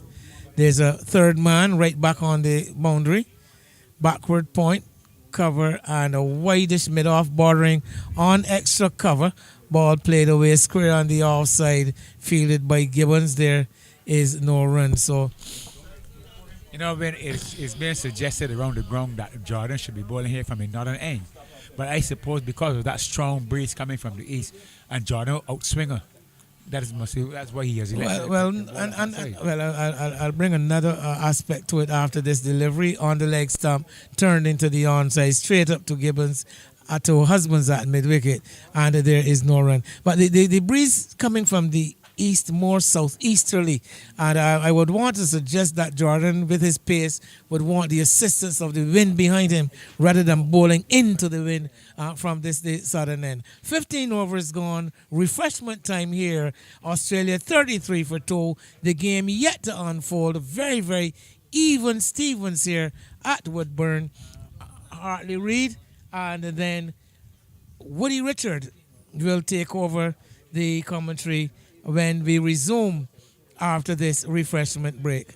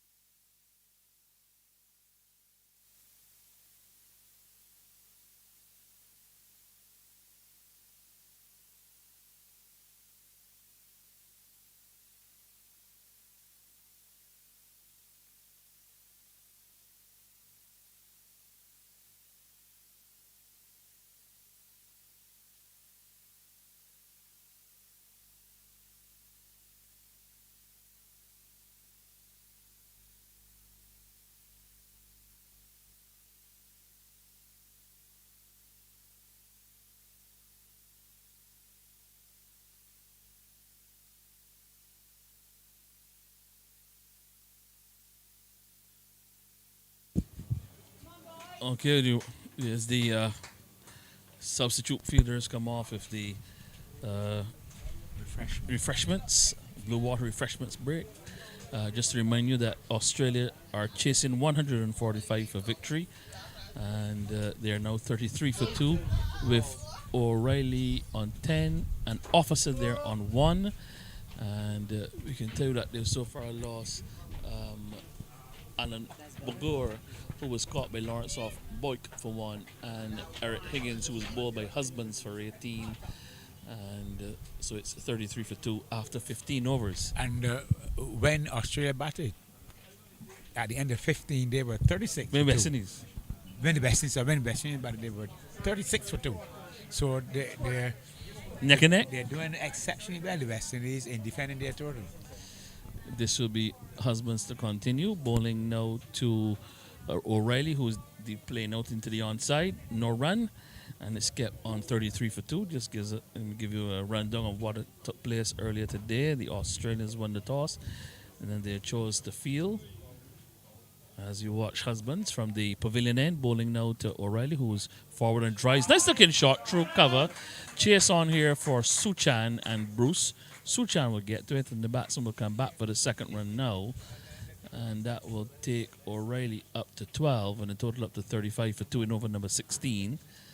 West Indies losing George Harris, bowled by DeMello for 5. Keith Lawrence caught by the keeper Orlando off the bowling of DeMello for 6.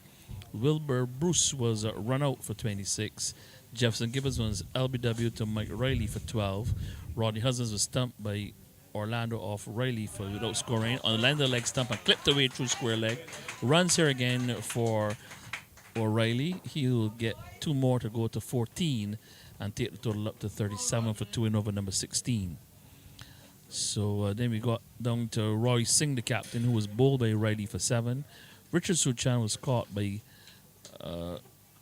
Glenn off the bowling of O'Reilly for 35. Zamin Ami was caught by Stewart off the bowling of O'Reilly for 27. Emerson Jordan was bowled by O'Reilly for 2. Boyd was not out on 1. Matara was not out on 1. And there were 22 extras comprising 3 leg byes and 19 wides in a total of 144 for 9 in 45 overs. O'Reilly plays defensively to this delivery from Husbands, gets no run. Quick look at the bowling figures for the Aussies. Ridge 9 overs, 2 maidens, none for 16. DeMello 6 overs, no maidens, 2 for 22. Riley 9 overs, 2 maidens, 3 for 29. Dutteridge 9 overs, 1 maiden, none for 27 as Husbands is in. Outside the line, the off stump. O'Reilly comes onto the front foot, has a look, took a sniff, and decided that was not a good smell, and decided that he would leave it alone outside the off stump.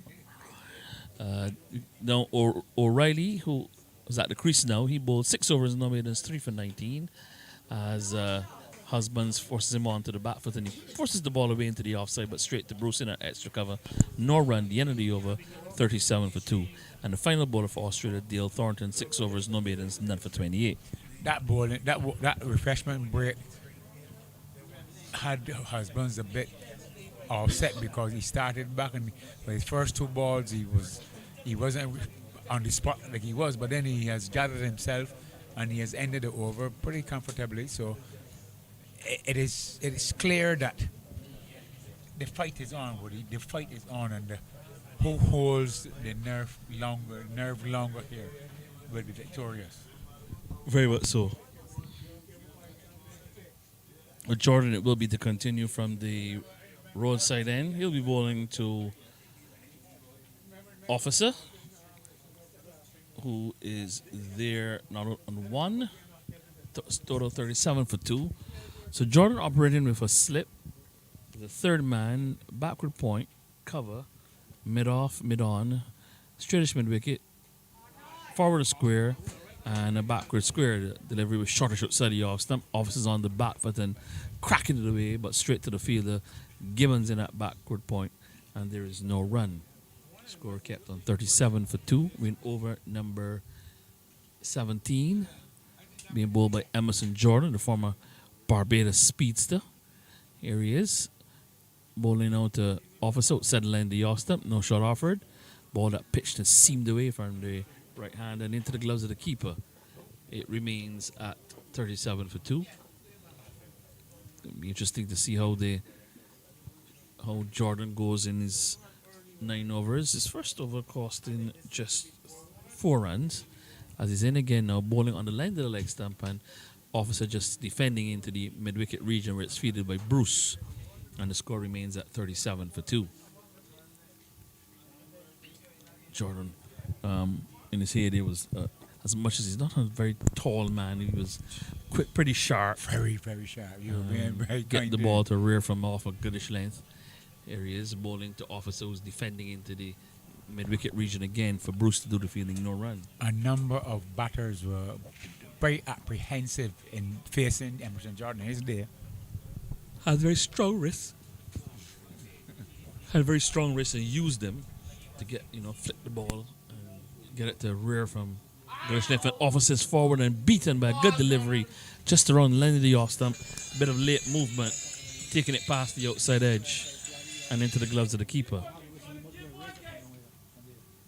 Yes, and Jordan once again is on that probing line, just on about the off stump, and he runs again. He delivers on off stump, and the Officer plays it back down the pitch on the onside.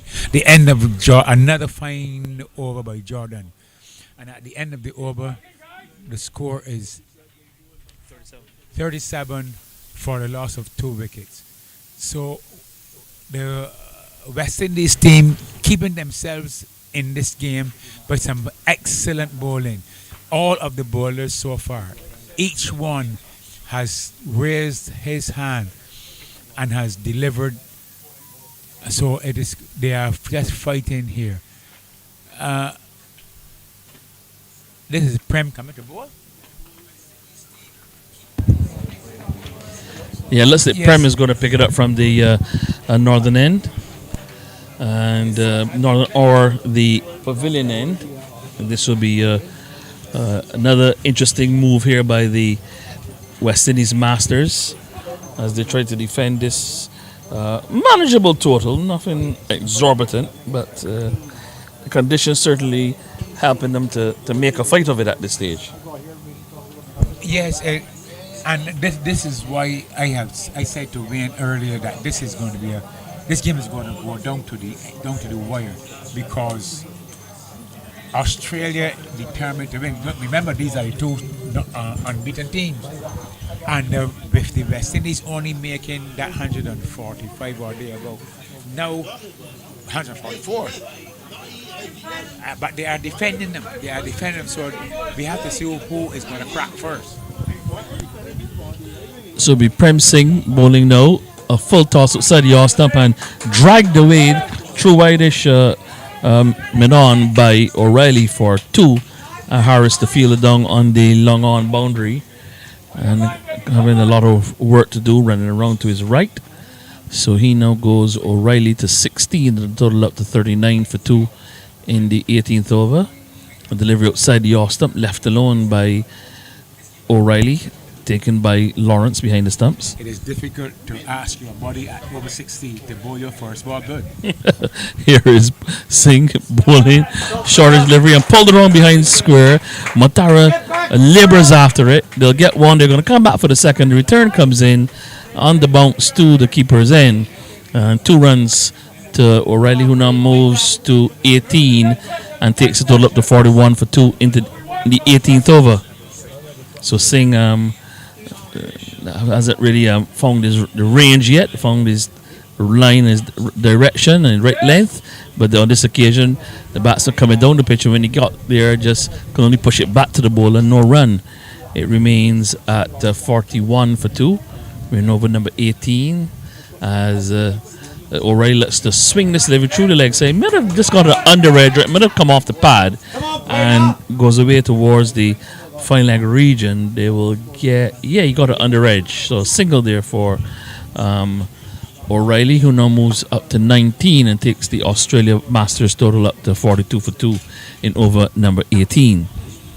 Singh, left arm spinner between the umpire and the stumps. Around the wicket, bows to Officer, who swings to over mid wicket. That's a big hit, and that's got to be 6. A lovely shot from Officer.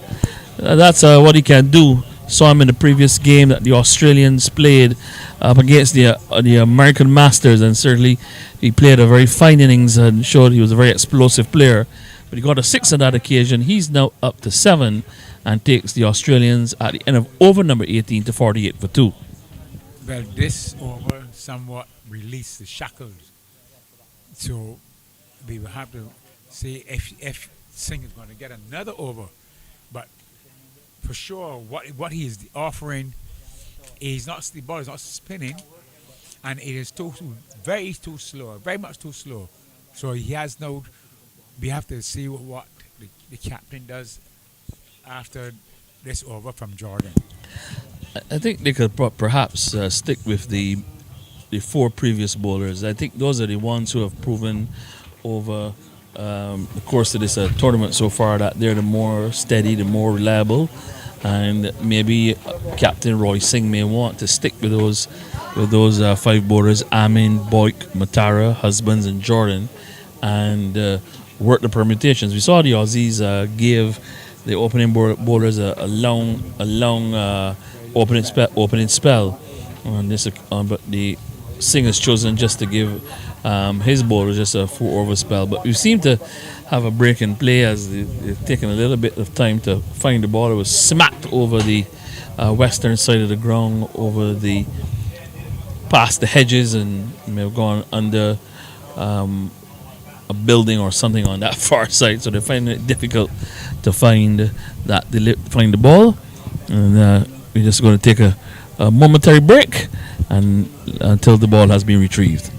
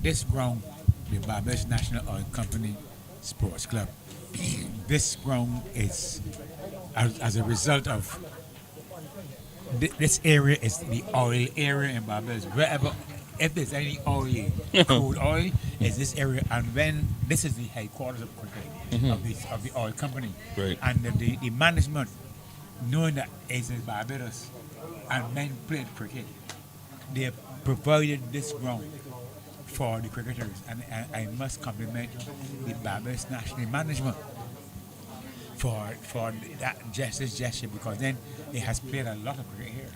Very much so.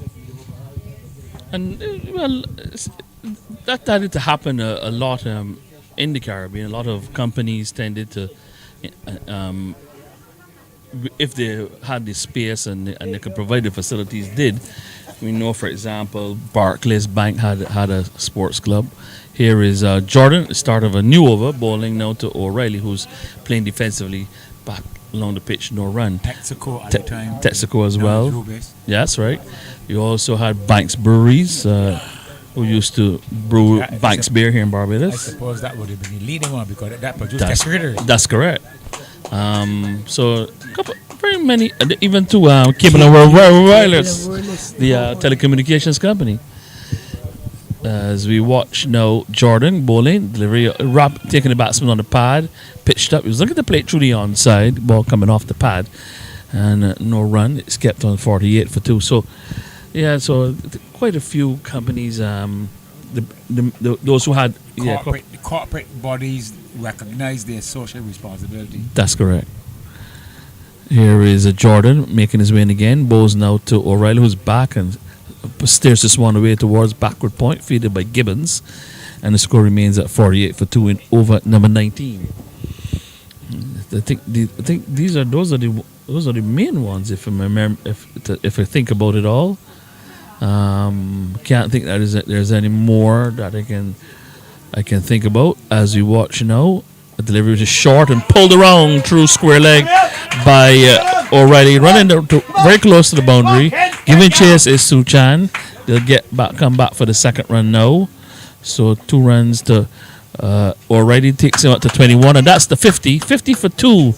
The Australians in their chase of 145 for victory. So there's 50 coming up for the Australians in the 19th over. Tell you, the airport, they also used to have an airport ground. Not sure that's there anymore. Deliveries pitched up and playing defensively into the offside is O'Reilly, and there's no run. Just trying to jog my memory and see if there's any more. I think National Sports commercial grade, any more commercial grounds or MTW. But again, that's also That is government. government, corporate. I link them to together. Yeah. Because they would have been provided for their members. First, yeah. Delivery bringing the end of the over, and that, at the end of it, it's 50 for 2 after 19 overs. Say goodbye to you. And For the moment. yes, thank you, Hartley. Me and Holder would join me after getting a bit of a breather, and we and who would have also played cricket with some what they typically call these days legends. Oh, well, yes, what he actually, what I claim as my claim, Are you a legend? my claim to fame. Well, I played with legendary players. So that makes you a legend. Definitely not, though, Woody. I'm more of a journeyman. Oh, you're okay. One of those kinds who Joel Garner, you would play you with? needed to. You need 11 men to play. Oh yes, okay, yeah, okay. don't know. So you made up a number. Well, not necessarily made up the number, but I was part of the number. Oh, part of the number. You're included. I was included. Okay, no problem. And as I always mentioned, my claim to fame Uh-huh. is that when I played cricket in the island, I played at the highest local level. Barbados and West Indies were the best cricketers in the world. Yes. I claim to be one of the best cricketers in the world. Oh, I see. If you do say so yourself. We're gonna have a That's bowling my change. story, and I'm sticking to it. We're gonna have a bowling change at the pavilion, and with Montara coming back to replace Singh, who had a very expensive first over. Montara 3 overs, no minutes, none for it before this. Let's see how he'll go in this spell. He's bowling to Officer, the left-hander. Sorry, the right-hander is coming forward, and this delivery is down the leg side and wide. He starts over wide. And as Hartley said, it doesn't seem as though you can start a spell here at this age unless you bowl a wide. But a very even contest so far over there. I'm sure if you were to ask this Palm to bring it back up for us, that the Route to the pad is an appeal for LBW. He's gone. Out LBW. That's a big wicket there from Matara, because Kent Officer is the sort of guy could go out there and get on with it and could have pushed the Australians much closer to their target. But a delivery of foolish length, he looked for the big hit down over in much the same place he dispatched Singh in the previous over from this end. But on this occasion, the ball dipped, struck him on the pad, and the umpire supported the appeal, and he's gone. So There would have been so absolutely officer no is gone. doubt. LBW to Matara for 7, and it's now 51 for 3. Absolutely no doubt about that decision, Woody. As we were proverbially said, it would have missed the all stump. It could not hit the leg stump, but it would have made the middle stump go back. That ball plumb leg before wicket, swinging across the line, and I think beaten somewhat with the that drift that with the arm ball that Matara bowls so frequently and has taken a lot of wickets for him. And Ken Officer, whom you described as having a very good innings, a telling innings in the previous match, not getting off today. Somehow or another, he never looked the part. He looked somewhat jaded. He was more intent on walking between the wicket and did not look his entire self. So, game very, very interestingly poised. Now, very evenly poised. Palm, if I may ask you, if you can tell us exactly what the position was with West Australia at this same point in their innings, with West Indies at this point, in the innings, because I am sure that these teams are very, very closely matched up to this stage. 47 the West Indies were at this stage. Um, After the 19th, as we watch now, the new batsman Orlando. Look at the dab this one behind or just past the keeper, but made no contact, and the score remains at 51 for 3. The Australians, after 19, after 19 overs, they were 47 for 2 the West Indies, and similarly, they would have lost the 3rd wicket in the 21st over, and we're now into the 20th. So, as you said, pretty much even Stevens. Very even game. 2 closely matched teams. Game being played very competitively. You would have expected this kind of competitive spirit from these guys at their age, but here's Matara bowling. And Orlando's forward and drives the ball, peels off the outer portion of the bat, goes out towards backward point, husbands the fielder. Just 1 run in it for the batsman. He now gets off the mark Orlando. It takes a total up to 52 for 3 in over number 20. And Matara Continuing bowling around the wicket with his left arm spin, and O'Reilly drives to long off for single straight to the fielder Suchan, and 1 more run takes O'Reilly up to 22 and carries Australia at the end of over number 20. Sorry, it's got 1 more ball actually. Sorry, 1 more ball left. Sorry, man, just got lost a bit as Matara bowls now to Orlando, who plays defensively. The end of the over now, 53 for 3. Orlando is on 1. O'Reilly is on 22, and we've had 20 overs. So Matara coming back and doing the job for the captain, breaking that partnership, now allowing the Australian innings to really gather any momentum. Wickets have fallen at intervals, and of course the West Indies target, a very modest target, and it's going to take quite a lot of defending. An interesting note, though, Woody, is that this game is being played, as we mentioned, between 2 unbeaten teams. But the competition itself has basically shaped itself up as a battle of West Indies, Australia, and England in the top half, with the other teams in that lower category. As we resume. And here's O'Reilly playing the ball away into the leg side. New over being bowled here by Emerson Jordan. So West Indies probably would not want to lose to Australia here, particularly given the fact that Australia have already defeated England, and West Indies have England to play in their final preliminary match.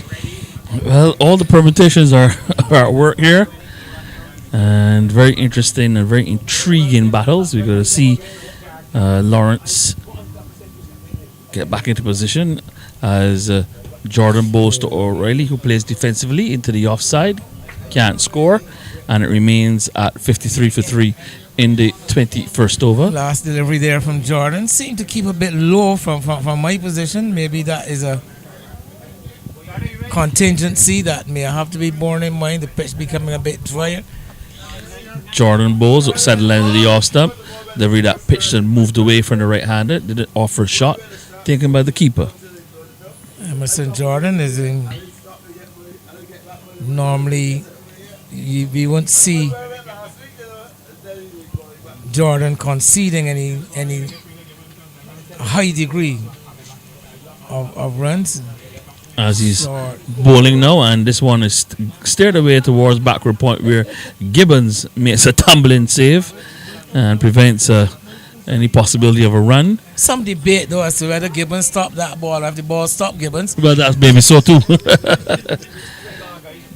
'Cause he it- was advancing towards the ball and the ball was traveling towards him. Don't know who stopped whom. Jordan bowls to O'Reilly, who's forward and strokes this one nicely out to Singh in that extra cover, and the score remains at 53 for 3. We're in over number 21 of the Australian response to the West Indies Masters, total of 144 for 9 from their 45 overs. Australia 53 for 3. On the line, the leg stump is Jordan, and O'Reilly just turns it out towards mid wicket, and that's a maiden over from Emerson Jordan. At the end of it, the Australian Masters remain at 53 for 3. Making the task as difficult as possible for the Australians. Jordan maintaining an excellent line and length in that over, as we see remember Australia 144 for 9, so there are some 92 more runs needed from 24 overs with 7 wickets remaining. A required rate of 3.83 runs per over, which would probably be the highest rate reached in the match so far. So Simply a bit of work for the Australians to do. And Orlando will settle over his bat now and waits for Matara at the start of over number 22. Outside the off stump, delivery that the batsman just pulled the bat inside the line and allow it to spin through to be taken by Lawrence behind the stumps. He's got a slip, backward point, got a orthodox cover, then he's got a short extra cover, long off. Then there's a long on, there's a straightish mid wicket, deep mid wicket, and a backward square leg. That's the field for Mataro, who bowls, and Orlando again plays defensively into the offside, where it's picked up by Jordan, and the score kept at 53 for 3. We're in over number 22. Orlando goes down, does a bit of gardening, now returns to his crease and waits as Matara bowls. This one is beaten him in the ears, coming onto the front foot, slightly deceived. It was through the shot, and then Bob might have just come off the inside edge onto the pad and dropping down behind him. Another good delivery there from Matara. Here is Matara, drives back along the offside of the pitch is Orlando, no run. It's kept at 53 for 3. West Indies really know with the momentum going their way, and this is some excellent bowling from Matara. As he bowls now, and this one, there's a bit of a curve in the air as that one started outside the off stump, maybe a bit of a drift inside, taking the ball back, and the batsman was looking to go through the offside, got the thickish inside edge, and away to backward square leg for a run. So Matara really bowling to his field, bowling well here at this stage. Here is Matara, and again bowls to O'Reilly, who's using his feet, and when he gets down to it, he drives it out to Jordan in at that short extra cover position. No run. The end of the over, at the end of it, it is 54 for 3. O'Reilly on 22, and Orlando on 2. 22 overs are gone. Well, Orlando having a torrid time against Samad Matara, getting the ball to drift both in and away from the right-handed batsman, and also a bit of bowling with Orlando finding it very difficult to negotiate the varied changes of line and length brought out by Motara in a really good spell now. So a good combination here with the pace of Jordan from one end and the wily spin of Motara from the other. It's a very good combination. Just trying to apply the brakes to the Australian scoring, and as that required run rate climbs to 3.96 as Jordan bowls a delivery, which maybe just started about middle and off and seemed away from the right hand, and he was playing forward a bit in the dark as the ball went past and into the gloves of Lawrence. Well, much so that ball passing well away from the outside edge of the bat as Orlando goes a groping.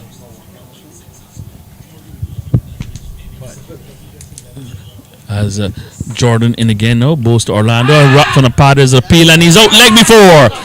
Umpire shakes nods his head in approval. Delivery as Orlando came across the line. Look at the work it into the leg side. Was wrapped in the pad. And remember, Jordan getting the ball to shape away from the right hander. That one probably hit him straight, and Orlando looking to go into the leg side. Probably played across it, and so he's gone. LBW to Jordan for 2. And the Australians lose their 4th wicket in over number 23. They're now 54 for 4. Well, Orlando taken out of his misery somewhat as that delivery. Clever bowling though by Jordan. You would have seen the delivery before, starting just around the off stump and swerving away. And this time Jordan coming a bit, getting that one a straighter delivery, honing in on that middle stump, and the batsman falling across his crease. And another palpable leg before decision. Umpire Carrington giving the nod quite early. So Orlando had found things very difficult in the middle, and now one would be fair to say that West Indies at this juncture of the Australian reply very much in the ascendancy. But again, we talk about that comparison, Wayne, and we can tell you that after over number 23, the West Indians were 62 for 4.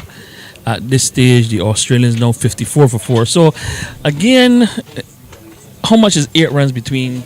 That could be a mountain, but it could also be, a bit tight as well too. The first delivery of the new over, Richardson leaving alone a delivery that instead of going away came back and bounced over the top of off stump. Well, let's understand that Australians typically will play on hard bouncy track, so he judged the left pretty well. I know, okay, I'll leave it. It'll bounce over the top. Well, basically in no man's land, he found himself. He decided that he wanted to play, then he decided he didn't want to play, then he also thought he should have played. So, Jordan will be to continue. We're in over number 23. He's bowling to Richardson.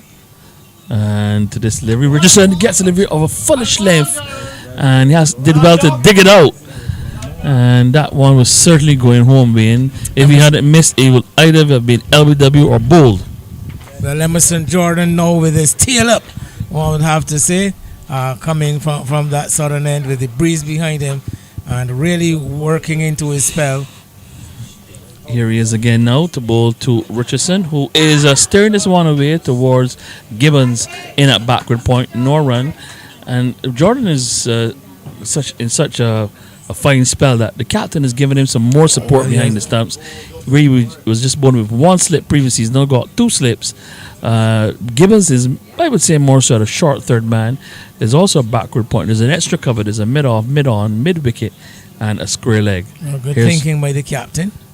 Jordan bowls to Richardson, who is playing defensively back up along the pitch. And we picked up by the field coming up from mid-on, no run. The end of over number 23. At the end of it, the Australians chasing 145 for victory. They're now 54 for 4 after 23. The Australians really now being tested for the first time in this competition, I would dare say. And Emerson Jordan defying his age, really working up a bit of pace and also showing his class. He would have been a bowler who excelled at playing for Barbados at the highest level in the region and really showing that the kind of stuff that he is made of here. And a terror for local batsmen too. Like you. Here is O'Reilly playing the ball away into the offside, just wide of Jordan in at that short cover position, and he'll get a single. That would take him up to 23 and total up to 55 for 4. Well, fortunately, I guess you would say for me, when I was playing at first division level, Emerson Jordan was actually playing intermediate cricket for Dover. Fortunate for you, It was yes. only Fortunate. one side. As a matter of fact, he only decided to play first division cricket when I finished. I see. Okay. Those are facts, Woody. Those are facts. Coincidence. That's coincidental. It's a fact. Here is Richardson coming onto the front foot to delivery from Matara and push it onto the offside, no run. Matara into a very steady spell here from the northern or pavilion end. 55 for 4 it is now, the Australians, as Matara bowls, and this one bounced a little bit awkwardly on Richardson as he played forward. I didn't have to stand up straight and tall and defend, no run. Actually, Woody, my only interaction with Emerson Jordan on the cricket field was on the same side as Emerson Jordan. I kept wicket to Emerson Jordan. I'll tell you a story after this delivery.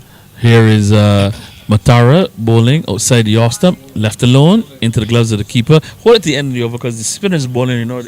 He and Matara is getting through his overs pretty quickly as he continues bowling around the wicket. The left arm spinner to Richardson, who's down the pitch and drives out to extra cover. Bruce giving chase. They'll get one. They'll come back for the second, and Bruce hurls a return into the bowler's end. So 2 decent runs there for Richardson to get him off the mark and take Australia up to 57 for 4. We've just got 1 delivery left in the 24th over. At the end of 24 overs, the West Indies Masters were 66 for 4. So just a differential of 9. The delivery which beats the batsman as he goes onto the back foot, edges it past Lawrence the keeper, chase on for the slip fielder, and underarm return comes into the bowler to the keeper's end. 2 more runs for Richardson. He's now up to 4. And at the end of the over, the Australians now 59 for 4. 24 overs gone. So after 24, the West Indies Masters were 66 for 4, and after 24, the Australians are 59 for 4, a difference of 7 runs. Well, yes, very much so, Woody. So yes, there it was.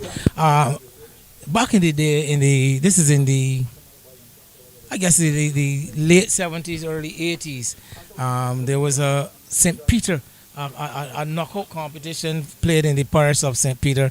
Emerson Jordan is a man originally from the north. I was playing as a guest player in a team to whom I had been invited, and there I was the wicket keeper, and Emerson Jordan never came off a long run throughout his career.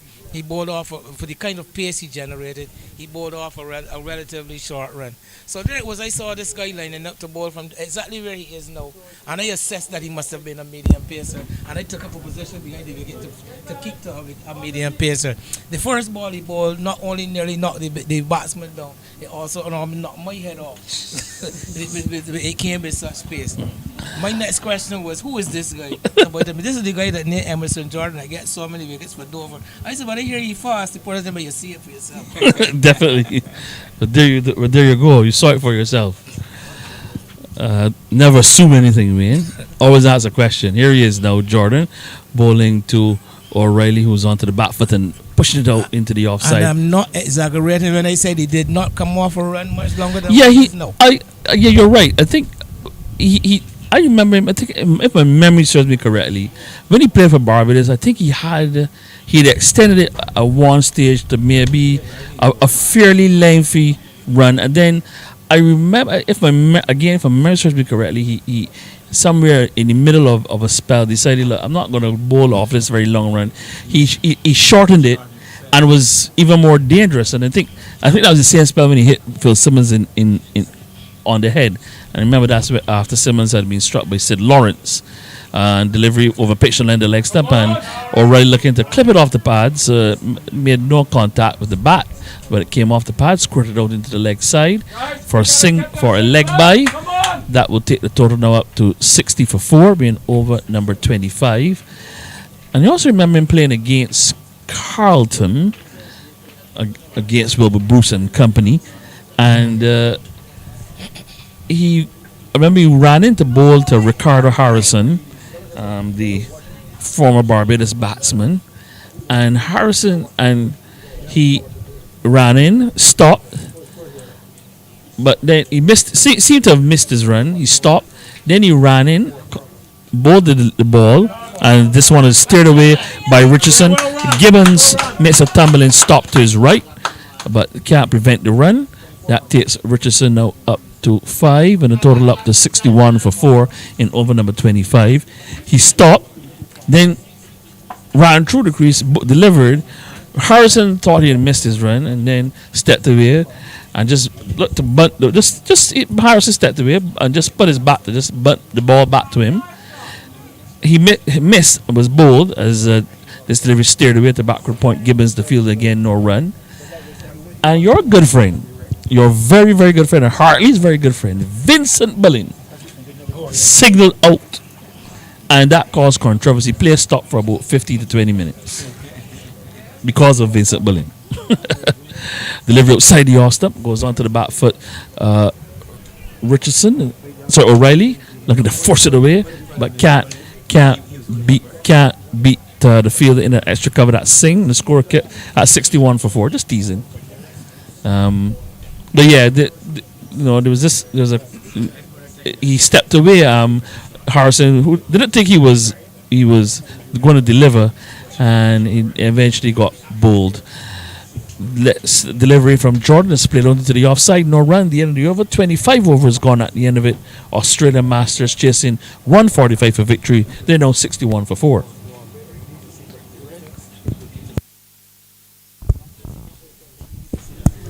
Right, so again, this game, if you can provide me with the equation. A little tighter now, a little tighter. After 25 overs, the West Indies Masters, they were 65 for 6. Australian Masters are 66 for 5, the West Indies Masters. And after the 25th over, the Australian Masters are 61 for 4. 61 for 4, West Indies, obviously, of course. More runs, but one wicket to more. The good. Yeah. 1 wicket to the good. So once again, neck and neck battle. If we were talking horse racing, but very important session of play here. The West Indies innings did recover through a 7th wicket partnership, and the Australians hoping that recovery partnership would be this one. Yeah, can start here at the moment. Well, they have so far added just 7. So, yeah. Still got a long way to go. They've been there for a while this year, just adding the 7 runs. Not really. Just 2 overs and 4 balls, really. Seems a bit longer. This is big man cricket, and so that's why. Here is Matara now bowling to Richardson, who's onto the back foot and forcing the ball away out towards the fielder in the cover region, and there's no run. Score remains at 61 for 4 in over number 26. Being bowled by Matara as he's in again around the wicket. And he wrapped on the pad. There's a appeal for leg before. Not out, says the umpire. Just outside the line of the off stump, I would suggest. Delivery pitched outside the off stump. He was maybe looking to go through the offside. Missed the line, missed the length, and was struck on the pad. Perhaps outside the off stump. I would say definitely struck. The impact was outside the off stump. The batter getting in a stride. The importance of getting that stride in. Here is Matara bowling on the line of the off stump, forcing the batsman onto the back foot. He was looking to play it away into the offside, but only straight as far as Jordan in at that short cover position. Here is Matara now on his way in again, bowls to Richardson, who's moving down the pitch, and when he gets there, offers the pad, and it goes away into the offside, and they will go through for what should be a leg by, but it might have gone on an inside edge, it would seem. Yeah, suggested he got an inside edge. There's no signal from the umpire, so another run there for Richardson, who's now 6. O'Reilly's now 23, comes into strike, 62 for 4. And O'Reilly is forward and back and playing the ball square into the offside, can't score. Fielder is Harris, who comes up and no run. It remains at 62 for 4. Final delivery of over number 26 about to be delivered as Matara around the wicket, bowls now to O'Reilly, who's down the pitch and drives to Husbands, who comes trotting in off the long arm boundary, sends an underarm return to Matara. Just one run that takes O'Reilly up to 24.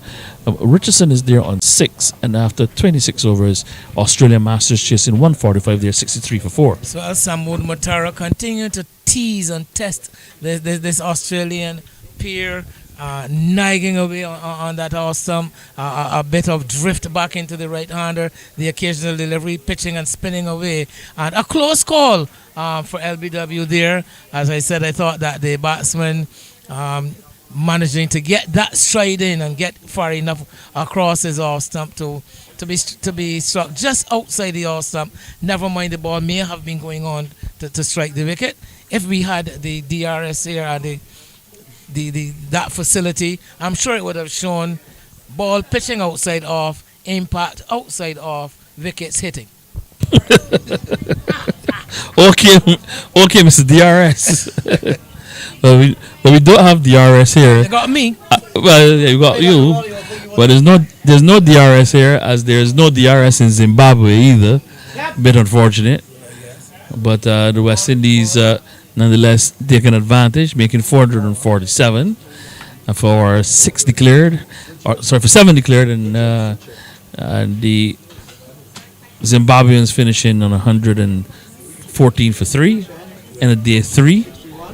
So the West Indies at the moment bossing that test match in Bulawayo. Despite the loss of, I guess altogether, almost a whole day's play. That's right. Yes, it's a whole day's play because there was only 89 overs over the first 2 days. Okay. So that gives you practically a day. 90 overs in a day. Correct. And West Indies have been able to advance their cause. It'll be interesting to see how the first innings response from Zimbabwe turns out to be, because I think that may well decide the fate of the game. That's right. So it will be Suchan to bowl from the Woodburn Road end, and this first delivery is played away into the offside by O'Reilly. He's on Jordan 24. given a bit of a break. Yep. Oh. Jordan bowling 6 overs, 3 maidens, 1 for 7. Suchan bowls and O'Reilly goes into the offside again, but straight to the field of Singh, and it remains at 63 for 4. Suchan used to bowl a bit of seam boy, as they would say, for Trinidad and Tobago years ago. Back in the day. Yeah, back in the day. Here he is now. And this one is pulled away through short ball, pulled away through mid wicket. Harris, the fielder, coming in off the boundary. Just a single there for O'Reilly, who now moves to 25 and takes the total up to 64 for 4 in over number 27. What I was going to suggest, that Suchan bowling the same seam up here. It's just that he's coming off 2 steps. He doesn't have the amount of the pace that he had back then. Yes. And it wasn't like he had a great pace either. Right. But he certainly... So he's now bowling slower. Yes. Slow medium. Hilarious. This one giving some air. The batsman slightly deceived by the flight as he was coming onto the front. Maybe looking to play into the onside, coming off the pad. Fortunately, to spin that last delivery. No, 64 for 4. Suchan again now bowls to Richardson, who pushes into the offside, straight to the fielder. Singh can't score. Just 1 run from the over so far. Let's see if he can finish it strong. Richard Suchan, as the umpire again has to go and put the bails back on. Just have a strong gale blowing across the ground. Suchan bowls and lend the leg start. That's look at the plate into the onside. Comes off the pad. No run conceded. So just the 1 run there from that over from Suchan. And at the end of it, The Australian Masters chasing 145 for victory. They're 64 for 4 with O'Reilly there on 25 and Richardson on 6. Well, good work by Sushan, because one might have thought that with the change from the pace of Emerson Jordan and the examination that he had been given, the batsman, that they might have been a bit reprieved with the introduction of Richard Sushan, but he has managed to keep it just as tight and keep the scoring down, importantly, while Jordan recharges his batteries. I'm sure that he'll be back for a final burst sometime later in the innings.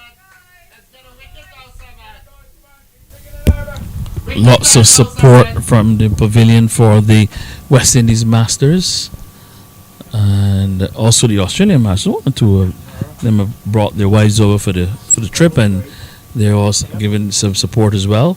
Matara will continue from the pavilion end. He's in and bowling, and this one missed by O'Reilly. He was looking to pull it through mid-wicket, and it defeated him and also defeated the keeper and also O'Reilly, and they go through for 2 byes. The keeper thought that it was such a good delivery that it would have gone on to hit the stumps. As O'Reilly attempted to pull, missed, played over the top of it, but the ball went past Lawrence and turned out to be 2 byes. Hartley would tell you the keeper guilty of getting up too early on that occasion. And you would know, you're a top keeper in your day, as Matara bowls, and he is bowled. The off stump struck by Matara. There was O'Reilly using his feet, getting on the pitch to deliver, looking to hit it through the offside, deceived by the flight, and having his off stump struck. And so Australia lose now their 5th wicket in over number 28. They're now 66 for 5. O'Reilly bowled by Matara for 25. Excellent stuff from Samad Mutara, as I mentioned earlier, teasing these Australian batsmen, and with his different variations of pace and drift, and this time the batsman playing inside the line of the delivery that pitched and straightened somewhat, and taking the off stump. I was here thinking to myself, had he been able to get that front pad forward and got that ball striking the pad, that is the exact delivery that the umpire would have had to say not out to, although the ball is hitting this would be hitting the stumps. So another good delivery there from Matara, who's now, let's have a quick look at his bowling figures. Matara, he's bowled 7 overs and 2 balls, no maidens, and has taken 2 for 19. Amin has bowled 4 overs, 1 maiden, none for 7. Boyk 4 overs, no maidens, 1 for 9. Husbands 4 overs, 1 maiden, 1 for 8. Jordan 6 overs, 3 maidens, 1 for 7. Singh 1 overs, no maidens, none for 11.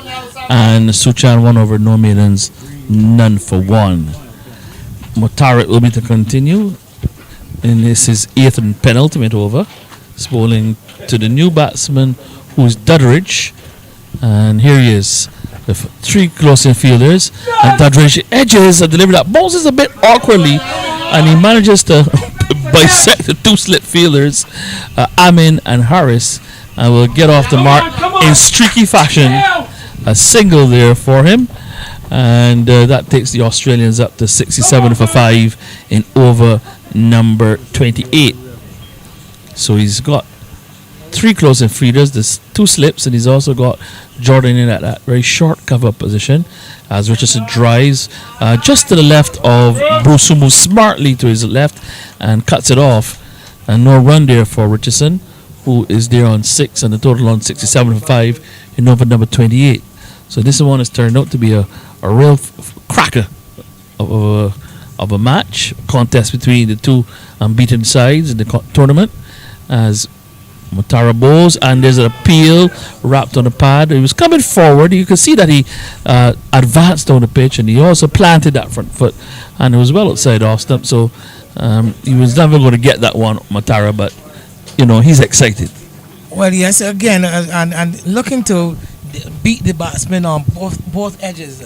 That has been the quality of his bowling. The main is that he's been able to beat the batsman on either side of the bat. Coming onto the front foot again, Richardson, the ball taking a pad and going away into the offside, but nothing. Even though there was a bit of an umpire appeal to the umpire, that was never going to be given. The end of the over, at the end of it, it's 67 for 5. Dudridge is there on 1. Richardson is on 6. And now we've had 28 overs. At the end of the 28th over, the West Indies were ahead, but they also lost 1 wicket more. They were 76 for 6 West Indies when they batted after 28 overs. The Australians are slightly behind, but they've got a wicket in their hand. Well, and Matara delivering the very important wicket of Peter O'Reilly, because he was the set batsman at the wicket. And to dismiss him now means that the Australians will basically have to reset with two new, well, one batsman relatively new, one genuinely new to the wicket, and with Matara just having that one more over to bowl. I think this may be a period that the Australians may just be seeking to survive. Here is Suchan bowling now to Dudridge, who's a dragging the delivery from outside the off stump into the onside, picked up by Husbands moving around to his left from square leg, and no run conceded. 67 for 5. Suchan bowls, slightly quicker delivery, and also seemed to just seam away as well to maybe a tempted out swinger, and on the line of the leg stump, but turned away through mid wicket for a run by Dudridge. He's now 2. It's 68 for 5 in over number 29. Suchan giving this one some air, and Richardson drives to long off. The fielder lopes in off the boundaries, and the arms is returned in. That will take Richardson now to 7, and the total up to 69 for 5. As Dudridge comes down and does a bit of repairs to the pitch, does a bit of gardening, a bit of loose turf, pulls on the gloves and take up his stance now. Here he is now, waiting for Suchan, who bowls again slightly quicker delivery and stared away.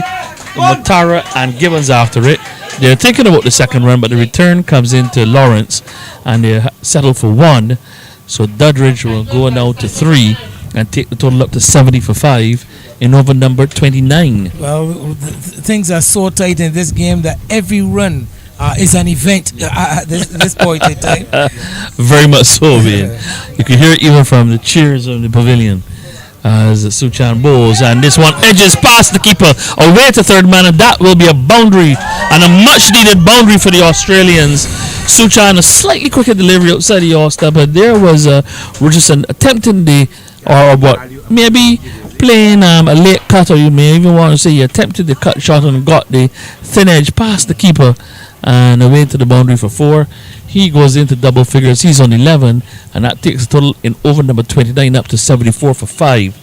And that will certainly ease some of the tension in the pavilion among the Australians. Actually, the bowler doing nothing wrong whatsoever, and still having to be penalized with a boundary. A good delivery now on a bang on middle stump, and can only defend Richardson into the onside, where it's fielded by Bruce. No run. End of the over, 29 overs gone, 74 for 5. It means that the Australians, let's tell you the equation, they need 71 in 16 overs with 5 wickets remaining, and that required run rate now up to 4.44 and over. And a very interesting take. It was around this point that the repair job, that recovery partnership between Zamin Amin and Richard Suchan basically commenced. Yes, took root around the stage, yeah. So it is a very important stage of the innings, and it will be. We would like to see now how the Australians respond in their hour of crisis. Well, at similar stage after 29 overs, the West Indies Masters were 83 for 6. Here's Matara, his final over, bowling now on bang on the line on middle stump, but Dudridge doing well to just tuck it off the pads and away towards mid wicket for a run. He's on to 3, and the total up to 4. He's up to 4, and the total up to 75 for 5. Just the 1 run, first ball. Matara bowls to Richardson, who drives it out into the offside for another run. He now moves to 12 and a total up to 76 for 5 in the 30th over. Well, and final over from Samad Motara, who has had quite an influence on this match. Really, especially since he's come back for a second spell from the northern end, and has really been able to keep the Australian batsmen in check, and has constantly been a threat also. Well, he's made some adjustments to his field. He's taken up one of the slips and he's put that field in at a short square leg position. Let's see what he'll do. Bowling to Dudridge, who is coming forward and just reaching for a delivery, and ball maybe taking him on the pad, slightly obscured from my position here in the pavilion. 76 for 5. Here is Matara bowling now to Dudridge, who's coming across the line of the off stump and clipping the ball away through mid wicket for a run to take him now on to 5 and a total up to 77 for 5 in over number 30. 2 balls remain. Dudridge with a rather low crouch on the bat.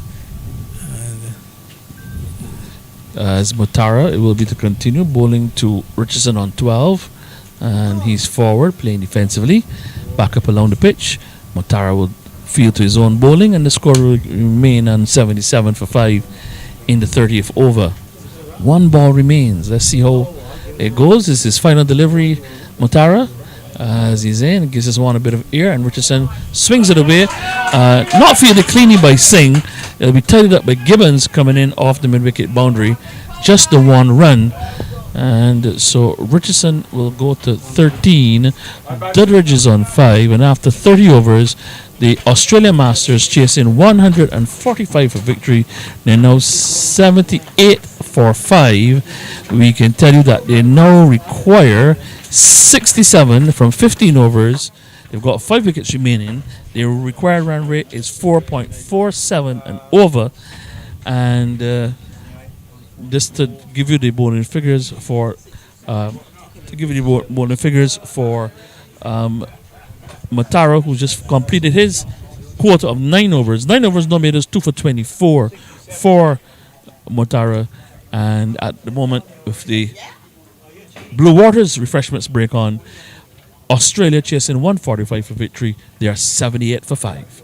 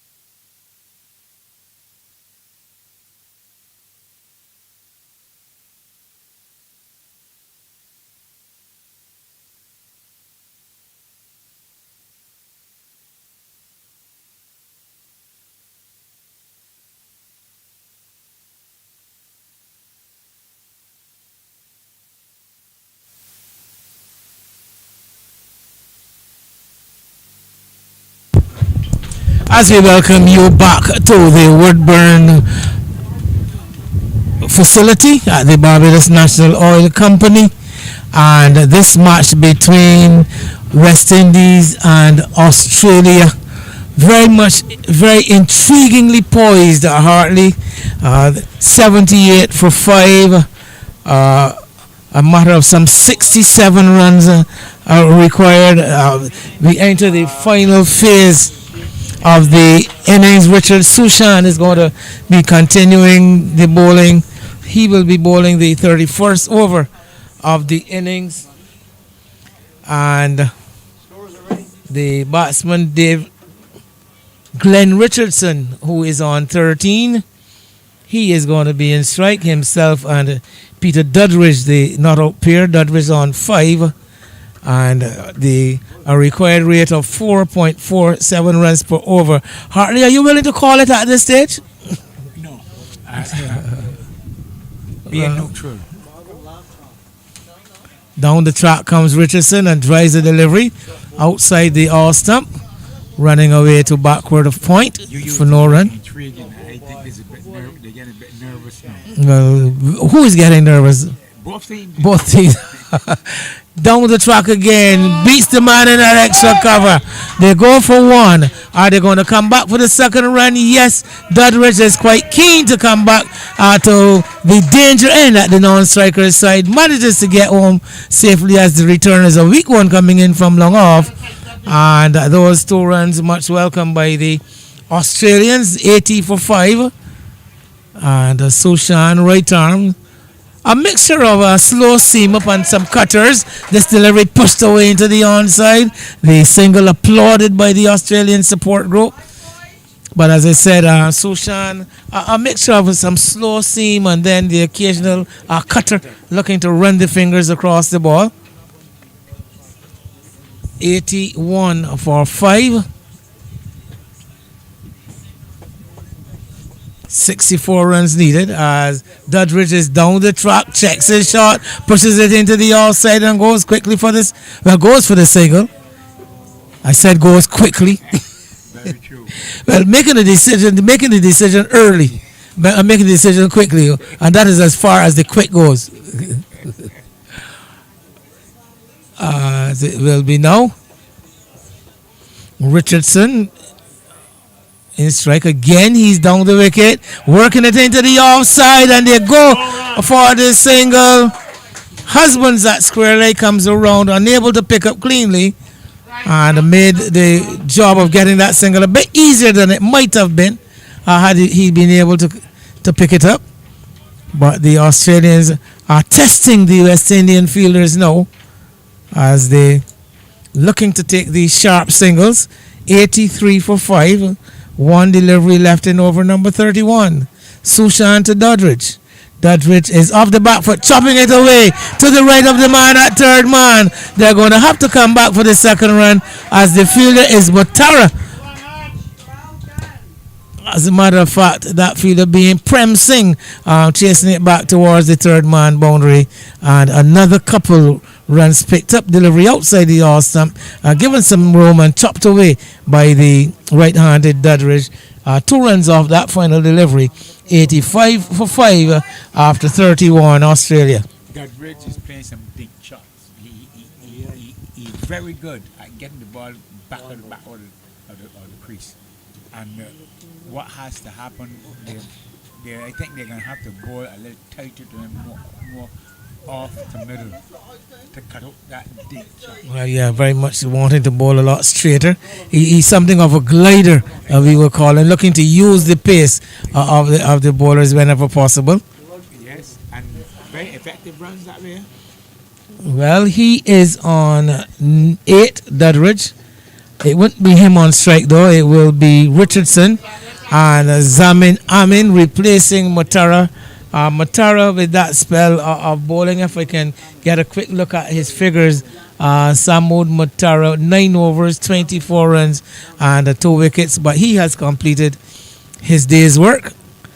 And now it's going to be Zamin Amin who actually started the bowling from the southern end, who will return to the attack. I'm in 4 overs for 7 runs with a maiden in that first spell. And here he is, left arm around the wicket to bowl to Richardson. And Richardson is coming forward, looking to pierce that gap between the bowler and the fielder there at short extra cover. Amin is around to his right to field. There is no run. As this delivery on the leg stump, looking to turn it away into the onside is Richardson. Gets himself tied up a bit. And the ball ending up just in front of him. I think off the thigh pad, I believe. As the bowler now from this northern end. The short delivery pulled up to the fielder there at short mid-wicket. Did that ball carry full to the fielder? It was slightly blocked by the bowler and the non-striker. So a catch, a chance missed by Captain Singh as this delivery chopped away behind point, goes for the quick single. Boyk, who is back on the field, sends an underhand return, whips an underarm return to the keeper. So chance for dismissal in that over, gone begging. A bit sharp. Yes, it was struck quite well, straight to him, but ball travelling quite quickly. As Amin is in to bowl, and actually on the verge of an appeal there is the bowler Amin, as Dudridge gets his front pad in front of middle stump and then at the last moment flicks the ball out to square leg. Driven straight through Singh at that short mid-wicket position, and allowing for a single, allowing the batsman to change ends once again at the end of the 32nd over. The Australians looking for a partnership. This one now worth 21, and as I mentioned earlier to Woody, I think Hartley, it was around this juncture of the innings that the West Indies were able to build that recovery partnership between Amin and Sushan. What we are seeing here now is the leadership, because if the captain continues to mislead like that, the players cannot shout at him to get, so they are going to start to get edgy. And we have the captain has to tighten up, because for some reason he's like magnet. The ball is going to him all the time and he's misleading each one. Well, at the end of the 32nd over, Australia 87 for 5. West Indies at this stage 92 for 6.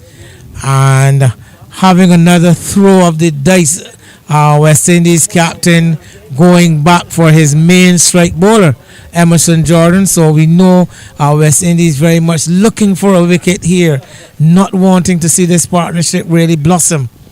It is at this stage that this will decide the future of the game. Well, Jordan coming back for his second spell. And starts with an excellent delivery, almost turning Dudridge inside out. The ball starting around leg stump, swinging towards the off, and Dudridge getting something of a leading edge. This time Jordan is down the leg side again, looking to start this outswinger around the leg stump, looking as I said to open the batsman up. In his first spell, the first ball was down the leg side of wide. Now that his second spell, his second ball. Well, here he is bowling a wide, 87 for 5. Jordan to bowl to Dudridge, and Dudridge is playing a check defensive shot, getting it away square on the onside. The low shot of no coming from Richardson at the non-striker's end as the ball travels straight up to the fielder there.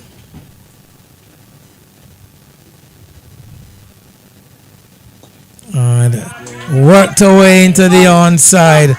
Nice flowing on drive played by Dudridge that time, and The fielder Anthony Boyd chasing back and sending his return up to the non-striker's end. So two good runs by Dudridge. Nice looking on drive. Everything was pleasant in that shot.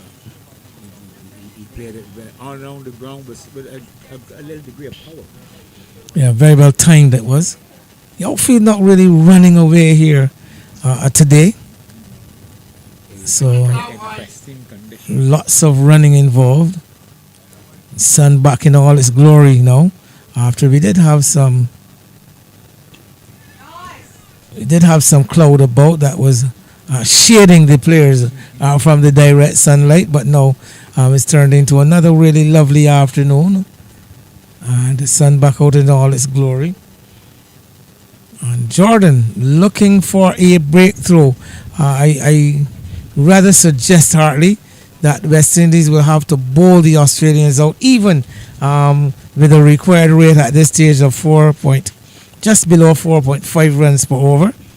Oh yes, they cannot depend on restricting and getting them to the overs. They must get wickets. 2 wickets pretty soon, and Australia will panic.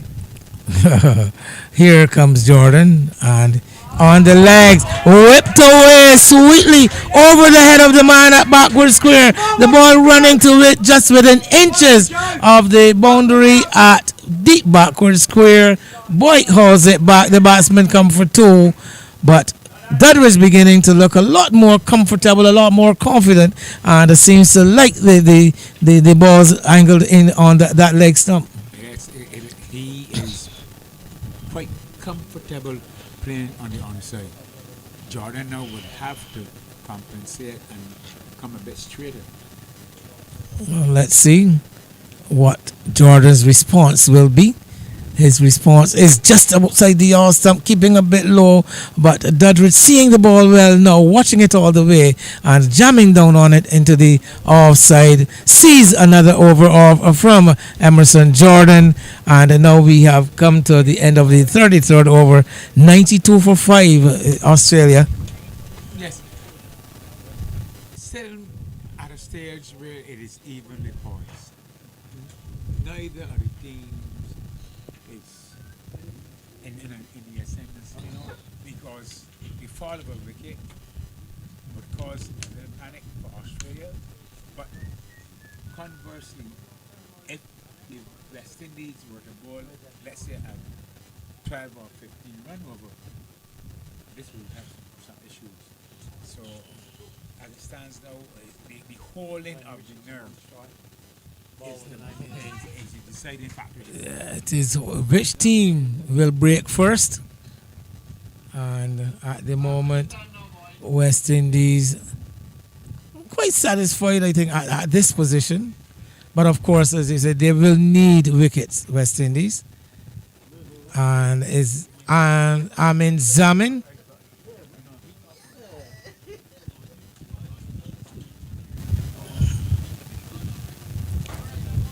now. I can't stand there. Uh-huh. Sorry, I can't stand there.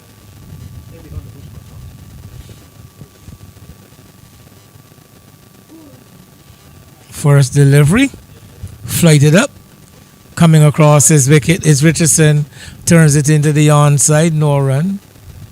Continue to look at the field, so because sometimes hardly the field set can give you an idea of the thinking of the fielding team.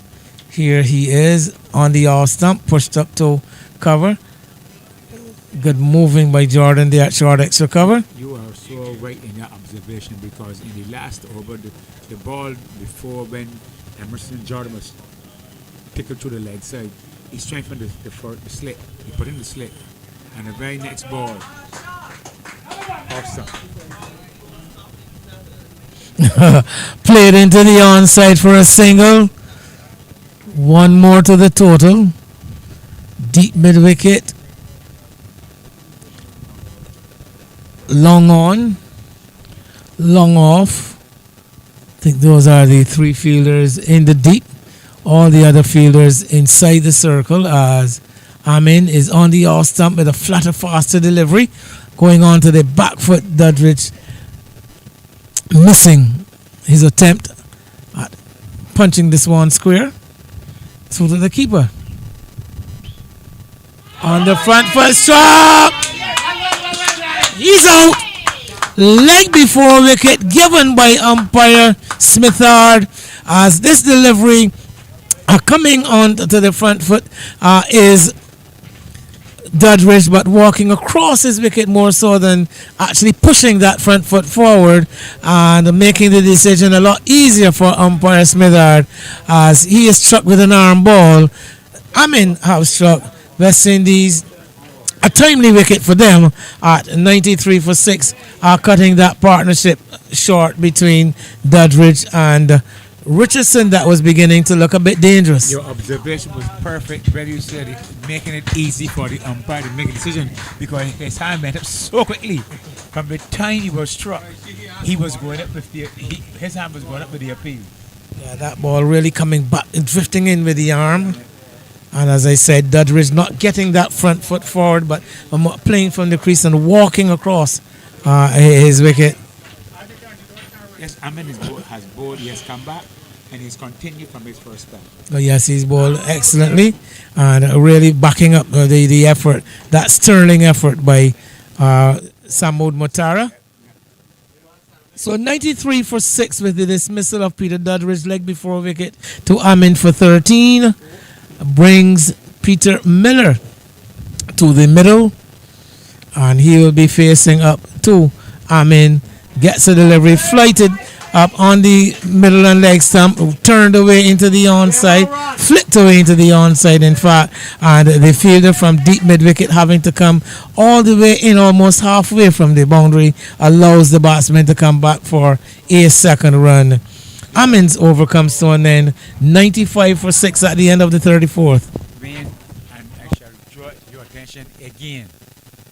With this kind of steady, accurate bowling attack, that fielder that is there, trying, as if he's rocking a camouflage in the green, there's no need for him to go there.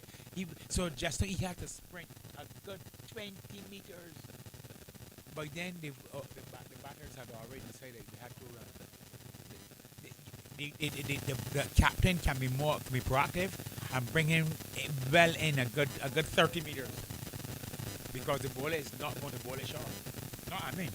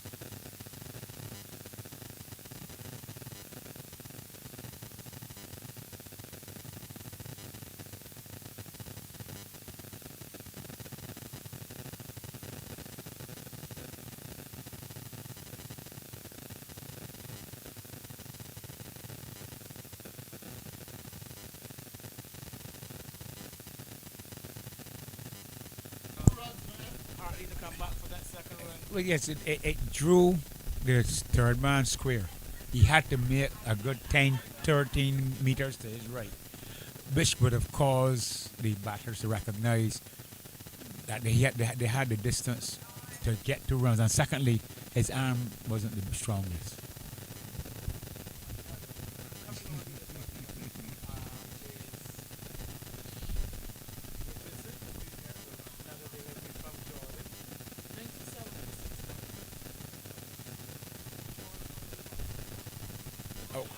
Oh! Sound, I heard something.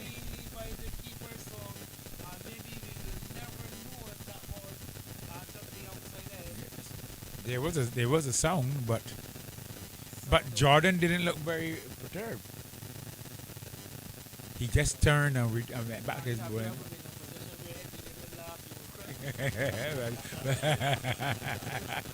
Oh, I shall concede that one.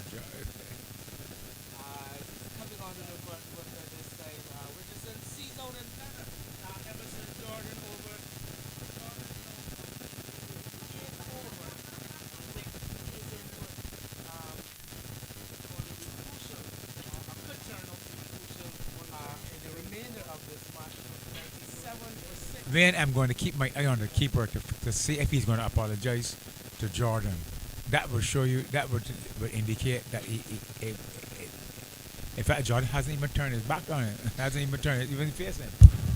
As 97 for 6 after 35 overs. Australia, just to remind that they target 145 in 45 overs, so we have a matter of some 10 overs left. There are 48 runs required, and even I can calculate that that means a required rate of 4.8 runs per over. As Zamin Amin continuing his very good spell here from the northern end.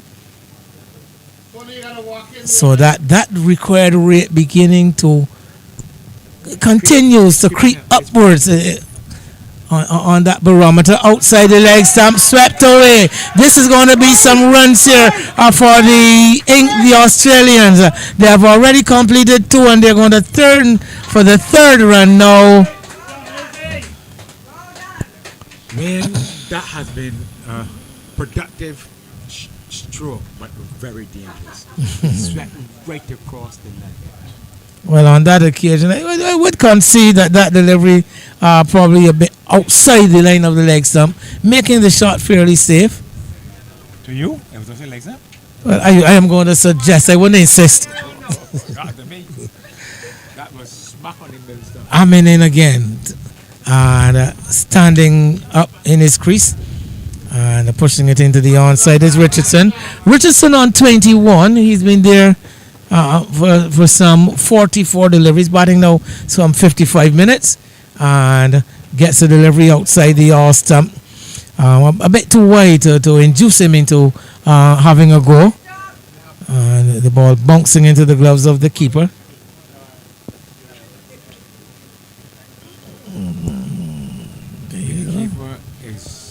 Anxious to me, he's snatching at the ball now. As this one is driven, not fielding cleanly to his own bowling is Amin, and allowing the batsman to switch ends once again. You're being a bit harsh. That was an excellent effort to reduce the curve pace of the ball. We're just about saying the same thing, just differently. Here comes Amin to bowl to this time Miller, and Miller is content to just bunt this delivery back along the pitch to the bowler, bringing the end to over number 36. That net run rate, we're going to keep an eye on that required run rate hardly from now on in, because it's 9 overs left, 44 runs required, 4.89 runs per over, the required rate. Yes, it is. It is at that stage now where the batting side will be asking the batters to be conscious and not let any balls pass, any dot balls, while the bowling side would be trying their best to restrict any kind of scoring possible. So this is at that stage now where the fat lady is about to sing at any stage, or she hasn't got. I've been warned that in today's world it might not be politically correct to say a fat lady. Oh, the pleasingly plump. Something like that.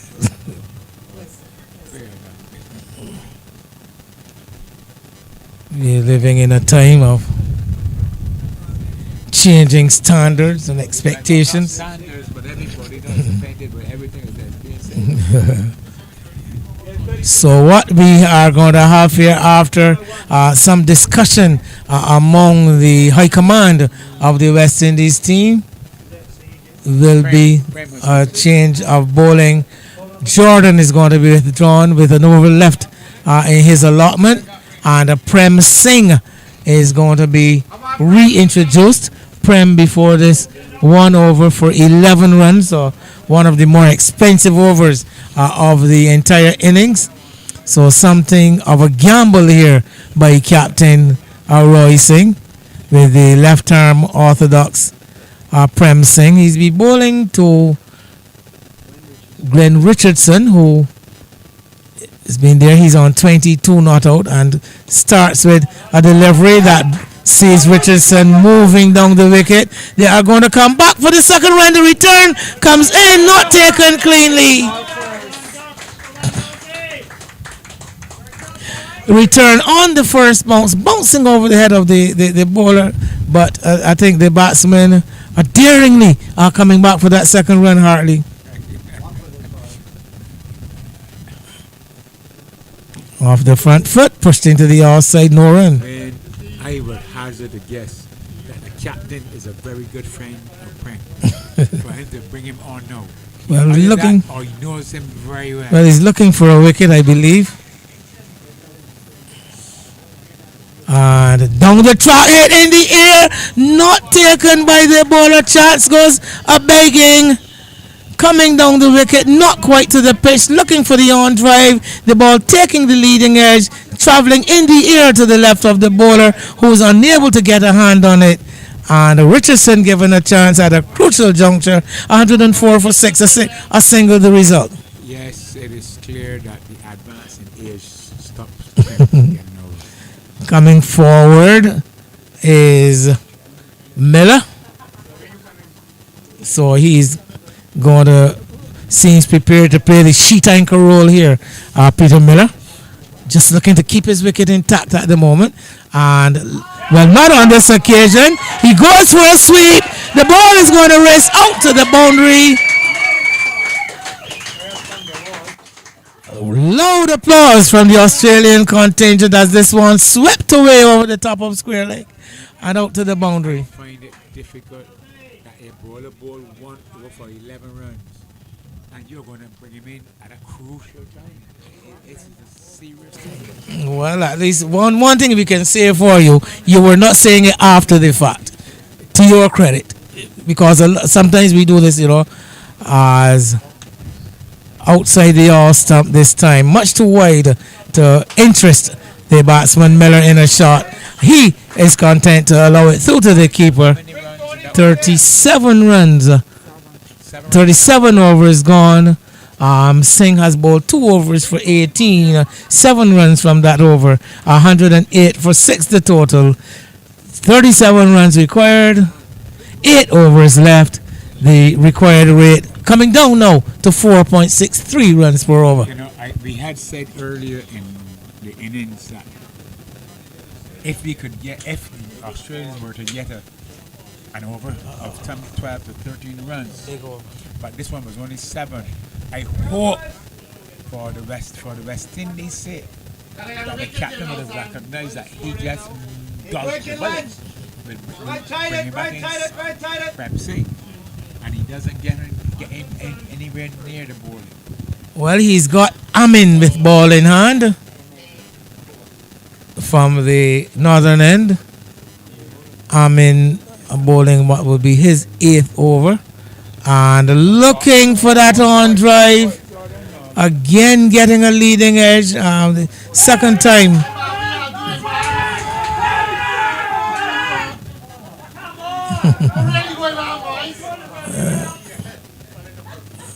All that rush you heard in the background was because there was an overthrow on offer. The only 2 people on the field who weren't realizing that was an overthrow were the 2 batsmen.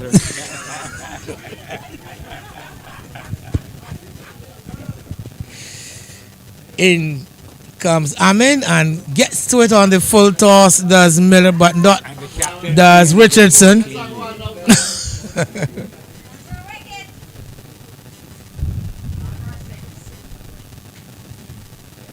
Amin outside the off stump, nudged away. Lovely fielding there by Jefferson Gibbons at backward point, throwing himself away to his left, and I think saving the side at least a run.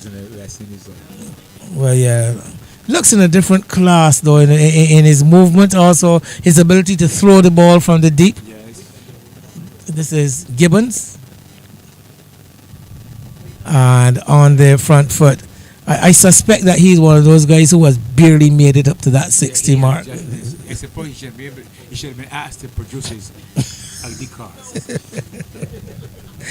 Looking in good shape though, Jefferson Gibbons. Faster delivery outside the awesome. Cut straight to the fielder. They go for the run and get it quite easily despite the return to the non-striker's end.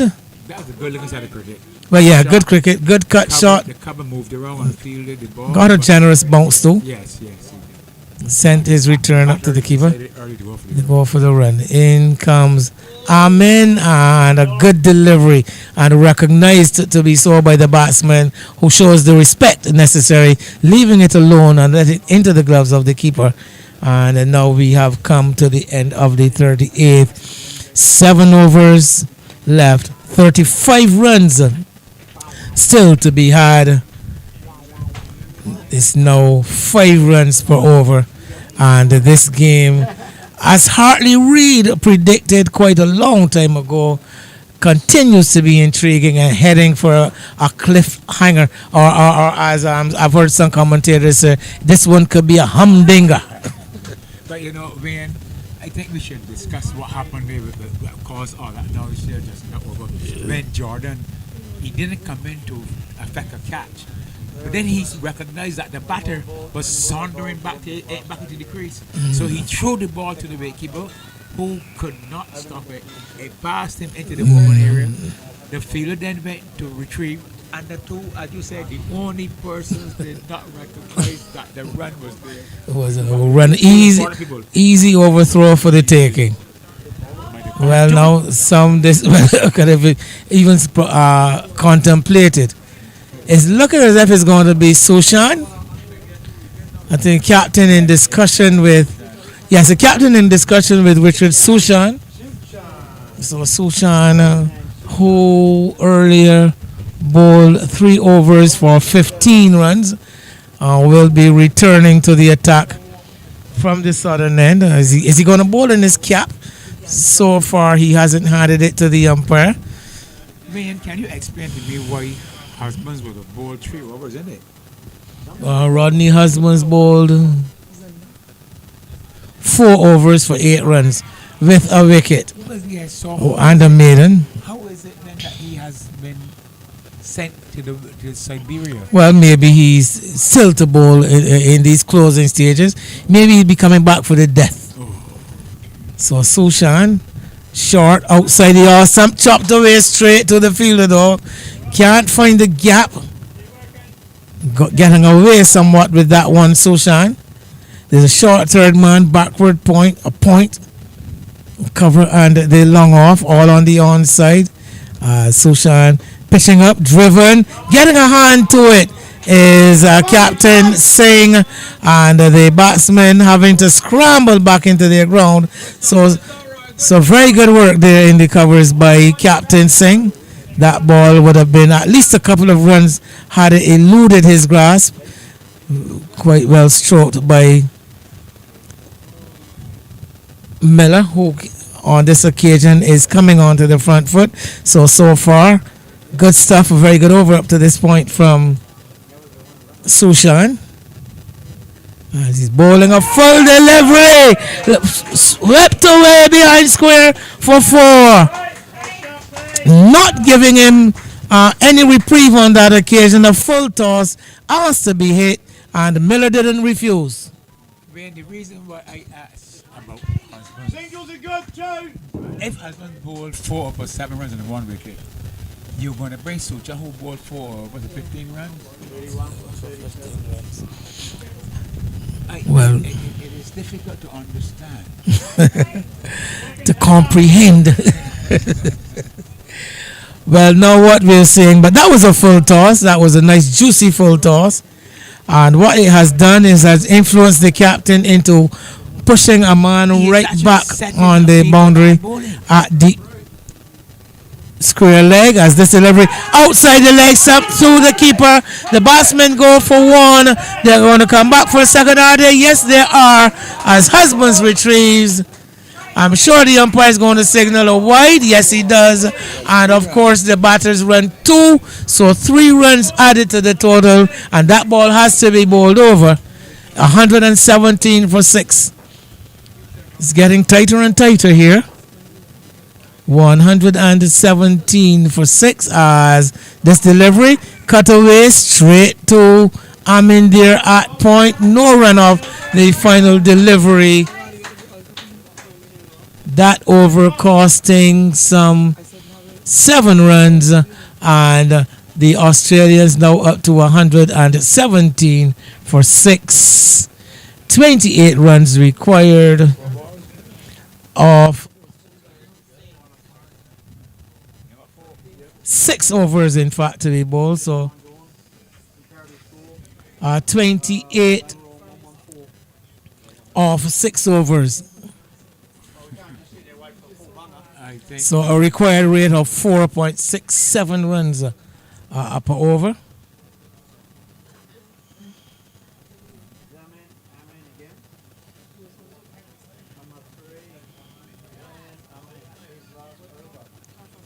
So this could be a quite critical 40th over.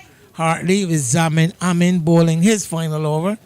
He has been quite a thorn in the side of the Australians.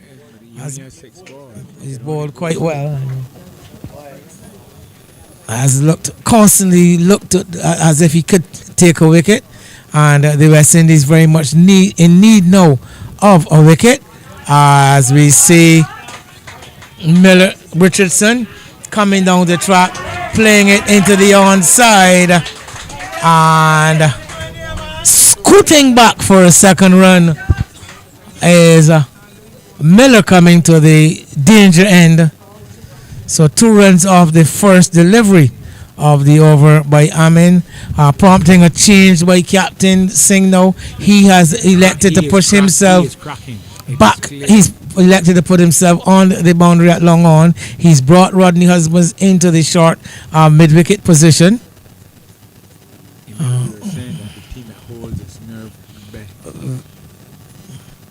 That's true. Floated up, pushed into the offside by Richardson. And quite notably not closing the face on this occasion, playing it with the full face of the bat. We did see him get the leading edge on a couple of occasions to similar deliveries.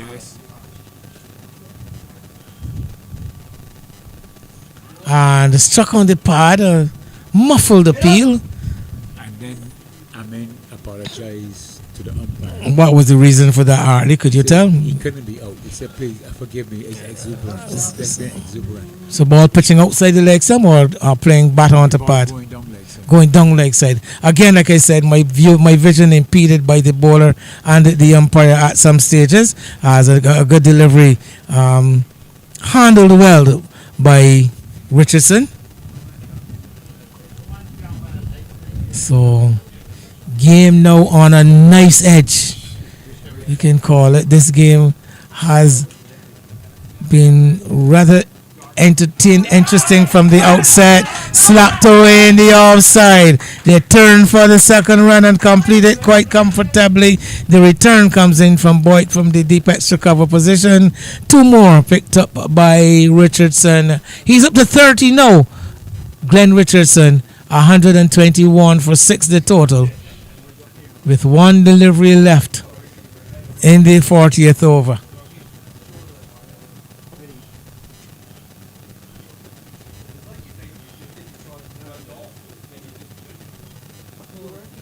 Played away into the onside. They go quickly for one. I'm sure they're not going to chance the arm of Jefferson Gibbons coming in from deep mid-wicket. They are quite satisfied to take that single of the final delivery of the 40th over.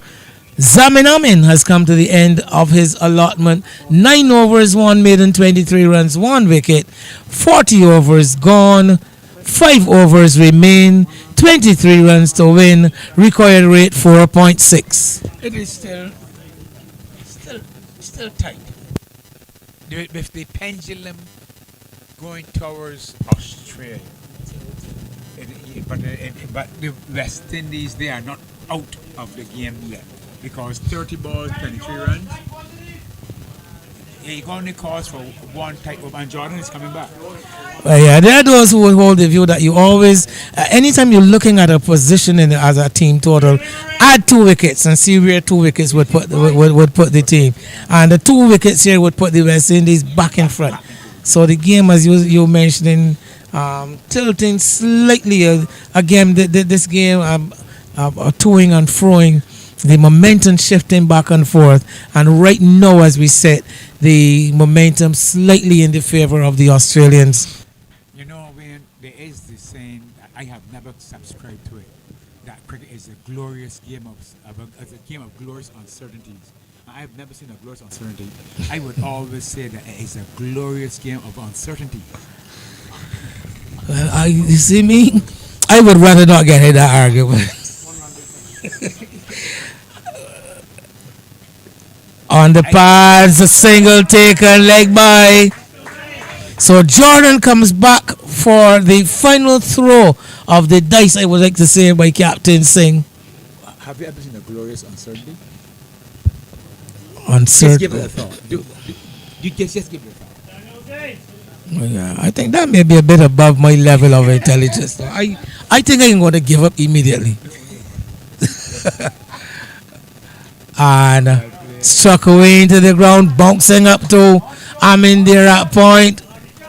No run. Emerson Jordan. The West Indies looking for a wicket. Jordan turns at the far end, runs in towards us. Busy roadway behind him, reaching away outside the all stump is the batsman, and probably hoping to get a wide called. It is often amazing to see players objecting to not being given a wide. We don't understand what a wide is. As you will explain to us after this delivery, turned away down towards long leg. Coming back for the second run, Boyd sends his return.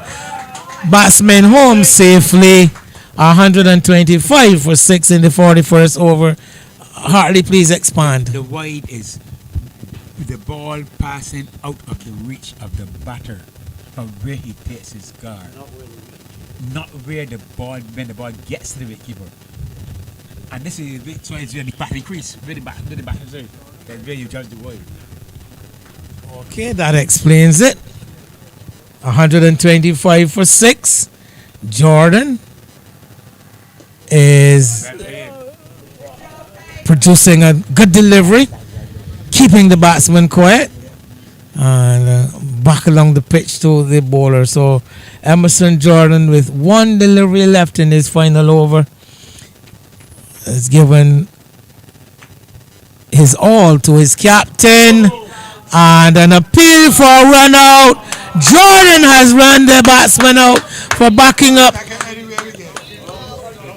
out of his crease, and Richardson backing up a bit too early out of his crease. Jordan removing the bails. Umpire Carrington left with no result than to uphold the decision of run out, and Richardson having to come back to the pavilion. Obviously, this is going to provoke quite a lot of discussion, and has actually led to already lots of discussion. Let's hear from our analyst, Hartley Reid. Ben, I have always been, because I'm a fully qualified umpire, I cannot understand how anybody can even be talking about that. It's a law in the game. It's a law. Do not cheat. If a batter is the non-striker and he wants to be out of the crease, he's cheating. So, simply put, when the fielding side runs him out, it must have been an argument. And again, as you quite correctly stated, this is very prevalent now. This is actually in the news. It has been. I don't know where they call it man chatting. It's yes, they spoiling man cat's name because don't know what they did. Well, as you mentioned, it is actually within the rules of the game. And honestly, though, my thinking on the matter is that, especially now in the limited overs game, where margins are fairly critical, a batsman taking an advantage by outside the leg stump or wide. So a batsman taking advantage by having a head start. Let's put it could be Couldn't describe it any better way. could be to the disadvantage of the fielding side, and I'll leave it at that. 126 for 7. The new batsman gone to the wicket is Dale Thornton.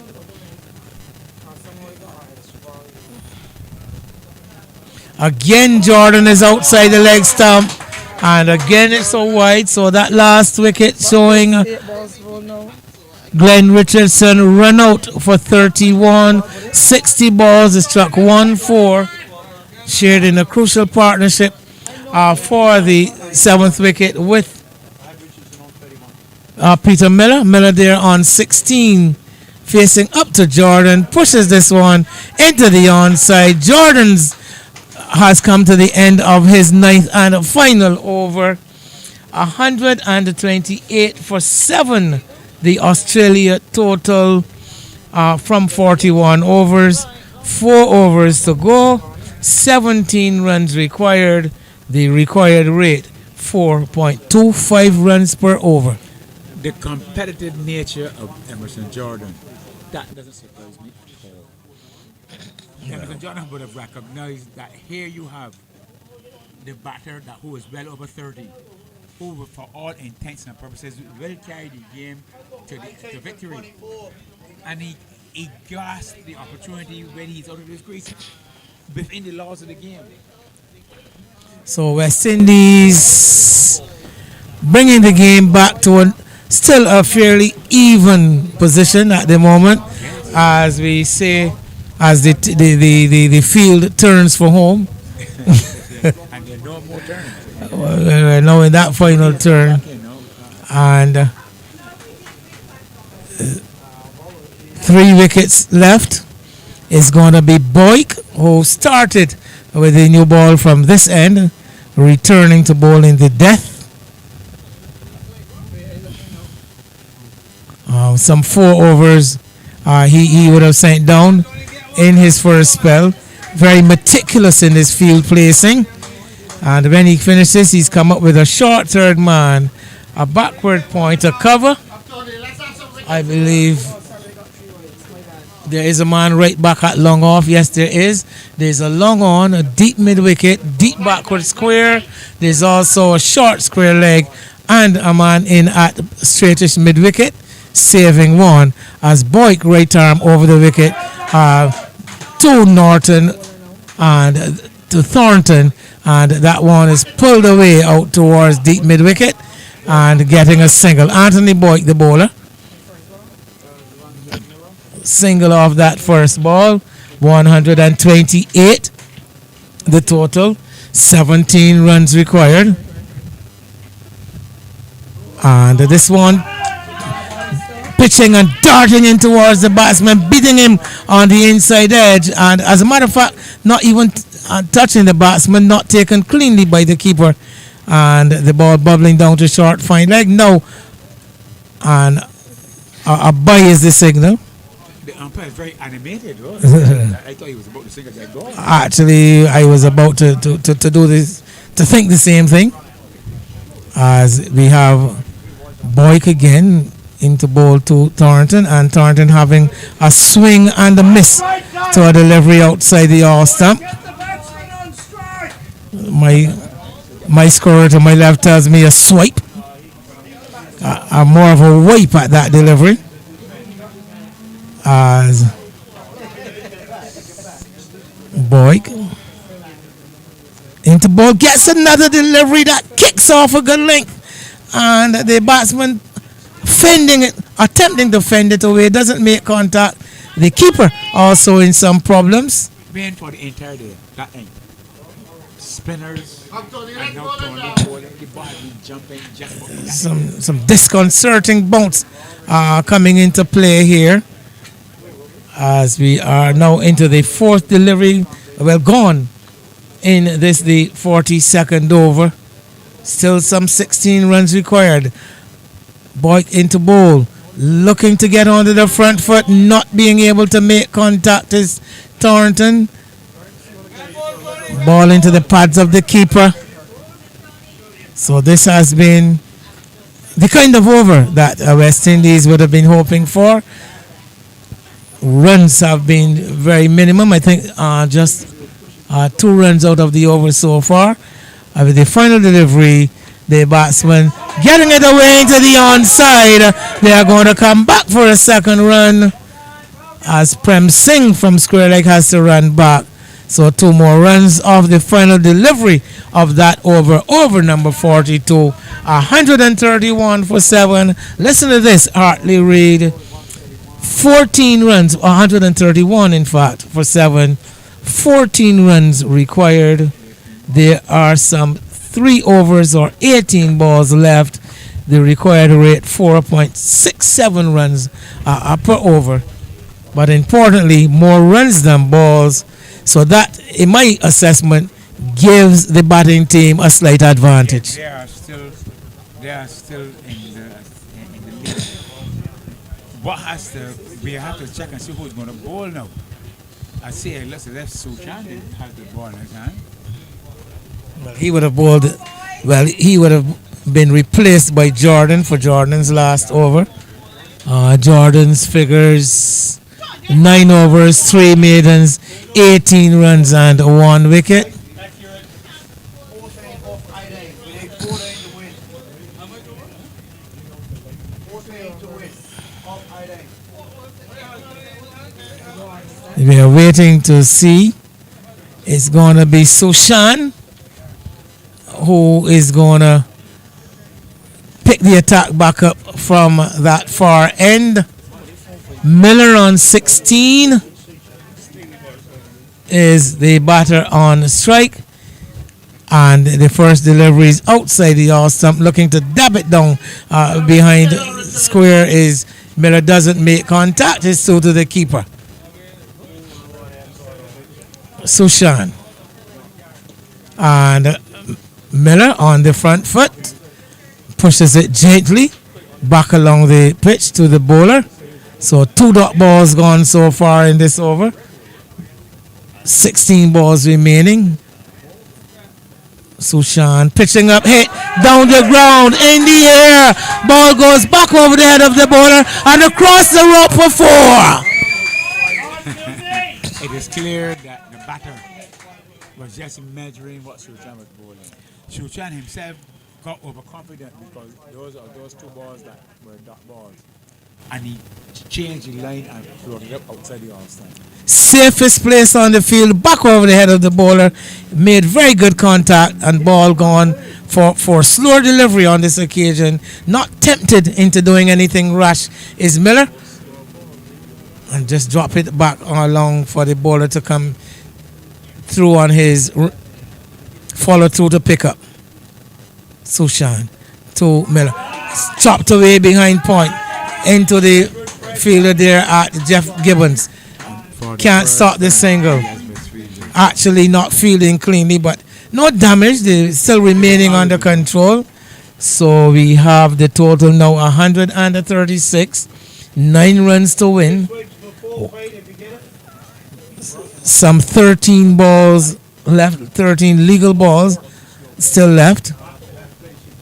As Thornton is running this one away square on the offside, and the batsman can't get through for 1. So Sushan finishes his over. It's 136 for 7. Miller is 21. He will have the strike at the start of the new over. Thornton is on 3. 9 runs required from 2 overs. 9 for 12. Well, I think we have stopped talking about 2 overs now. It is 9 runs from 12 balls. And this is where the this is the penultimate over, and it's this one that will tell you if it's going to be a close win or a devastating loss for West Indies. Because whoever bowls this, though Tony is back in. He has bowled well for this entire innings. Well, here he is. He's going to have to bowl just as well or better in this over. He's got this set batsman to bowl to, who is Peter Miller. Miller on 21 with some 3-4s. As a matter of fact, there have only been 5 boundaries struck in the innings, and Miller has struck 3 of them. Here he is facing it to Boyk, having a big swing, not making contact, and the ball again kicking from that good length. The keeper, Lawrence, opting to stand up.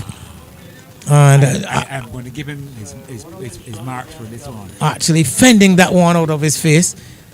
It might be dangerous to him, but what he has done, he has restricted the batter From, taking any liberties. well, yes, here he is.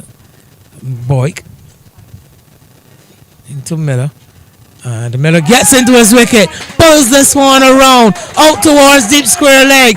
Gibbons is scooting around from his position at deep mid wicket, streaking across the boundary, sends a strong return. The man with the strongest arm on the field sends his return into the keeper's end, but importantly, 2 runs picked up, and Miller maintains the strike. He has retained the strike, and Gibbons has demonstrated he is the youngest of the 60s on the field. He sprinted around there and I wanted to see him. 138 for 7.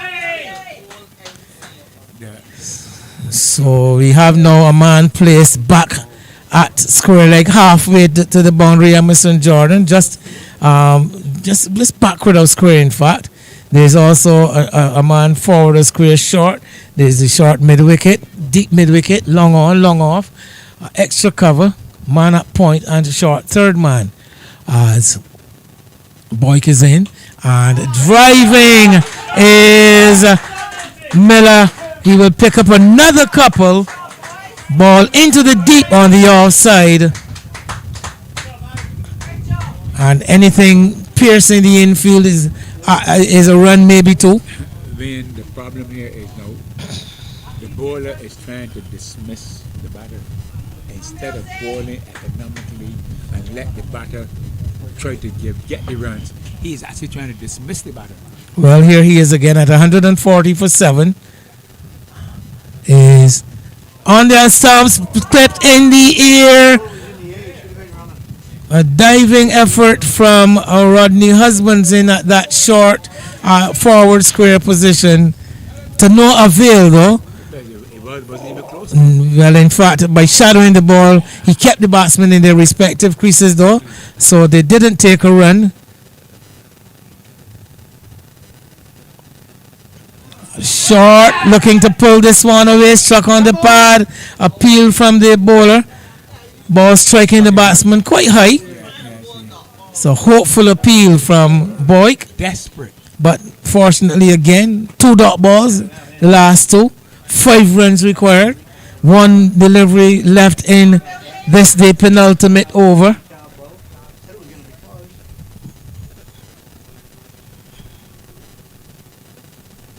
Outside the leg stump, looking for the sweep. The ball comes off the pad, runs down to short, fine leg. It's a wide, in fact, off the pad of the keeper. I thought it was off the pad of the batsman for a leg by. In fact, it was off the pad of the keeper. The batsman ran 1 for the wide, 2 runs to the total. Now it's down to just 3 runs required. A delivery left in this, still that 1 delivery left in the penultimate over.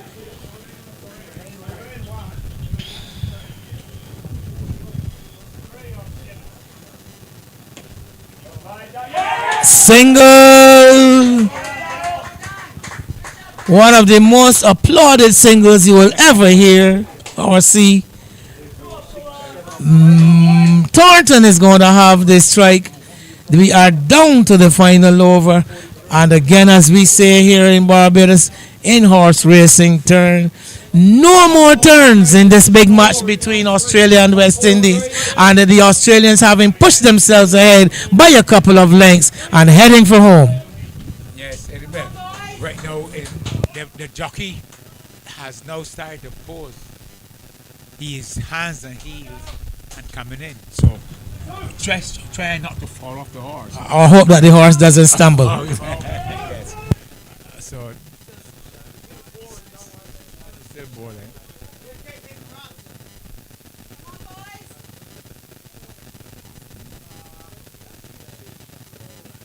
I am still he will still have when if you do an interview after you should ask him why he hasn't bowled husband because I just don't understand, the kind of spell that he delivered today.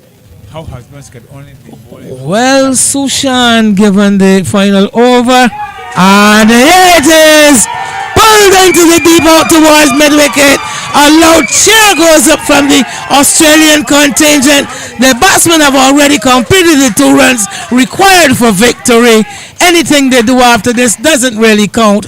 So Australia off the final delivery, the first delivery of the final over, crossed the line for a victory by 3 runs in a rather closely fought by 3 wickets in a rather closely fought and intriguing battle between the 2 unbeaten teams at the beginning of this match. There were 2, first there were 2, now there is only 1. It is befitting that for the 2 unbeaten teams that to get to the decider, the game should be like this. It went right down to the final over.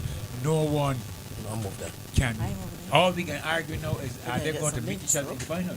Well, first of all, there's a big game coming up on Wednesday, a very crucial match, because what this has done we are taking it for granted that England won today.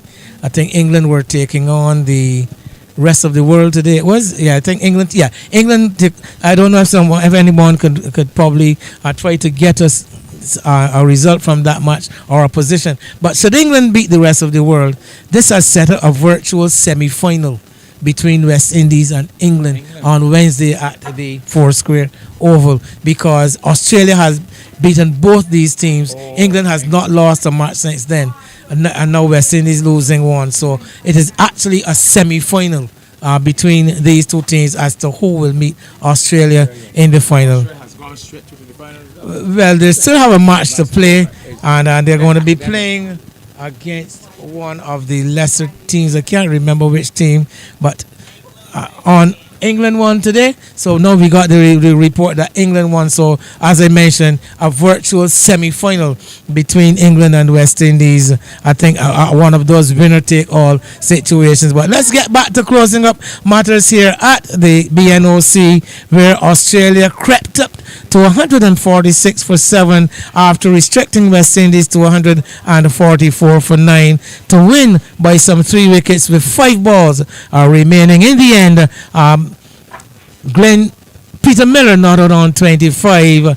The man striking the 146 for 7. They were chasing 145. Right, West Indies made 144 for 9. And we had Miller not out on 25. Thornton not out on 7, who saw the Australians home with Zamin. Looking at some of the bowling for West Indies, Zamin Amin 9 overs for 23 runs with a wicket. Anthony Boyd 6 overs for 19 runs also with a wicket. Samad Mutara, who bowled excellently, 2 wickets for 24 runs from 9 overs. Rodney Husbands 4 overs, 8 runs and a wicket. Emerson Jordan 9 overs, he bowled some 3 maidens, conceded 18 runs and got a wicket. Prem Singh 2 overs for 18, and Richard Sushan 5 overs and 1 ball for 30 runs. The extras read some 17, and running through the batting for Australia, Bugor 1, Eric Higgins 18, Peter O'Reilly 25, Kent Officer 7, Claude Orlando 2, Glenn Richardson 31, Peter Dudridge 13, and the not out pair Peter Miller 25 and Dale Thornton 7. Stuart Ridge, Sid DeMello, and Mike Riley didn't get to bat, and a victory to keep the Australians unbeaten at 146 for 7. We'll get the final words from our analyst, our Hartley Reid, and then we will go into a short break before we come back to you with the presentation ceremony. A very exciting game, a very low scoring game. The whole issue here is that, yeah, having said that, how exciting the game was, a low scoring game, but it was a game that neither team wanted to lose. So the West Indies side fought valiantly to defend that score of 144, and just a few errors in my view by the captain in how he bowled his bowlers would have caused the West Indies not to have prevailed as the victors. But having said that, Australia bowled exceptionally well when West Indies batted, and you can't. The cricket was the victor today, and that it was an entertaining game with both sides looking as if at some stage they would have won. So what we are going to have is a very good decision. So with that, Wayne, all we are going to say is that this cricket is that we were able to witness a very good game this evening for the entire day, and whoever held their nerve would have won, and Australia did that. So good evening to all until the next day.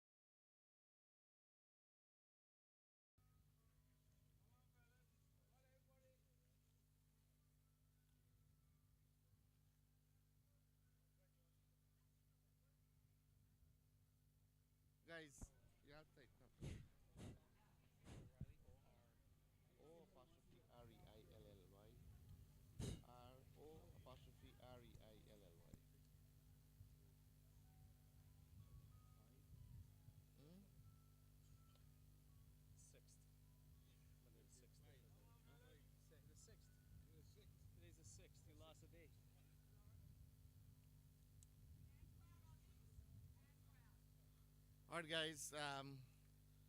Good afternoon, everyone. First of all, I'd like to congratulate the winning team, Australia, on a well-played match. It was a very thrilling victory. It was a very close encounter between the two top teams, and well-deserved so. And Australia held their nerve and came out on top. So congrats again, Australia. You guys. This was like probably a dress rehearsal. I don't know if we'll get a final, but congrats to the West Indian team. You guys did fairly well.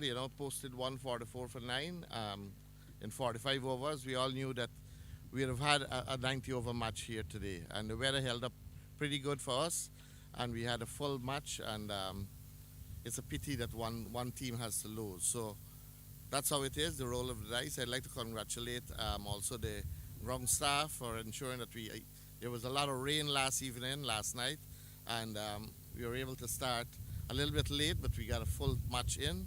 So thank you very much to the ground staff, the officials, the umpires, an excellent job. The BNOC club also for providing the caterers, providing great lunch for everyone. The sponsors, BTMI and Blue Waters Atlantic Marketing, they're one of their distributors along with Bajan Vending. So congrats to all of those officials and sponsors. To the teams, this is the 4th round. We've got one more round to play on Wednesday before we start the playoffs on Thursday. What we're planning to do also, I should make this announcement here now, because now that we've confirmed Kensington Oval to be where we'll host the finals, and we had Pickwick as a backup, we thought it wise because Pickwick has, George, can you confirm as yet? About Pickwick, it should be okay. What we're trying to do is, because we had BNOC and Wanderers slated for the two playoffs on Thursday, which really shouldn't affect you guys, just for your general knowledge. We are trying to, Wanderers started late, I think because they don't have a covers for the bowlers run up. So we're going to move the match from Wanderers to here, and the one from here, the 3 against 4 is going to play at Pickwick, and 5 against 6 is going to play here. All right, so just to be sure that you have less interruptions or any, in case of bad weather on Thursday or Wednesday evening or so on. So guys, without further ado, I'd like to call in the losing captain, Mr. Roy Singh, to come forward and say a few words, and also to identify the man of the match for the Australian team. Roy? Thank you, Raj. Guys, good game today. I don't think we could have had a closer game. That game could have gone either way. A little bit of a turn of tide here and there, but you know what? It just goes to show how closely both teams are matched, right? So congratulations to the Australian team for taking it over the finish line. My team, we just fell a little short, but hold your heads up. We know we're going to be back here on Wednesday to finish this story and then get into the finals, right? So congratulations, guys, for those that stuck it out.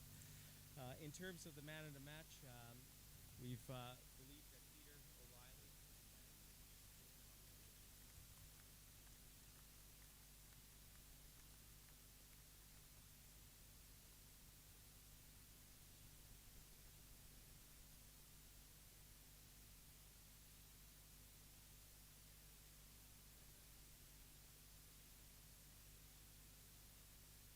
Peter stabilized the innings with a well-made batter, number 3 made 25, and he got 3 wickets for 19 runs, something like that. So great all-round performance, Peter.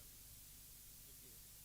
I'll now call on the captain, Archie, to come forward. Eric, okay. To come forward and make his presentation and say a few words also. Thanks very much. First of all, Roy, congratulations. You know, that was a damn good game of cricket. We were our run chase was neck and neck to where you blokes were. So I thought this is going to go down to the wire, and it did. And maybe in the end a tie would have been fitting, but we just got there. And the way with the wicket was coming on a little bit, I thought, Tony, I can't just let him keep bowling on that spot. I've got to try and charge him a bit. So I tried that, but that didn't work. Well bowled, Tony. We have a good battle, you and me.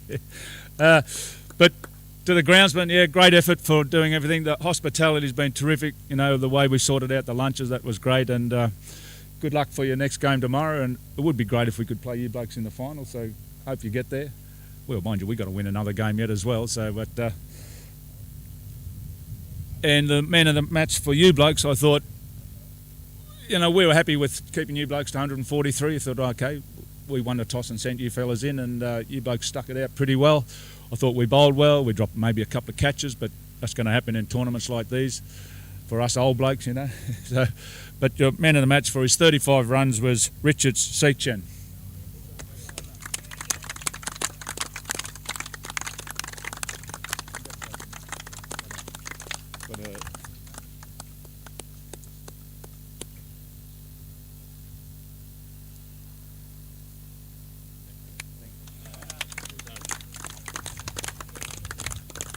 And obviously to the umpires, thanks very much for your game. Yeah, great job. Thank you.